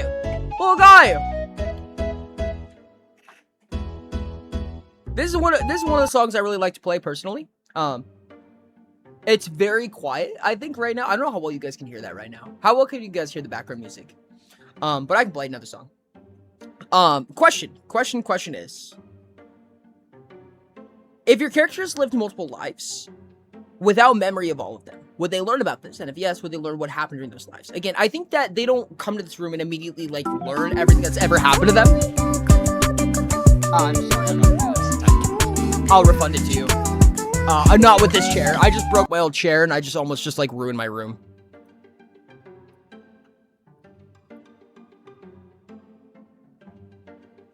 You got those points back, don't worry. What if Russian songs from the Doomer playlist? I can't play anything copyrighted. Also, I've never heard of that. Stop breaking things. I will never. I don't think that they intrinsically learn anything from being here, right? They only learn what you tell them, which kind of like folds back into the hyperbolic time chamber thing, right? Like you can teach them a ton of things and they can teach you a ton of things because you have a room where time doesn't pass, which is neat as hell. Cherry's not dead. Cherry's just in the ICU right now. Don't worry about it. The most important thing you should do when interacting with the OC is regressing them before they do it to you. It's a very pessimistic way to look at that, in my opinion. We're still in the morning. Gosh dang it. No, I think that if they had multiple lives, that's just one of a million things that you can tell them, teach them, give to them, right? This is something that you can offer them. I think that's really cool. I don't think I have any characters. I don't have any conduits that have lived multiple lives that I can think of. If you can get them to open up, you could become partners and need to worry less about them betraying you. That is also a very pessimistic way to look at that, in my opinion. Doomer is a type of song, not copyrighted usually, just the melancholy type. Understood. Fitting for the theme of conversation, I believe. No, I hear you. I understand. Yes, no, I agree. You say that as if they wouldn't get more violent or aggressive. Oh yeah, my conduits would probably get more. No, actually that's not true. I think Evie actually gets less violent regressed. I think that Rain's characters get violent regressed. Rain, I don't know if you can hear right now, but your characters get mean when they're regressed. They get angry. Chad, I think I have vertical set up now. I think I might be able to do vertical streaming now. That would be actually really cool. I think a decent number of mine get more violent when regressed. Understandably so. I think that's a commonality. I think my new associate would be interesting to meet because they're an artist who was human but became an owl, and they're relearning how to draw with talons and a beak. That is cool as hell. That is so cool. I love that. My characters just become cold. I was gonna say, I think Eevee actually gets calculated when he's regressed. He gets more calculated. He gets less violent, less ambitious, and he becomes analytical, I guess. Interesting. How does Utopia work, by the way? So if you wanted to try Utopia for yourself, I have a couple options for you. Utopia, I can't describe all of Utopia. I can't offer you a video if you'd like. But if you go to this website, and you go to Utopia TTRPG, this is the Mirrormyth website, so mirrormyth.com. If you go to Utopia TTRPG, this video right here is a quick beginner's guide on how to play the game. If you're interested, the game is purchasable, but even if you don't want to purchase it and you just want to get your feet wet with it, there is a sample guide right here. So if you download this sample guide, it is basically a beginner's module that doesn't cost any money. It's purely digital, that has a sample. It's kind of like a demo of the game that shows you how to play it, as well as pre-built characters and then character sheets and customization stuff for that as well. So if you want to try any of that stuff. The sample guide does not come with the customizations, right? So you can't make like custom items, custom spells, custom creatures, custom species, and stuff like that, like you can in the main game. It doesn't come with the advanced rules. However, it does come with enough to learn the mechanics of the game. It's a silly book that's decorating my desk. That's so cute. So if you're interested, do ! Website and check out the Mirrormyth website. Try it for free if you want. You can check out the video as well. What do we mean by regress? Like them as an earlier point in the story? Oh, no, don't feel so stupid for that. Don't feel stupid for that. It's kind of a niche piece of nomenclature. If you're common on Twitch, if you know Mirrormyth well, or if you've seen specifically the Compass videos, regressed basically means to fall back into your archetype. I got it 188 ago already. On a shelf in its packaging still? That's wild, actually. That's wild. Regression means to fall back in your archetype, essentially, when it comes to Compass nomenclature. So that is, if you imagine an archetype, hold on, let me do the funny Compass redeem. So this is basically a writing utensil that we use called the compass. These 6 colors over here, when I say that I act red, I'm talking about Tempest. When someone says they need a purple, they're talking about practitioner right here. This is a very common thing that we talk about. Basically, it's breaking people down into 9 potential archetypes as a front face. But you also have a sub-archetype, which is what I lovingly call your backup personality.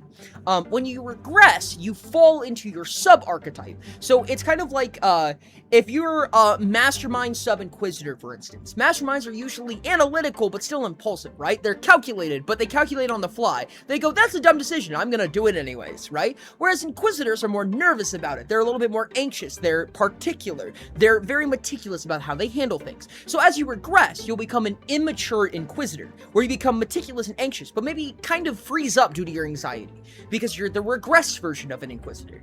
If that makes sense. That was a very, very broad and rough explanation of it. But that's what we mean when we're talking about regression. Over-regression is when you fall into even worse behavior. That's usually what I consider survival instincts. Ashton here in chat right now is like a super nerd about the compass. And I mean that in like a professional sense. Like he knows a lot about it.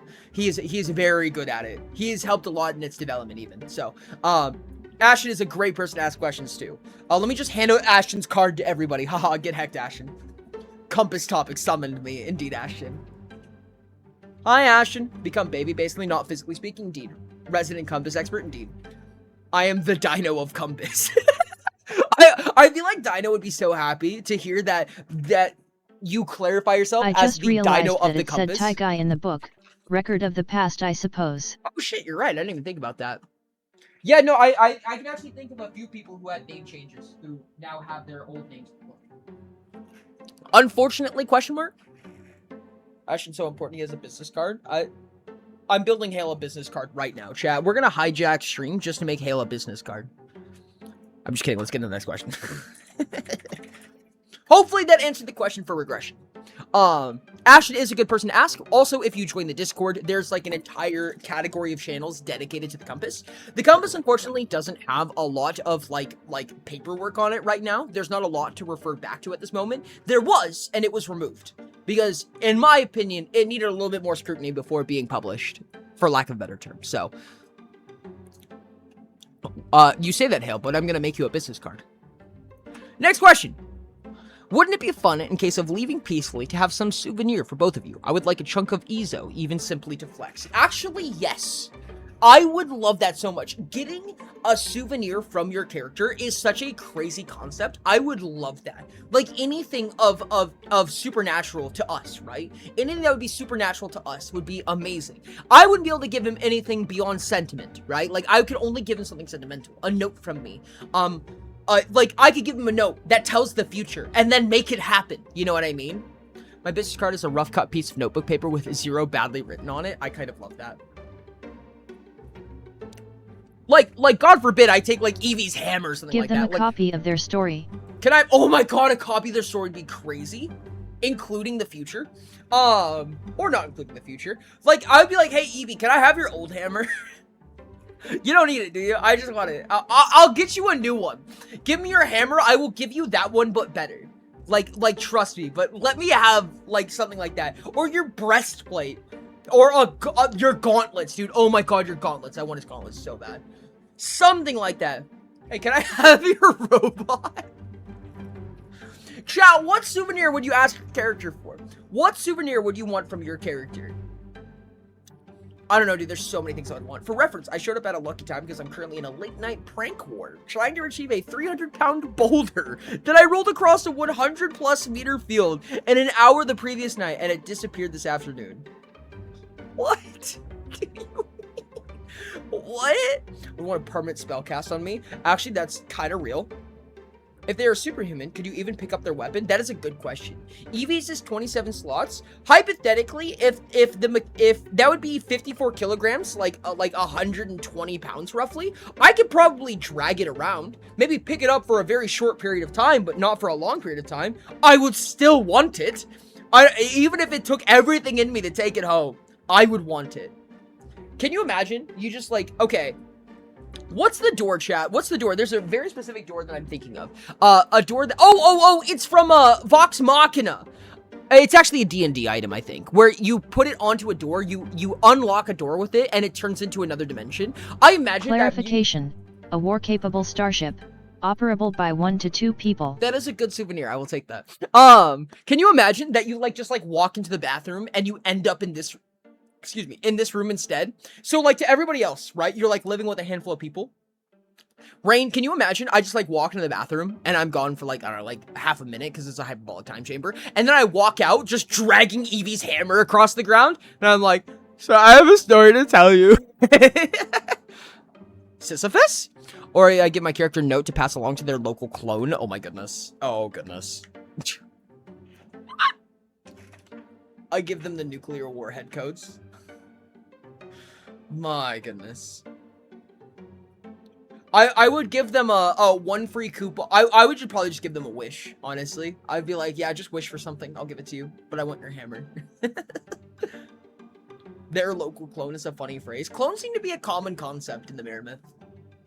Give me a copy of the overwrite button and reset button from Underverse, bro. Honestly, actually kind of real. I would love to see Rain's response. Dude, I want Eevee's hammer IRL. I'm tempted to go get Eevee's hammer commissioned. I want it so bad. Fit a specific character, a terminal to access their internet. Oh my goodness, dude. The Vault, is that you? The Vault would go hard, dude. The Vault would go so hard. Interesting, isn't it? Fit a specific character. May I? Oh, do it. Wait, do what? Oh, have it commissioned? I will set up the next question before I go get distracted. I want to commission Neppy's trident. Interdimensional internet connection. You should look at The Vault if you haven't seen it yet. The Vault is a game that it's a Mirror Myth. It's a Mirror Myth owned property. But I think you would like it. It's on Steam. It's called The Vault.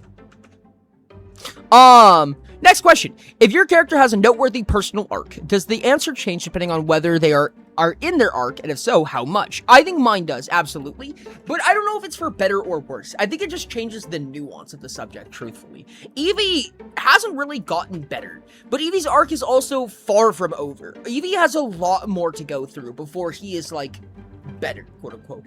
I have an idea in my head of where Eevee will end up. I don't know if he will end up there, right? Like, but I have an idea of where he would end up. If he finishes arc the way that I think he does, if he has his quote unquote happy ever after, then yeah, I think he would be in a much better spot. I think that my chance of survivability in this room goes up drastically. However, he also becomes a lot more powerful in this instance.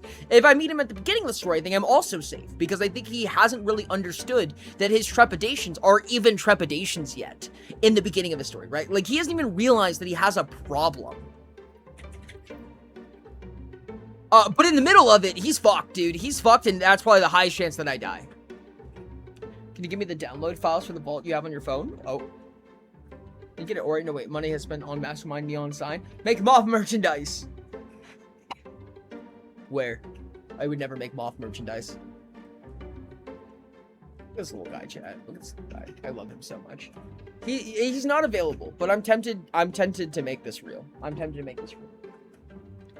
We have forever to make it work. If you bring Alex Plot to reality, could they set up a 6 points connection?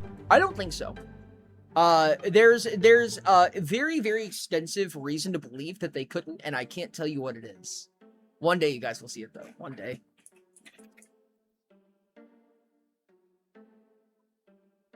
Wait, I want Alex Plot here. I was talking about that when someone mentioned the ability to...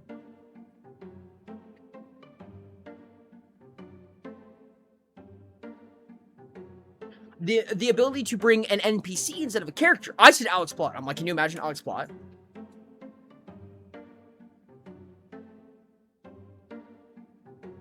Chat, where do I get a custom hammer? If any of you know of, like, an Etsy link or a commission link for making something like Eevee's hammer, you should send it to me. Thank you.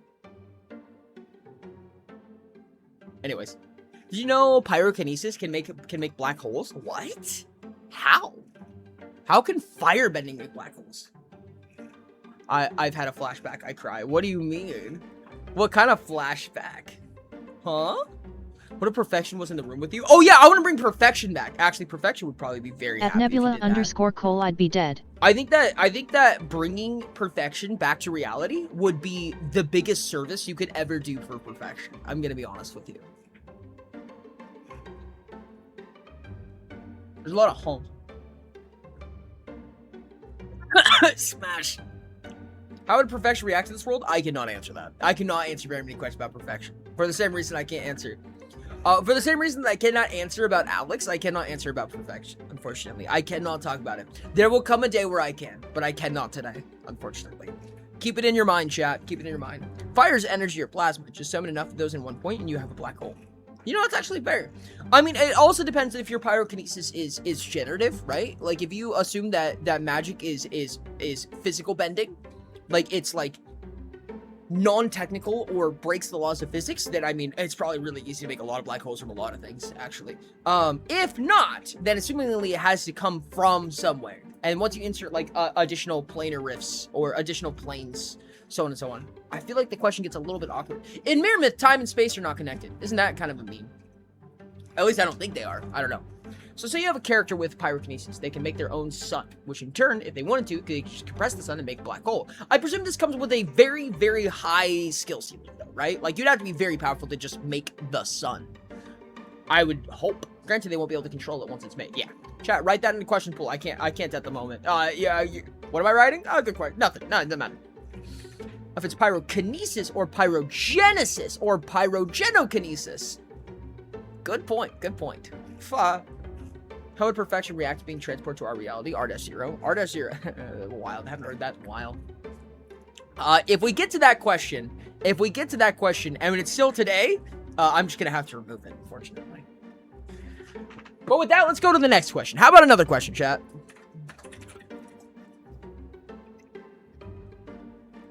Can I tell you that the next video is going to be whack? The next video is going to be crazy. The video after that is going to be even crazier, I think I would say. I'm so excited, chat. This next set of videos is going to be wild. Which of all of your characters would you be the most afraid of meeting in this fashion? What character would I be the most afraid of? Probably one that I have not talked about very often. Like, I have not mentioned it this stream. I haven't talked about him a ton, but Kathos. Kathos is a character. Oh my god! Rain, what if we met Soapy? Okay, hold on. I'm sorry. This is the opposite of this question. So, I'm gonna get back to this. But I want to talk about Soapy so bad. Kathos was a character I played in a personal campaign. He was a cyborg in a world where... cyborgs were not common. Being a cyborg is a bad thing. S-O-P-I is Soapy. I'll explain Soapy in a second. He was a very, very cynical character. He did not care for the lives of others. He was not necessarily selfish, but he was jokingly selfish and definitely very self-perseverant. Like, he valued his own life over any others. He also was one to make a lot of contingency plans. He had a lot of contingency plans on him. Like, with his crew, with the people that he walked with, that he trusted, he planted bombs on all of them that only he could operate. So if anything happened, he would have a backup plan to get away from them. Or to end them. So I think that Kathos is somebody I would, yes. like... Batman. He would give me a souvenir without me asking, I think is what would happen here. Soapy is Rain and I's slice of life character. We co-GM with each other, so we both play that character. But when we swap GMs, we swap who's playing Soapy and who's GMing. And Soapy is a little robot that's spec'd purely into blue. He's purely capable. There's a new ability in the slice of life called Rummage. And it means that you can use a peel to forage in town by going up to people and saying, give me your garbage, I will recycle it and make use of it. And he's just a little, oh my god, dude, he's just an autistic little robot. I love him so much. There's a lot more depth to his story. I don't know how much we want to talk about it, but it makes me wonder, like, would Rain and I both be in that chamber then? Would we both get to go in and talk to Soapy? Because we both play him equally. It's 7 a.m. here. I didn't sleep for like 20 hours. Oh my goodness. Go to bed. Oh my goodness. Good sleep to everyone. Hope my insomnia passes by now. I hope so too. Please get some good rest. I appreciate you being here. I love Soapy so much, dude. Rain, can I talk about Soapy in detail? Is there any reason to hide this? W-A-L-L-E. It's kind of Wally coded. You know, I actually had a short where I made Wally a character sheet. End stream right now. What a suggestion. There's someone you fear meeting more than Orion. Oh, actually, no, wait, no, Orion's probably the correct one. Orion's probably the one I'm scared of. No, you're right. I didn't even think about that. Yeah, no, Orion's much scarier. Void of Elion. Yep, I've heard a few things about that. Dark Elixir. Void is trigger happy with magic. Twilight is Orion, but I swear I will have enough sleep to function tomorrow. Hates me. Fair enough. I swear I will have enough sleep to function tomorrow. Wait, what? Wally character sheet. I do have a Wally character sheet, Chad. I will pull it up real quick. I have a Utopia character sheet of Wally. Where did I put it? See here? Weird. No, not here. Did I put it in the core guide folder? Why would I do that? I did. Well. I have the Pious Cast. I have... Oh, yeah, here it is.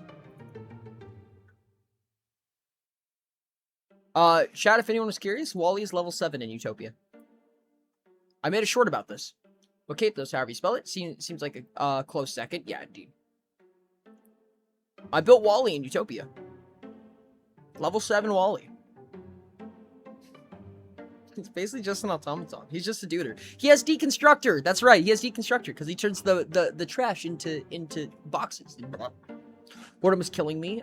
Demoted, tempted to draw Oribot and Chatbot being silly. I mean, I would not be mad. Would not be mad. Oh yeah, he has Impersonate because he turns into a box. Because he can go... This is also purely core guide. You could probably do better with the AG, but this was really fun. This is really interesting. He also has 5 energy defense and 1 in every other. This is Duther. This is Wally. Soapy's like level 15, I think, right now.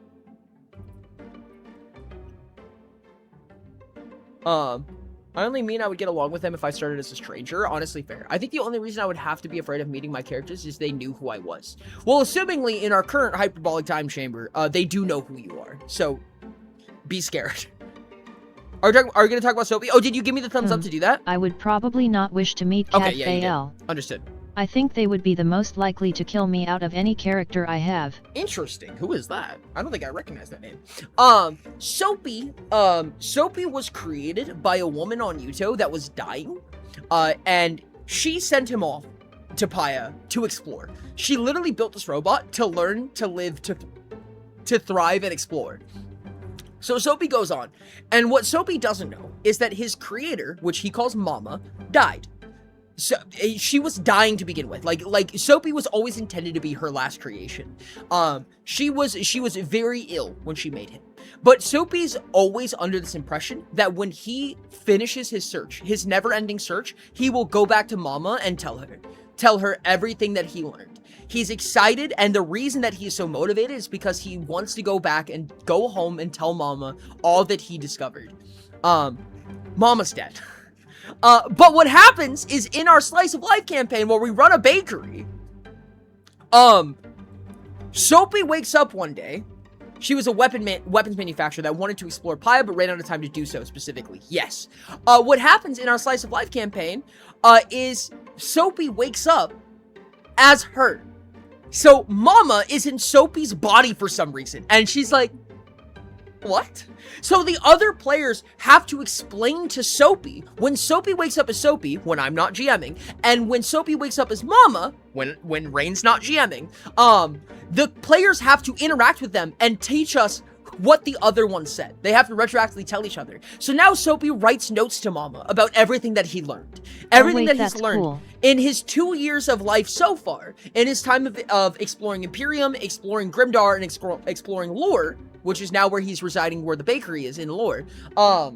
He writes notes to Mama, and he says, this is what I've learned. I did this. This is what happens when you do this. Don't touch electric wires. They electrocute you. And he has this journal that he fills up, because every once in a while, unknown to him, when it happens, he has no idea. Just sometimes it happens. A day skips for him. He doesn't know why. He doesn't know what happens, but he knows that Mama can see him, so he leaves little love notes for Mama for when she takes over his body. Mama doesn't know either what the fuck is going on. Mama's like, I died. I shouldn't be here. So that's Soapy in a nutshell. You know what that is, Ori? We talked about them in DMs. There's a story about them, technically. Okay, understood. I probably just didn't recognize the name. So that's Soapy. And that's why I was like, it would be really cool to meet Soapy. Like, if Rain and I could both meet Soapy, and we're like, so we're both you in a way. It's very cute and wholesome and cool. I love him. I love Soapy so much. Soapy's probably one of my favorite characters. I don't get electrocuted when I touch electric wires. Very cringe. I get crushed by war tanks instead. Oh, so cringe of me. I can't believe I thought of that. Okay. Next questions. Little guy. He is a little guy. What would you do if you realized that half of your character is not written by you? I mean, the places that you did not flesh out were filled by themselves without your input. That is really interesting. We kind of hashed this a little bit, not a ton. But we talked about this idea marginally about what would happen if, like, the times where you didn't run your character actually ran themselves. And I think it would make this a much, much more complex question by nature, right? Because there's so much agency you can't account for. Going to the podium of little guys. They are a Death Knight character, if that helps. Okay, yes. Oh, yes. Okay, I understand. Yes, I agree. I think it would be cool. I think it would, yeah, I agree with Hale. I think it would be good if they had their own agency. My survivability might drop marginally, but I think it's good for them. I think it's definitely good for them. And I think I would be much more, appeased to the idea of, for lack of a better term, letting them murder me. Like, I feel like they're a lot more, like, a lot of my questions I would retract, right? Like, a lot of my answers to, like, would I swap places with them? Would I, you know, all these things, all yada yada. Because if they had this conscience and this agency outside of me, it means that they were organic and sapient like I was outside of me, right? They are not an extension of my conscience. I only take over them for a short period of time. And I think I would retract a lot of my sentiments if I knew that, right? Like, I would treat them as a lot more, knowing that there's agency outside of me. They would exist beyond me if I died. They have much, much more right to kill me. They had plenty of right to kill me before, and now it is only going up at this point. I would ask so I can procrastinate and not write his backstory. Technically you could, but that's not to be viable for any more obvious reasons. Because it also means that if they had agency when I didn't write them, we could just stop writing them. And they would live a normal life outside of our jurisdiction, right? So it kind of becomes an interesting question because, like, we can write them good. We can write them good endings.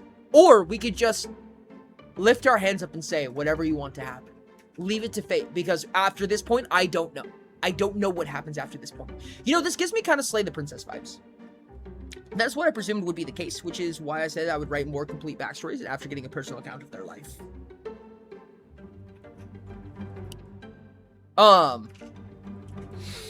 Yeah, no, that makes sense. More complete backstory after getting a personal account of their life. So, the crisp, but cut bit, but we're kind of taking it out automatically. Yeah, something along those lines, I think. I feel like Persephone would really like if I took my hands completely off of her life. Honestly, kind of real. I don't know if it would be any different for Eevee, right? Like, Eevee is calculated in regression. In regression, Eevee is very analytical about things. And he's like, no matter what, the agency was never mine, right? Like, it's either you determine it or fate determines it. But neither of those are me. So I don't really care at the end of the day. At the end of the day, killing you solves nothing in his mind. Killing me solves nothing in his mind. Does that stop him from killing me? Not necessarily. But he doesn't seem like the vengeful type to me. Vengeful in the moment, not vengeful long-term, right? Like, he's not a grudge holder. I don't know. It's a weird interpretation, but I think I'd prefer it. I think I'd prefer that they have their own agency. All I'm hearing from folks is that I need to make an actually traumatized character. Yeah, make a traumatized character, Zero. That way that when you meet them in the funny antechamber, you explode. Join us! Join us in dying to our characters. So a really scary thing is not just that you are meeting your creation face to face and they can do what they want to in that room, but that anything you made could be real. That's like kind of the big thing about it, in my opinion. That's like such a big portion of it. It's like, this is groundbreaking. The fact that these characters exist. Why won't you eat them off? Skipping that one. No eating them off. Do you get to choose the character? Because you can end up with a sentient 8-wheel Mars truck with cool lasers and rockets-esque shit that you imagined in preschool. I think that it would be randomized between relevant characters, right? So between your developed characters in recency, it would be random between them. I think would be the best answer for that. That would be my imagination, at least. At least half the population of writers dies from the character antechamber. Oh my god, the character antechamber is so funny. Yeah, no, I think we would probably get Thanos snapped at that point. I presume it has to be a developed character of some type, right? Not some like random machination you had when you were young, but like Tinge is the only one then. At Nebula_Cole random thought about an infinite suffering could be real. Damn. Yes, it could. Yes, it could. If you guys have any infinite Ori, torture chambers, the archivist wouldn't be in my pool, correct? No, not in yours, assumingly. But if you only have one character that fits that build, then it's kind of not random for you. It's kind of selective. But if you have multiple characters in that pool, then you get one at random, right? Mine is assumingly Eevee. There might be others that fit that, like Kathos is technically probably applicable. Demi is applicable. Orion, I don't conduit Orion, but if that's the case, if you're including characters like Orion, then you have like a lot of Mirror Myth characters that pop up. Like Alex is in there, every single clone is in there. There's a ton of people that could be randomly selected. So we double down Ori. If you trauma them even more than enough, they just explode if suddenly they were to exist with IRL physics. Like, what would happen if I met Tori in the antechamber, dude? Oh, dude, I think the chance of me coming out alive, for non-malicious reasons, I think the chance of me coming out alive is I die. What would Ari's reaction be? Ari's very pragmatic, right? I don't think Ari would ever jump to conclusion, right? Like, Ari would not kill right off the bat. Ari would take a moment to concern and digest, but I think we're spending a long fucking time in that chamber, because Ari would be fucking thorough right? Like, Ari would ask every single question possible, and then take, like, 20 years to decide whether or not what she wants to do, and then I'd probably end up dying one way or another. Tori would give you a hug and explode you. Yes, I think Tori would give me a high five that cuts my head off. High five! And then my face just is, like, handprint shaped. What, have you met your self-insert? I don't think I have a proper self-insert. All of my proper self-insert, like Stanley-style self-inserts, are always, like, useless side characters, right? They're generally characters that just, like, don't mean anything. I have foils of myself, and foils in different ways. Some of them in only physicality, right? Like, their personality is not a foil of me. They're not my opposite. They're not me with a single tinge or anything like that. They're just physically similar to me.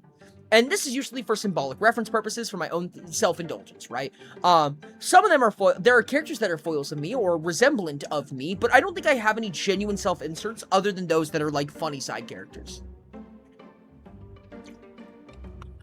Have the OCs randomized and then end up with the purple gender-bent Sonic the Hedgehog from when I was a kid. Wait, that's so real. Oh, I fucking love that. Oh no, hold on. Whoopsies.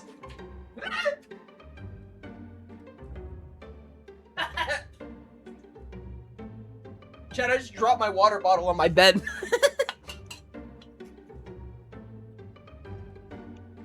Korra, I think, is a valid one to call a self-insert, but I don't think Korra is a self-insert. I think Korra's a foil.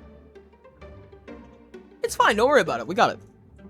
Or you get to meet the Mimic House Hydra from Eden.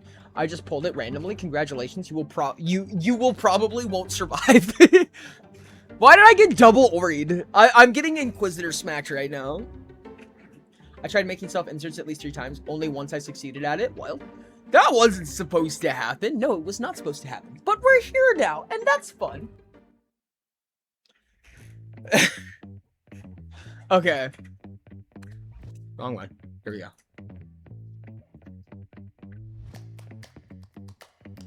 You meet your author and find that you were a special bio project by an alien.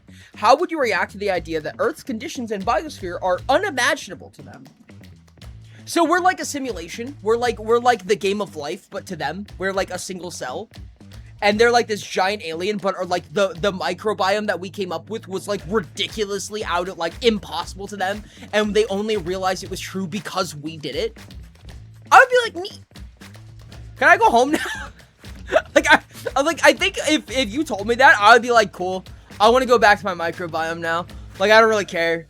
Personally, like until we reach a point where we have any meaningful way to impact or talk to you, right? Assumingly we're just an ant in their anthill at that point. And I'd be like, can you please not interact with my anthill? Just let us be a simulation. Please do not end our universe because you felt like it. Just let me go home. Honestly. Like, if we reach a point where we can impact you enough that we could, like, communicate with each other, I would love that. If you could bring us to a point where that's the case, I would love that. Until that point, shrug, cool. Doesn't really change anything to me, I don't think. I'm back. It looks like the stream I've been waiting for won't happen today. The stream that you're waiting for? Wait, hold on. I think I'm confused. War? There's sci-fi videos with this premise. Yep. I believe that. Show me for real. Eco successfully made a self-insert cannon. True. Literally true. Like, the most literal formation of a self-insert. It was hilarious.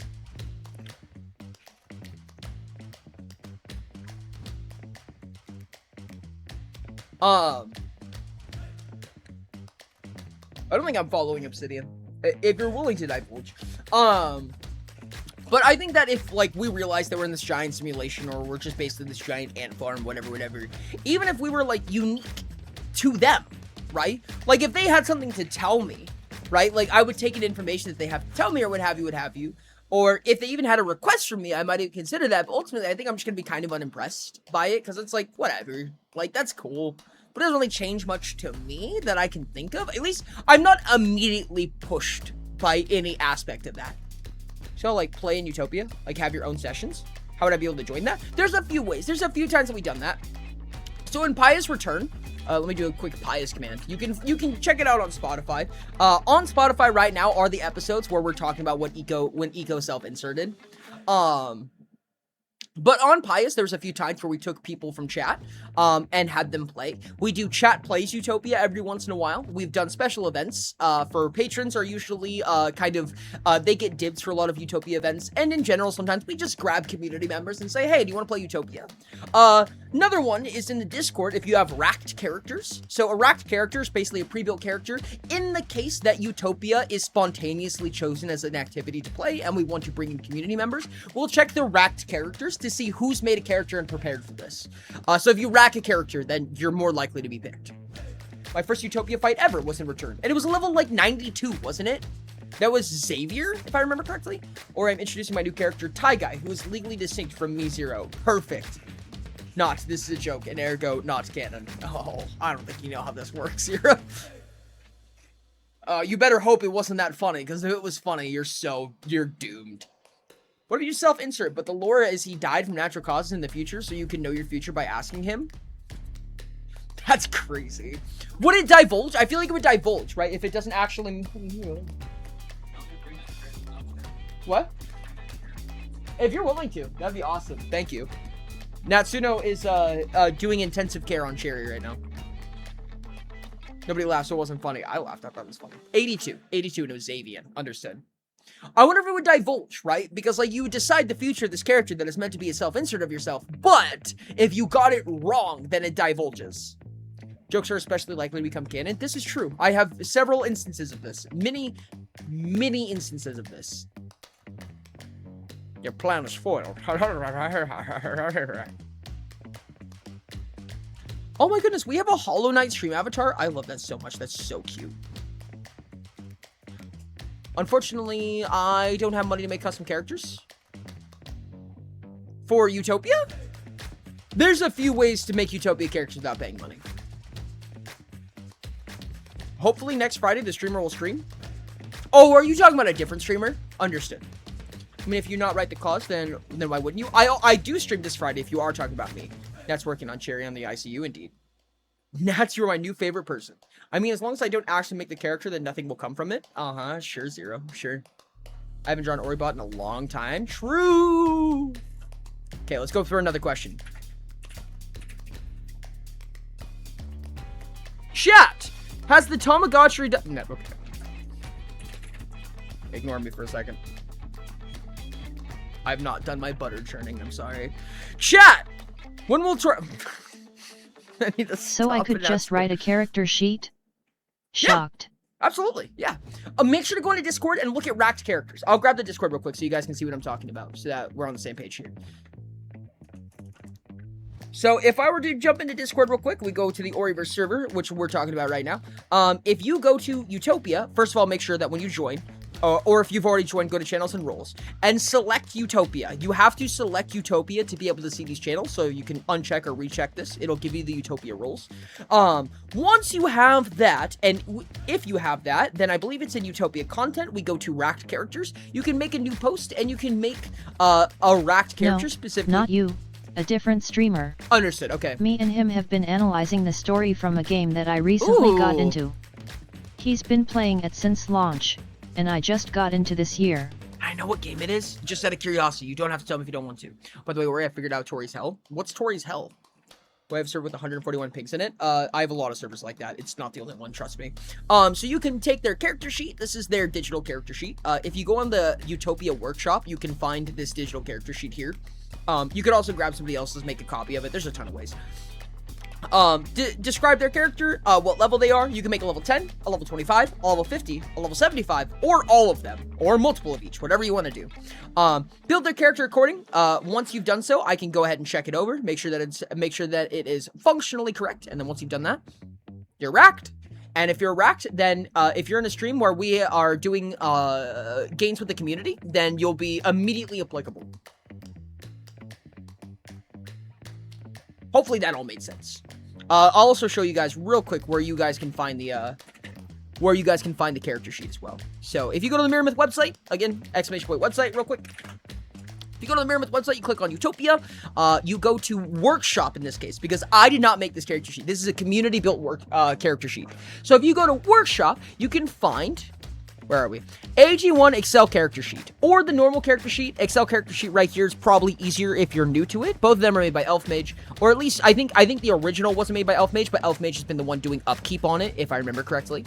You can go to the Excel character sheet or the AG1 Excel character sheet, and that will be basically the auto calculation sheet, right? It's an Excel sheet that automatically calculates like your modifiers. You can click talents from checkboxes rather than writing them in manually, so on and so on.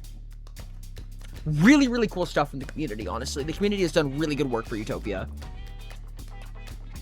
Upkeep mentioned. Hello, please, Ori, don't. I want to keep my Nightmares night streak continuing. What? My nightmareless night streaks. What's happening? If Oki's hell is imperceivability, Tori is 0 impact. Anything she does changes nothing. She can't even burst through a pillow fort. So, funny story. Ari has an ability, lovingly named, Gay Baby Jail. There's an ability in Utopia where for 1 minute, all creatures ignore its actions, and its actions ignore all creatures. I'm sorry. And it ignores the actions of all other creatures. It cannot impact, and nothing can impact it for about a minute. And Ari has that ability. So when Tori's being bad, Arisuki will be like, Gay Baby Jail. I can find it. Yeah, no, hold on. Chat, you guys have seen this. Don't talk to me. You guys have seen this. You know what I'm talking about. Oh, let me find it. Where is it? I'm pretty sure it's a high tier. Not Death Pact. Not Shared Suffering. Deny? No. Where are you? Is it not a high tier? It has to be a high tier, dude. No! Oh, it's a Prodigy talent. It's a Prodigy talent. I'm crazy. Hold on a second. Where are the Prodigy talents? Somewhere, I'm sure. It was in AG. It was in AG testing one of these Sundays some time ago. I know we're side tangenting a little bit, and by that I mean a lot of it. Oops. What shape of sticker represents Oribot the most? Shape talent. Sticker? Pentagon. I feel like a pentagon is very Oribot coded, to me personally. Okay, let's see. Okay, so this is orange, yellow, green, blue, and purple here. So where is it? Modify another creature. 5 focus creature. Oh, Prodigy Domineer is really funny. You can puppeteer people who are unconscious. That's funny. Choose strength and will test against your level. Upon failing, the target loses the amount of SHP. Nope. 6 turn actions. Nope. 5 turn actions and 20 stamina to target creature within 10 meters of you. The creature must make its choice of its strength or will test against your level, gaining 3 points of favor for each time you've targeted this way beyond the first within the last hour. If it fails, that creature's actions no longer have any effects, and it ignores all effects from other creatures for 1 minute. Prodigy Repudiator. It is Gay Baby Jail. And if anybody is curious, Ari has Gay Baby Jail. Prodigy Repudiator is just Gay Baby Jail. It's the Prodigy Dismissal talent. It's so funny. Does you saying it's a high tier and not being a high tier count as you getting Utopia wrong? Actually, arguably. I love Gay Baby Jail. Wonderful, very necessary talent to have. Also, something I somehow only recognize today is that Eden is just a knockoff Worldless, apparently. Wordless. I don't think it's a knockoff Worldless. I think that they share kind of a little bit of premise, but they are different. They are, trust me, they're different. Then that's scary, Lamau. Okay, another one. I have the bongo from the Gayeth Babyeth Jail. Next question. LOL, Gay Baby Jail is funny. Well, your character lets you go back to reality, where you find someone knocking at your door. This is not the first time something like this has happened, nor will it be the last. What now? I don't know if I'm fully following what this means. Like, are we saying that, like... Are we saying, like the knock on the door is us doing this again, we're gonna do it over and over and over again? Or is this, like, something outside of that? Alternative timeline where it's Worldless but Stone Age? Oh my goodness, Stone Age Worldless is actually kind of terrifying. Owaiomu Shindaru. Nani. I don't know who wrote this question. I might have to go to the next one. The magical government has found you. Essentially, the magical government has found you. Oh, I see. It's like the freaking time police. Ah, fuck. Shrug?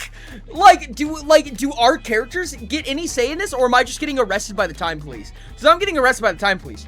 I don't know what the hell I'm gonna do about that. I'm gonna get arrested by the time police. If my creative writing has no effect or no impact on what happens from this point on, I'm not gonna resist. Like, what am I gonna do? They have the funny rods that just turn you into paste. I'm gonna get pasted. The magic IRS? You haven't paid your magic taxes. FBI open up, but it's the magic IRS. That's terrifying, dude. I hate that so much. Can you imagine getting a knock on the door from the magic IRS? Fuck that. I'm gonna use Tinge as my trump card. Chat, do you think that happens in Imperium? Like, in the Utopia timeline, Imperium has to have, like, a magic IRS, right? Like, the magic government that, like, knocks on your door and says, hey, you haven't paid your magic taxes? I thought, like, the time police are the clones taking it. I mean, they are kind of time police. That's kind of fun. Can you imagine you just, like, you walk out with your character, you're like, man, that was a crazy experience. I can't wait to tell, knock, knock, knock, open it up, it's just the clones. You're like, today got weirder. How do meta characters / characters with meta powers work in this?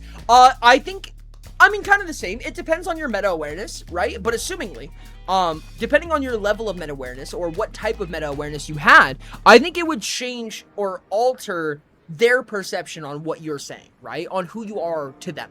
Like, maybe they already knew that you were their author, which means that they already had an assumption or a preconceived notion on what all this means to them. You didn't give a guess yet? I apologize. I think I missed yours. Is it a puzzle game? What kind of game is it, Obsidian? Can I get, like, a genre? My first thought is Animal Well. I've never played Animal Well, but I've heard a lot about it. Or Imperium does have that. Have multiple houses would cover things like that. That's fucking hilarious. I love it here. What are some of the duders you could more than easily get into on a good situation with? Or at the very least, best them in a fight if it came to it. Are we talking about Utopia characters? I don't think there's any Utopia character above level 10 that I'm besting in a fight. I guarantee that. I just freeze. Real. See them pulling out at your door in costumes, Lamau. Magic IRS chat. Imperium created the IRS. You didn't pay your magic taxes. I don't know, man.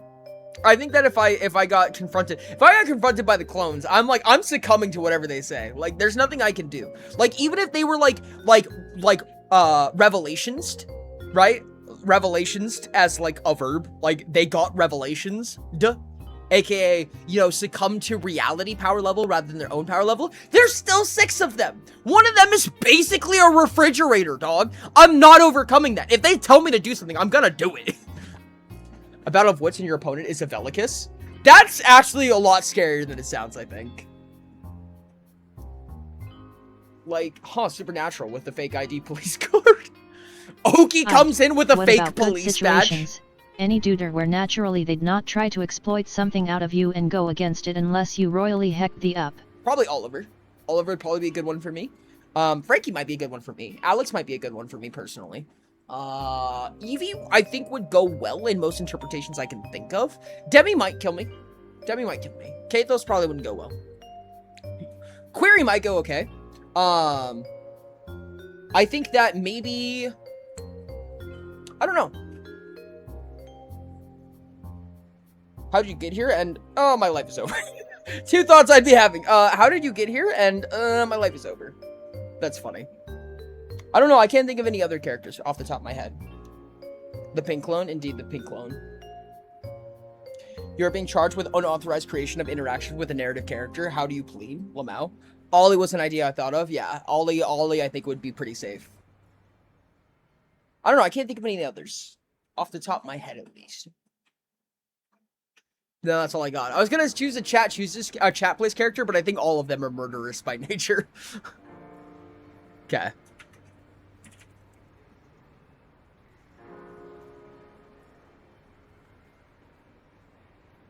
I would love to be in a hyperbolic time chamber with Ollie. Yeah.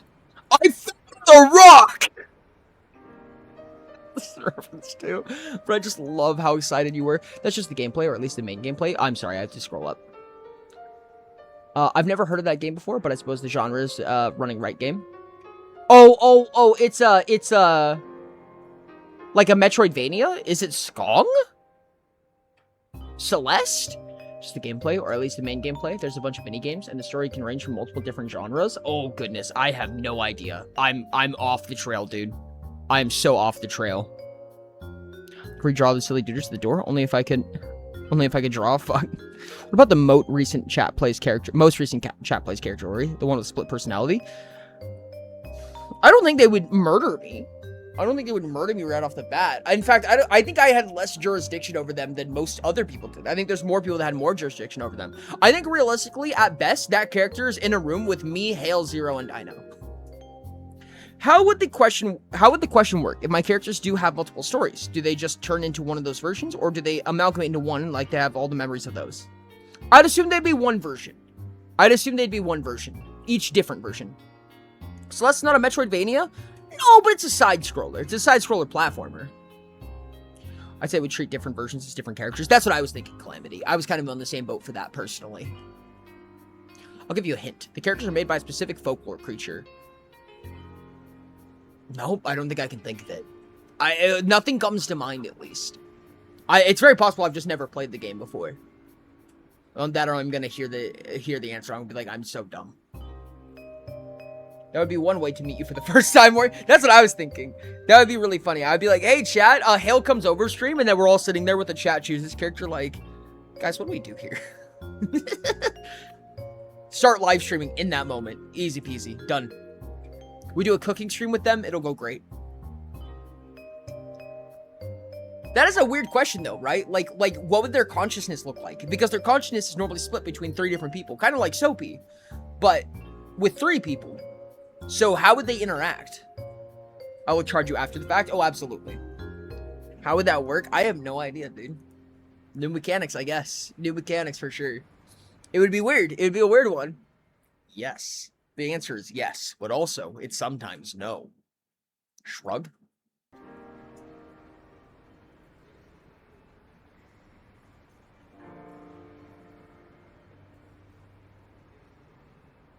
Okay, next question. Your characters offers to let you go, but wishes for you to write them out of existence after this due to the burden of this knowledge. Do you follow their wish, knowing that they can't do anything to you at this point? That's a really heavy question. That's a really, really heavy question. The creature I speak of has a specific gender and is related to a historical event, a specific type of trial. My question. Gendered creature with folklore creature that's specifically gendered? Is it the Baba Yaga? Is all I can think of? But wishing you for the right them out of existence. I think that this one is really interesting, and I think it's going to fall into a similar premise as what I've said before.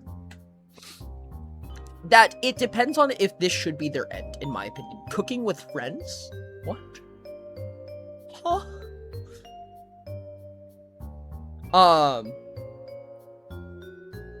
I think that it depends on if this really should be the end of their story. Character wake up with a letter in hands, on it written in caps, Naha asterisk. Who's close, me or Zero? Nuh-uh. Why not offer them magical sudden amnesia to that knowledge alone? I think that's possible. I think it just depends on what their growth arc is, right? I think once I've been in the room with this character, I have an intrinsic investment in their okayness, right? Like, I want them to become better after this. I want them to become stronger.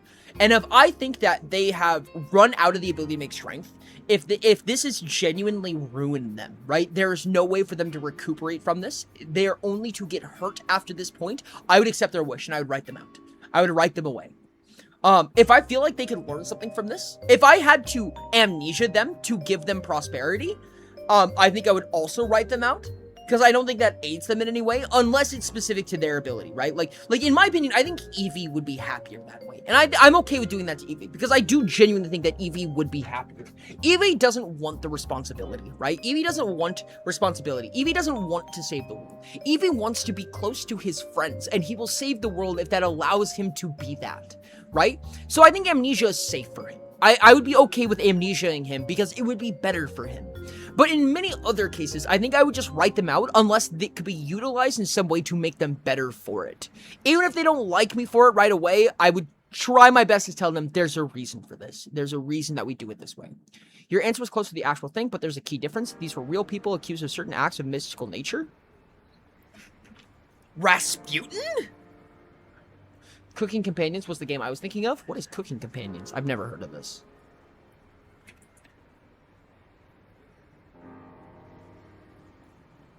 Huh. Interesting. Is this a psychological cooking horror? That's crazy. If Doki Doki was a cooking game. Crazy. Psychological horror title you won't soon forget? Oh, wild. That sounds really interesting, actually. That is the wrong gender. Understood. I think I'm out of guesses. I think I've ran out of brain fuel for this one. No, that's what you do. Why not offer them magical sudden amnesia to acknowledge that? I would personally be unsatisfied by that. Like, if I knew that that was your response, I would be upset. I would not like that. I would not be happy with that. I would rather be written out. Well, fuck, I missed Ori answering my question. Yes! Alright, chat, and Ori, I have made a silly. Look in the art chat. Oh, you had brain shit. fuel to lose. At Eco one point. underscore the It's all fierce story spent skipped now. over it and did not answer. Well, if Ego was here, I would have. But Ego wasn't here, so I couldn't. Our chat.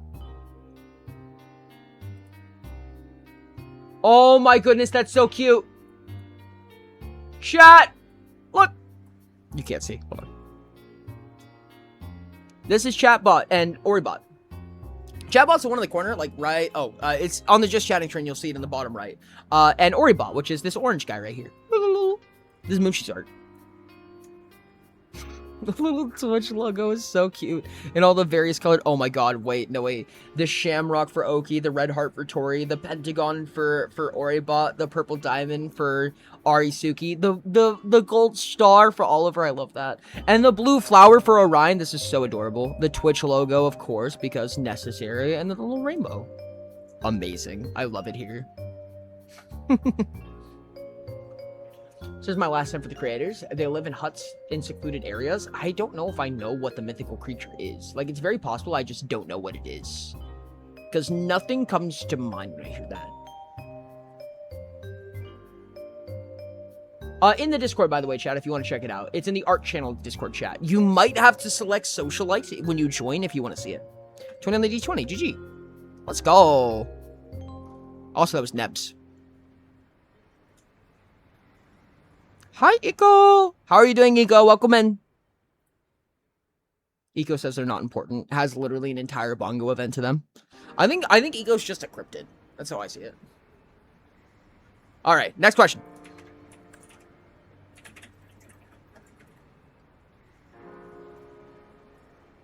If you could / had to become one of your OCs, which would you choose? Shot but say heck.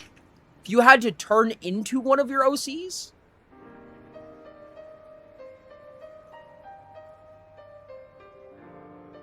Oribot enjoys stickers? Oh, duh. Of course.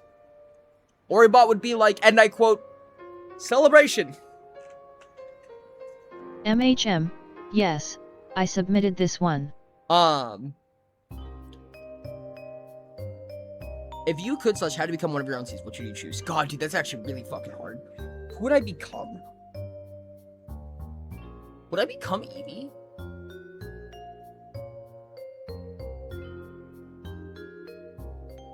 I think it would have to be. This is gonna sound really weird, but I think it's either Eevee or Tori.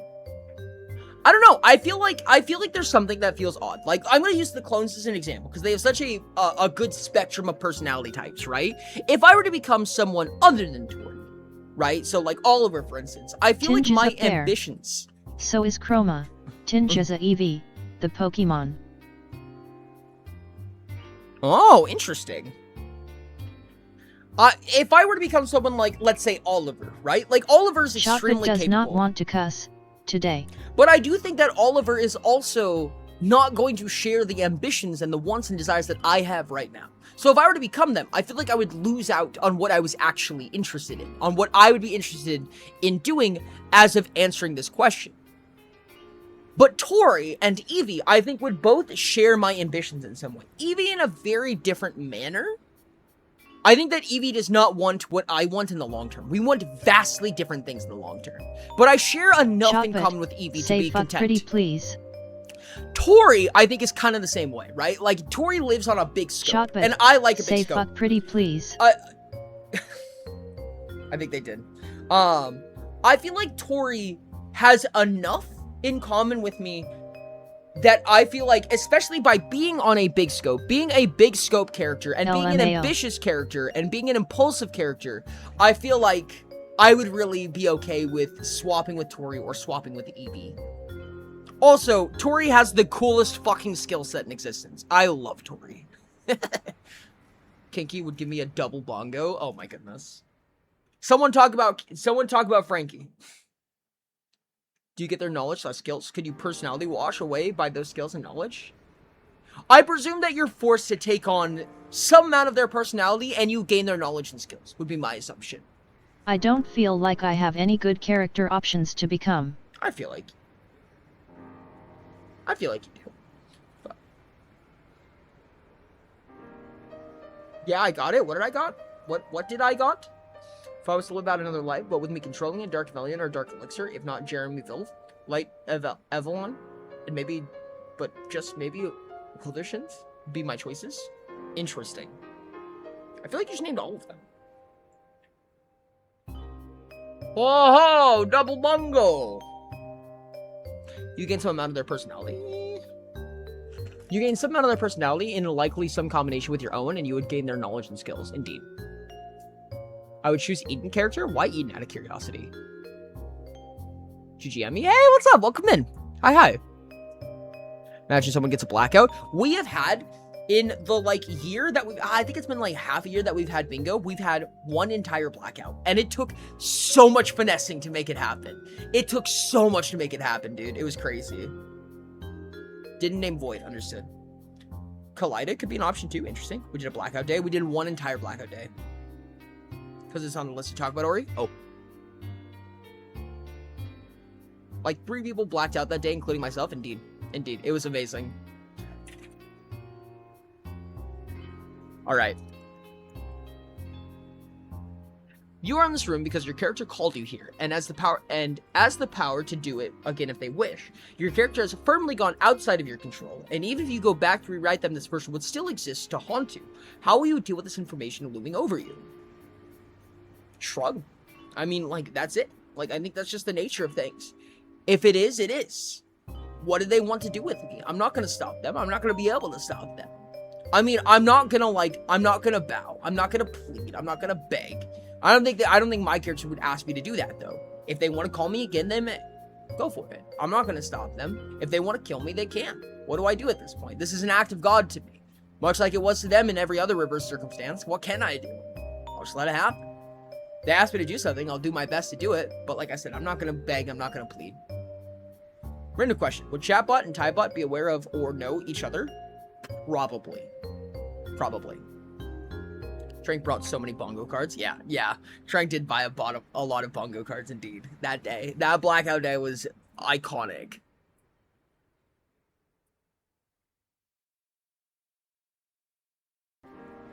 Chat, I think we're rearing up towards the end of stream today, so let's mark off the few more. It was really funny, honestly. Oh yeah, because she was, first of all, it was someone gets 5 extra bongo cards, I think was one of the bongos by themselves. But also, it was to try to get one that won. There are only 7 more. One of them I cannot answer today. One of them's kind of my ending point, so we'll see. Oh, whoops.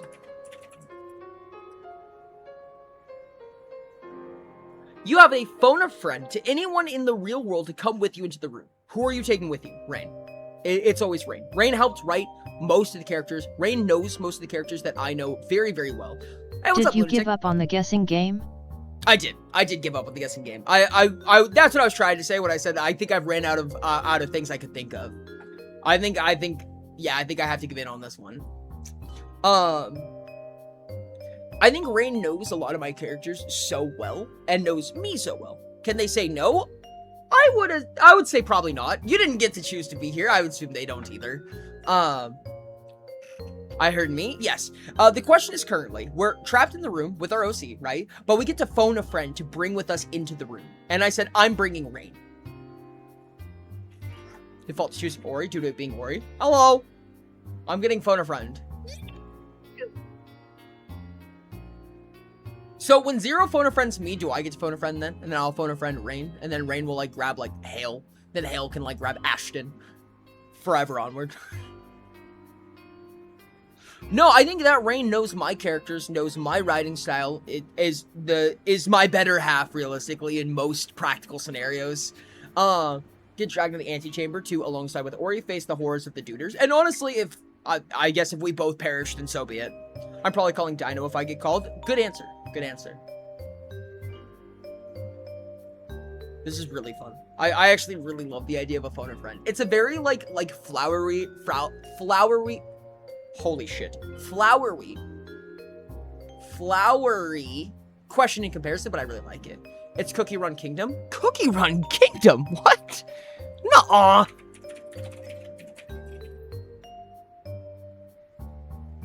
What creature is this based on?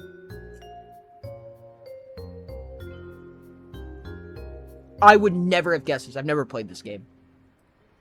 But I just, based on the graphics, I would not have expected that ever. I definitely would not have guessed that.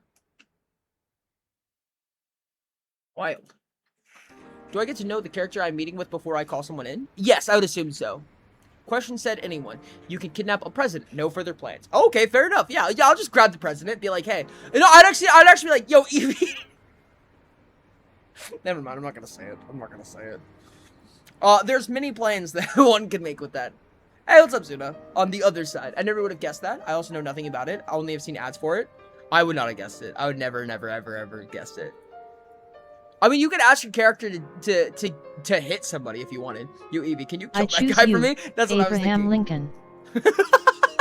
I choose Abraham Lincoln. There's just a corpse. You're like, just wait, you just wait until you see my trap card. I summon Abraham Lincoln, and there's just a body, and you're like, I thought this would go differently. I'm crying. That's great. Can you grab, like, dead person? Like Michael Jackson or Jesus? I would presume they'd just be dead. Did I hear manager position opened up for me? I don't know. I like the idea that you would just use that to get a hit on somebody. Like, you're just in the phantasmal world with one of your characters that has, like, basically superpowers. You're like, yeah, can you just, like, murk this guy for me? Thanks. I actually phone in my writer, so take that. Oh, I'm so normal, dude. Gmod interact sound. I need that as, like, a sound alert, dude. I love that so much. That's so funny. Okay. I'm getting stir crazy. What if the character is not a conventional sentient character, but a race of hive-minded bugs? And what if they immediately die after entering because they lost contact with the hive? And what if the link is not disrupted? I am going stir crazy. What? What do you mean?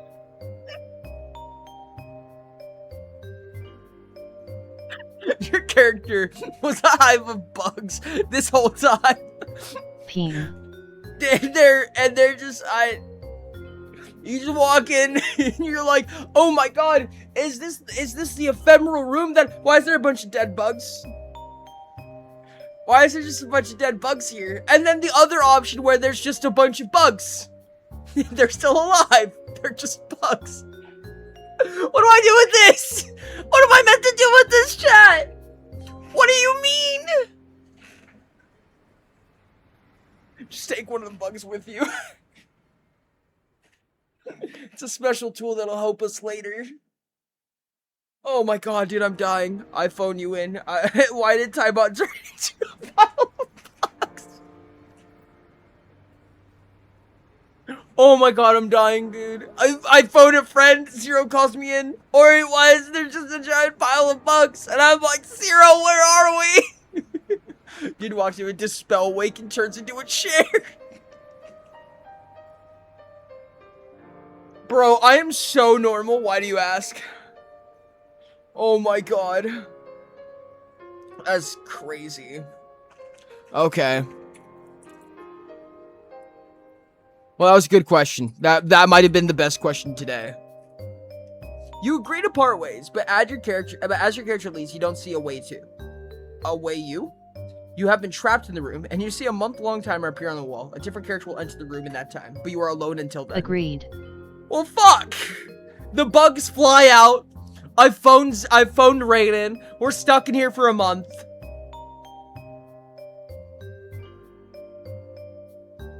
Is another one of my characters? I don't know how to respond to this. I guess we're just here for a month. I don't know what else to do, chat. What else do I do? The bugs! I want the bugs back! There's just like a hive of bugs and they leave, and then a new hive of bugs flies in after 1 month, and we're like, why does this keep happening?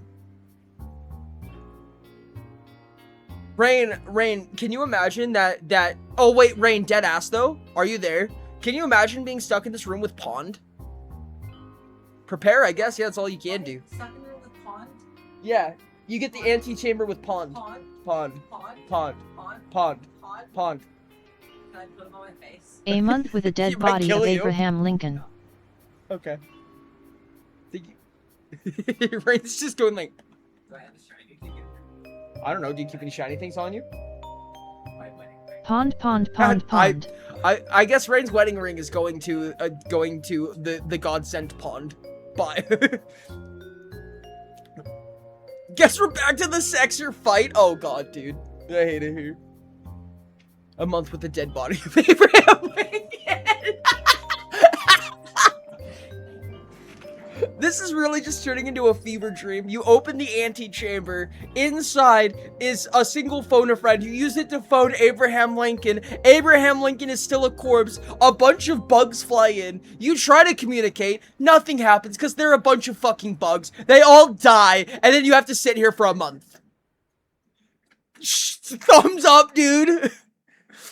Wait. This is just warp train situation. What is warp train? I don't know what warp train is. Yo, gonna break the suitor. I'm dying. I'm genuinely dying. Alright, next one. After you part ways, you sense something wrong. Your interaction has infected you with Iker. What do you mean? That's not even mechanically how Iker works! What? Oh, dude, this is getting so much worse! Project Moon thingy. So we're infected with Iker, so we can see into reality, which we already could because we're in reality, but now we're in like an ephemeral place, stuck for a month, a bunch of dead bugs, Abraham Lincoln's corpse is here. We're infected with Iker, so we can see into reality, but only like we go like mildly insane by seeing into the world that we're already native to, but we're here for a month. Meat. What do I do with this? What do I do with this, chat? What am I don't know what to do. There's just a lot of bugs. Speaking of characters in a book series I've been reading, which loves to be a musical at times, a book. The main reoccurring character, Pyre, is one interesting man. I'm very intrigued. Now I'm wondering about OCs that are giant creatures, realizing their creators is comparatively like a powerful bug-sized person. That's actually kind of real. What would That is a Ichor do very if real you question. had it while in reality? I presume nothing, right? Would it do anything? Maybe give you the flu. I don't think it has any power in reality, does it? I don't know why it would. You summon a random blacksmith to ask a family feud question. They ask, are you real? Does it smell like syrup? Is this guy real? You come home after 6 months of this nonsense with Abraham Lincoln's corpse, and then you realize you have Iker and you can see into the mirror. It works in reverse. You can just see through narrative characters' eyes. This is just a fever dream, right, chat? Like, we're just psychotic at this point. I just summon the Fexathon. I used the phone a friend to call the Fexathon. Hey, buddy, can you help me out for a second? Or the culmination of the stream into one bit has to become canon in some way, otherwise I will stab you repeatedly with my katana. Oops. I guess I'm getting stabbed with the katana. The one time you asked for it to happen, it's not happening. Ha.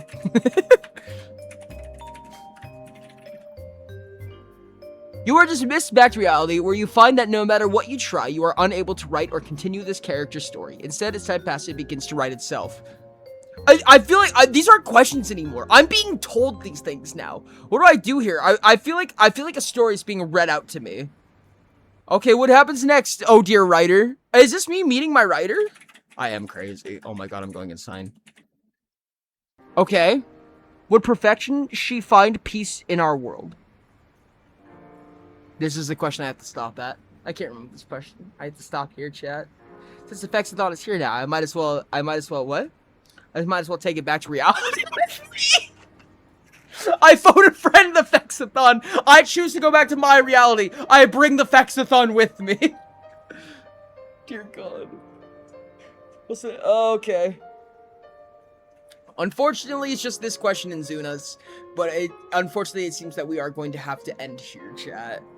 I'm sad to say. I am sad to say this is the question I cannot answer. One day, though. Chat, normally I would use a Miracast episode to tell you about what I'm making next for the next YouTube video. I can give you nothing. I can give you absolutely nothing on the next video. I am so excited for you, chat. I'm so excited.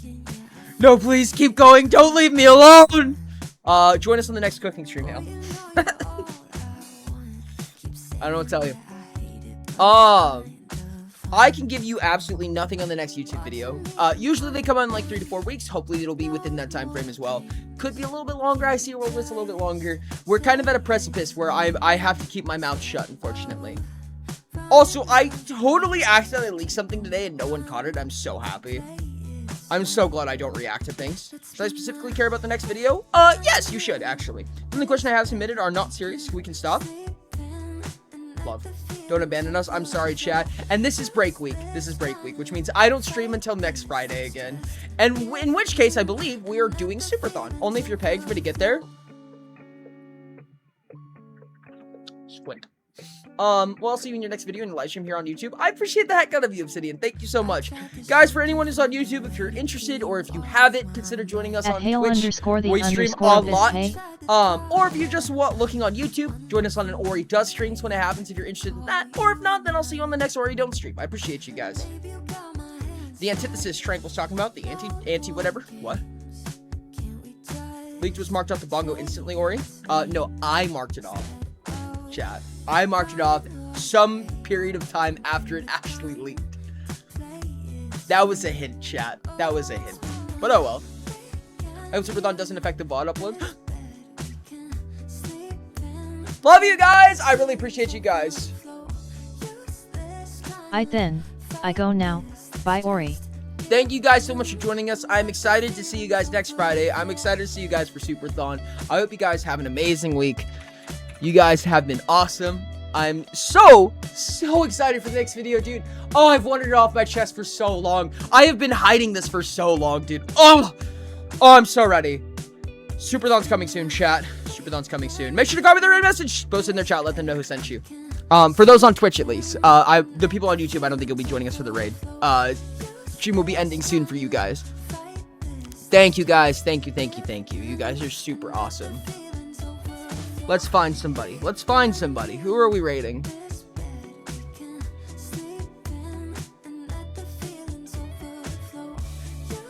Sure. It's been a long time since we raided them, so let's do it. Why only that? Why only that? I love Mix It Up. It's so great. I love you guys. I'll talk to you soon. I'll see you guys next Friday. For those who are on Twitch, join the Discord. Check out the website, Play Utopia. I love you guys. I'll talk to you soon, and bye.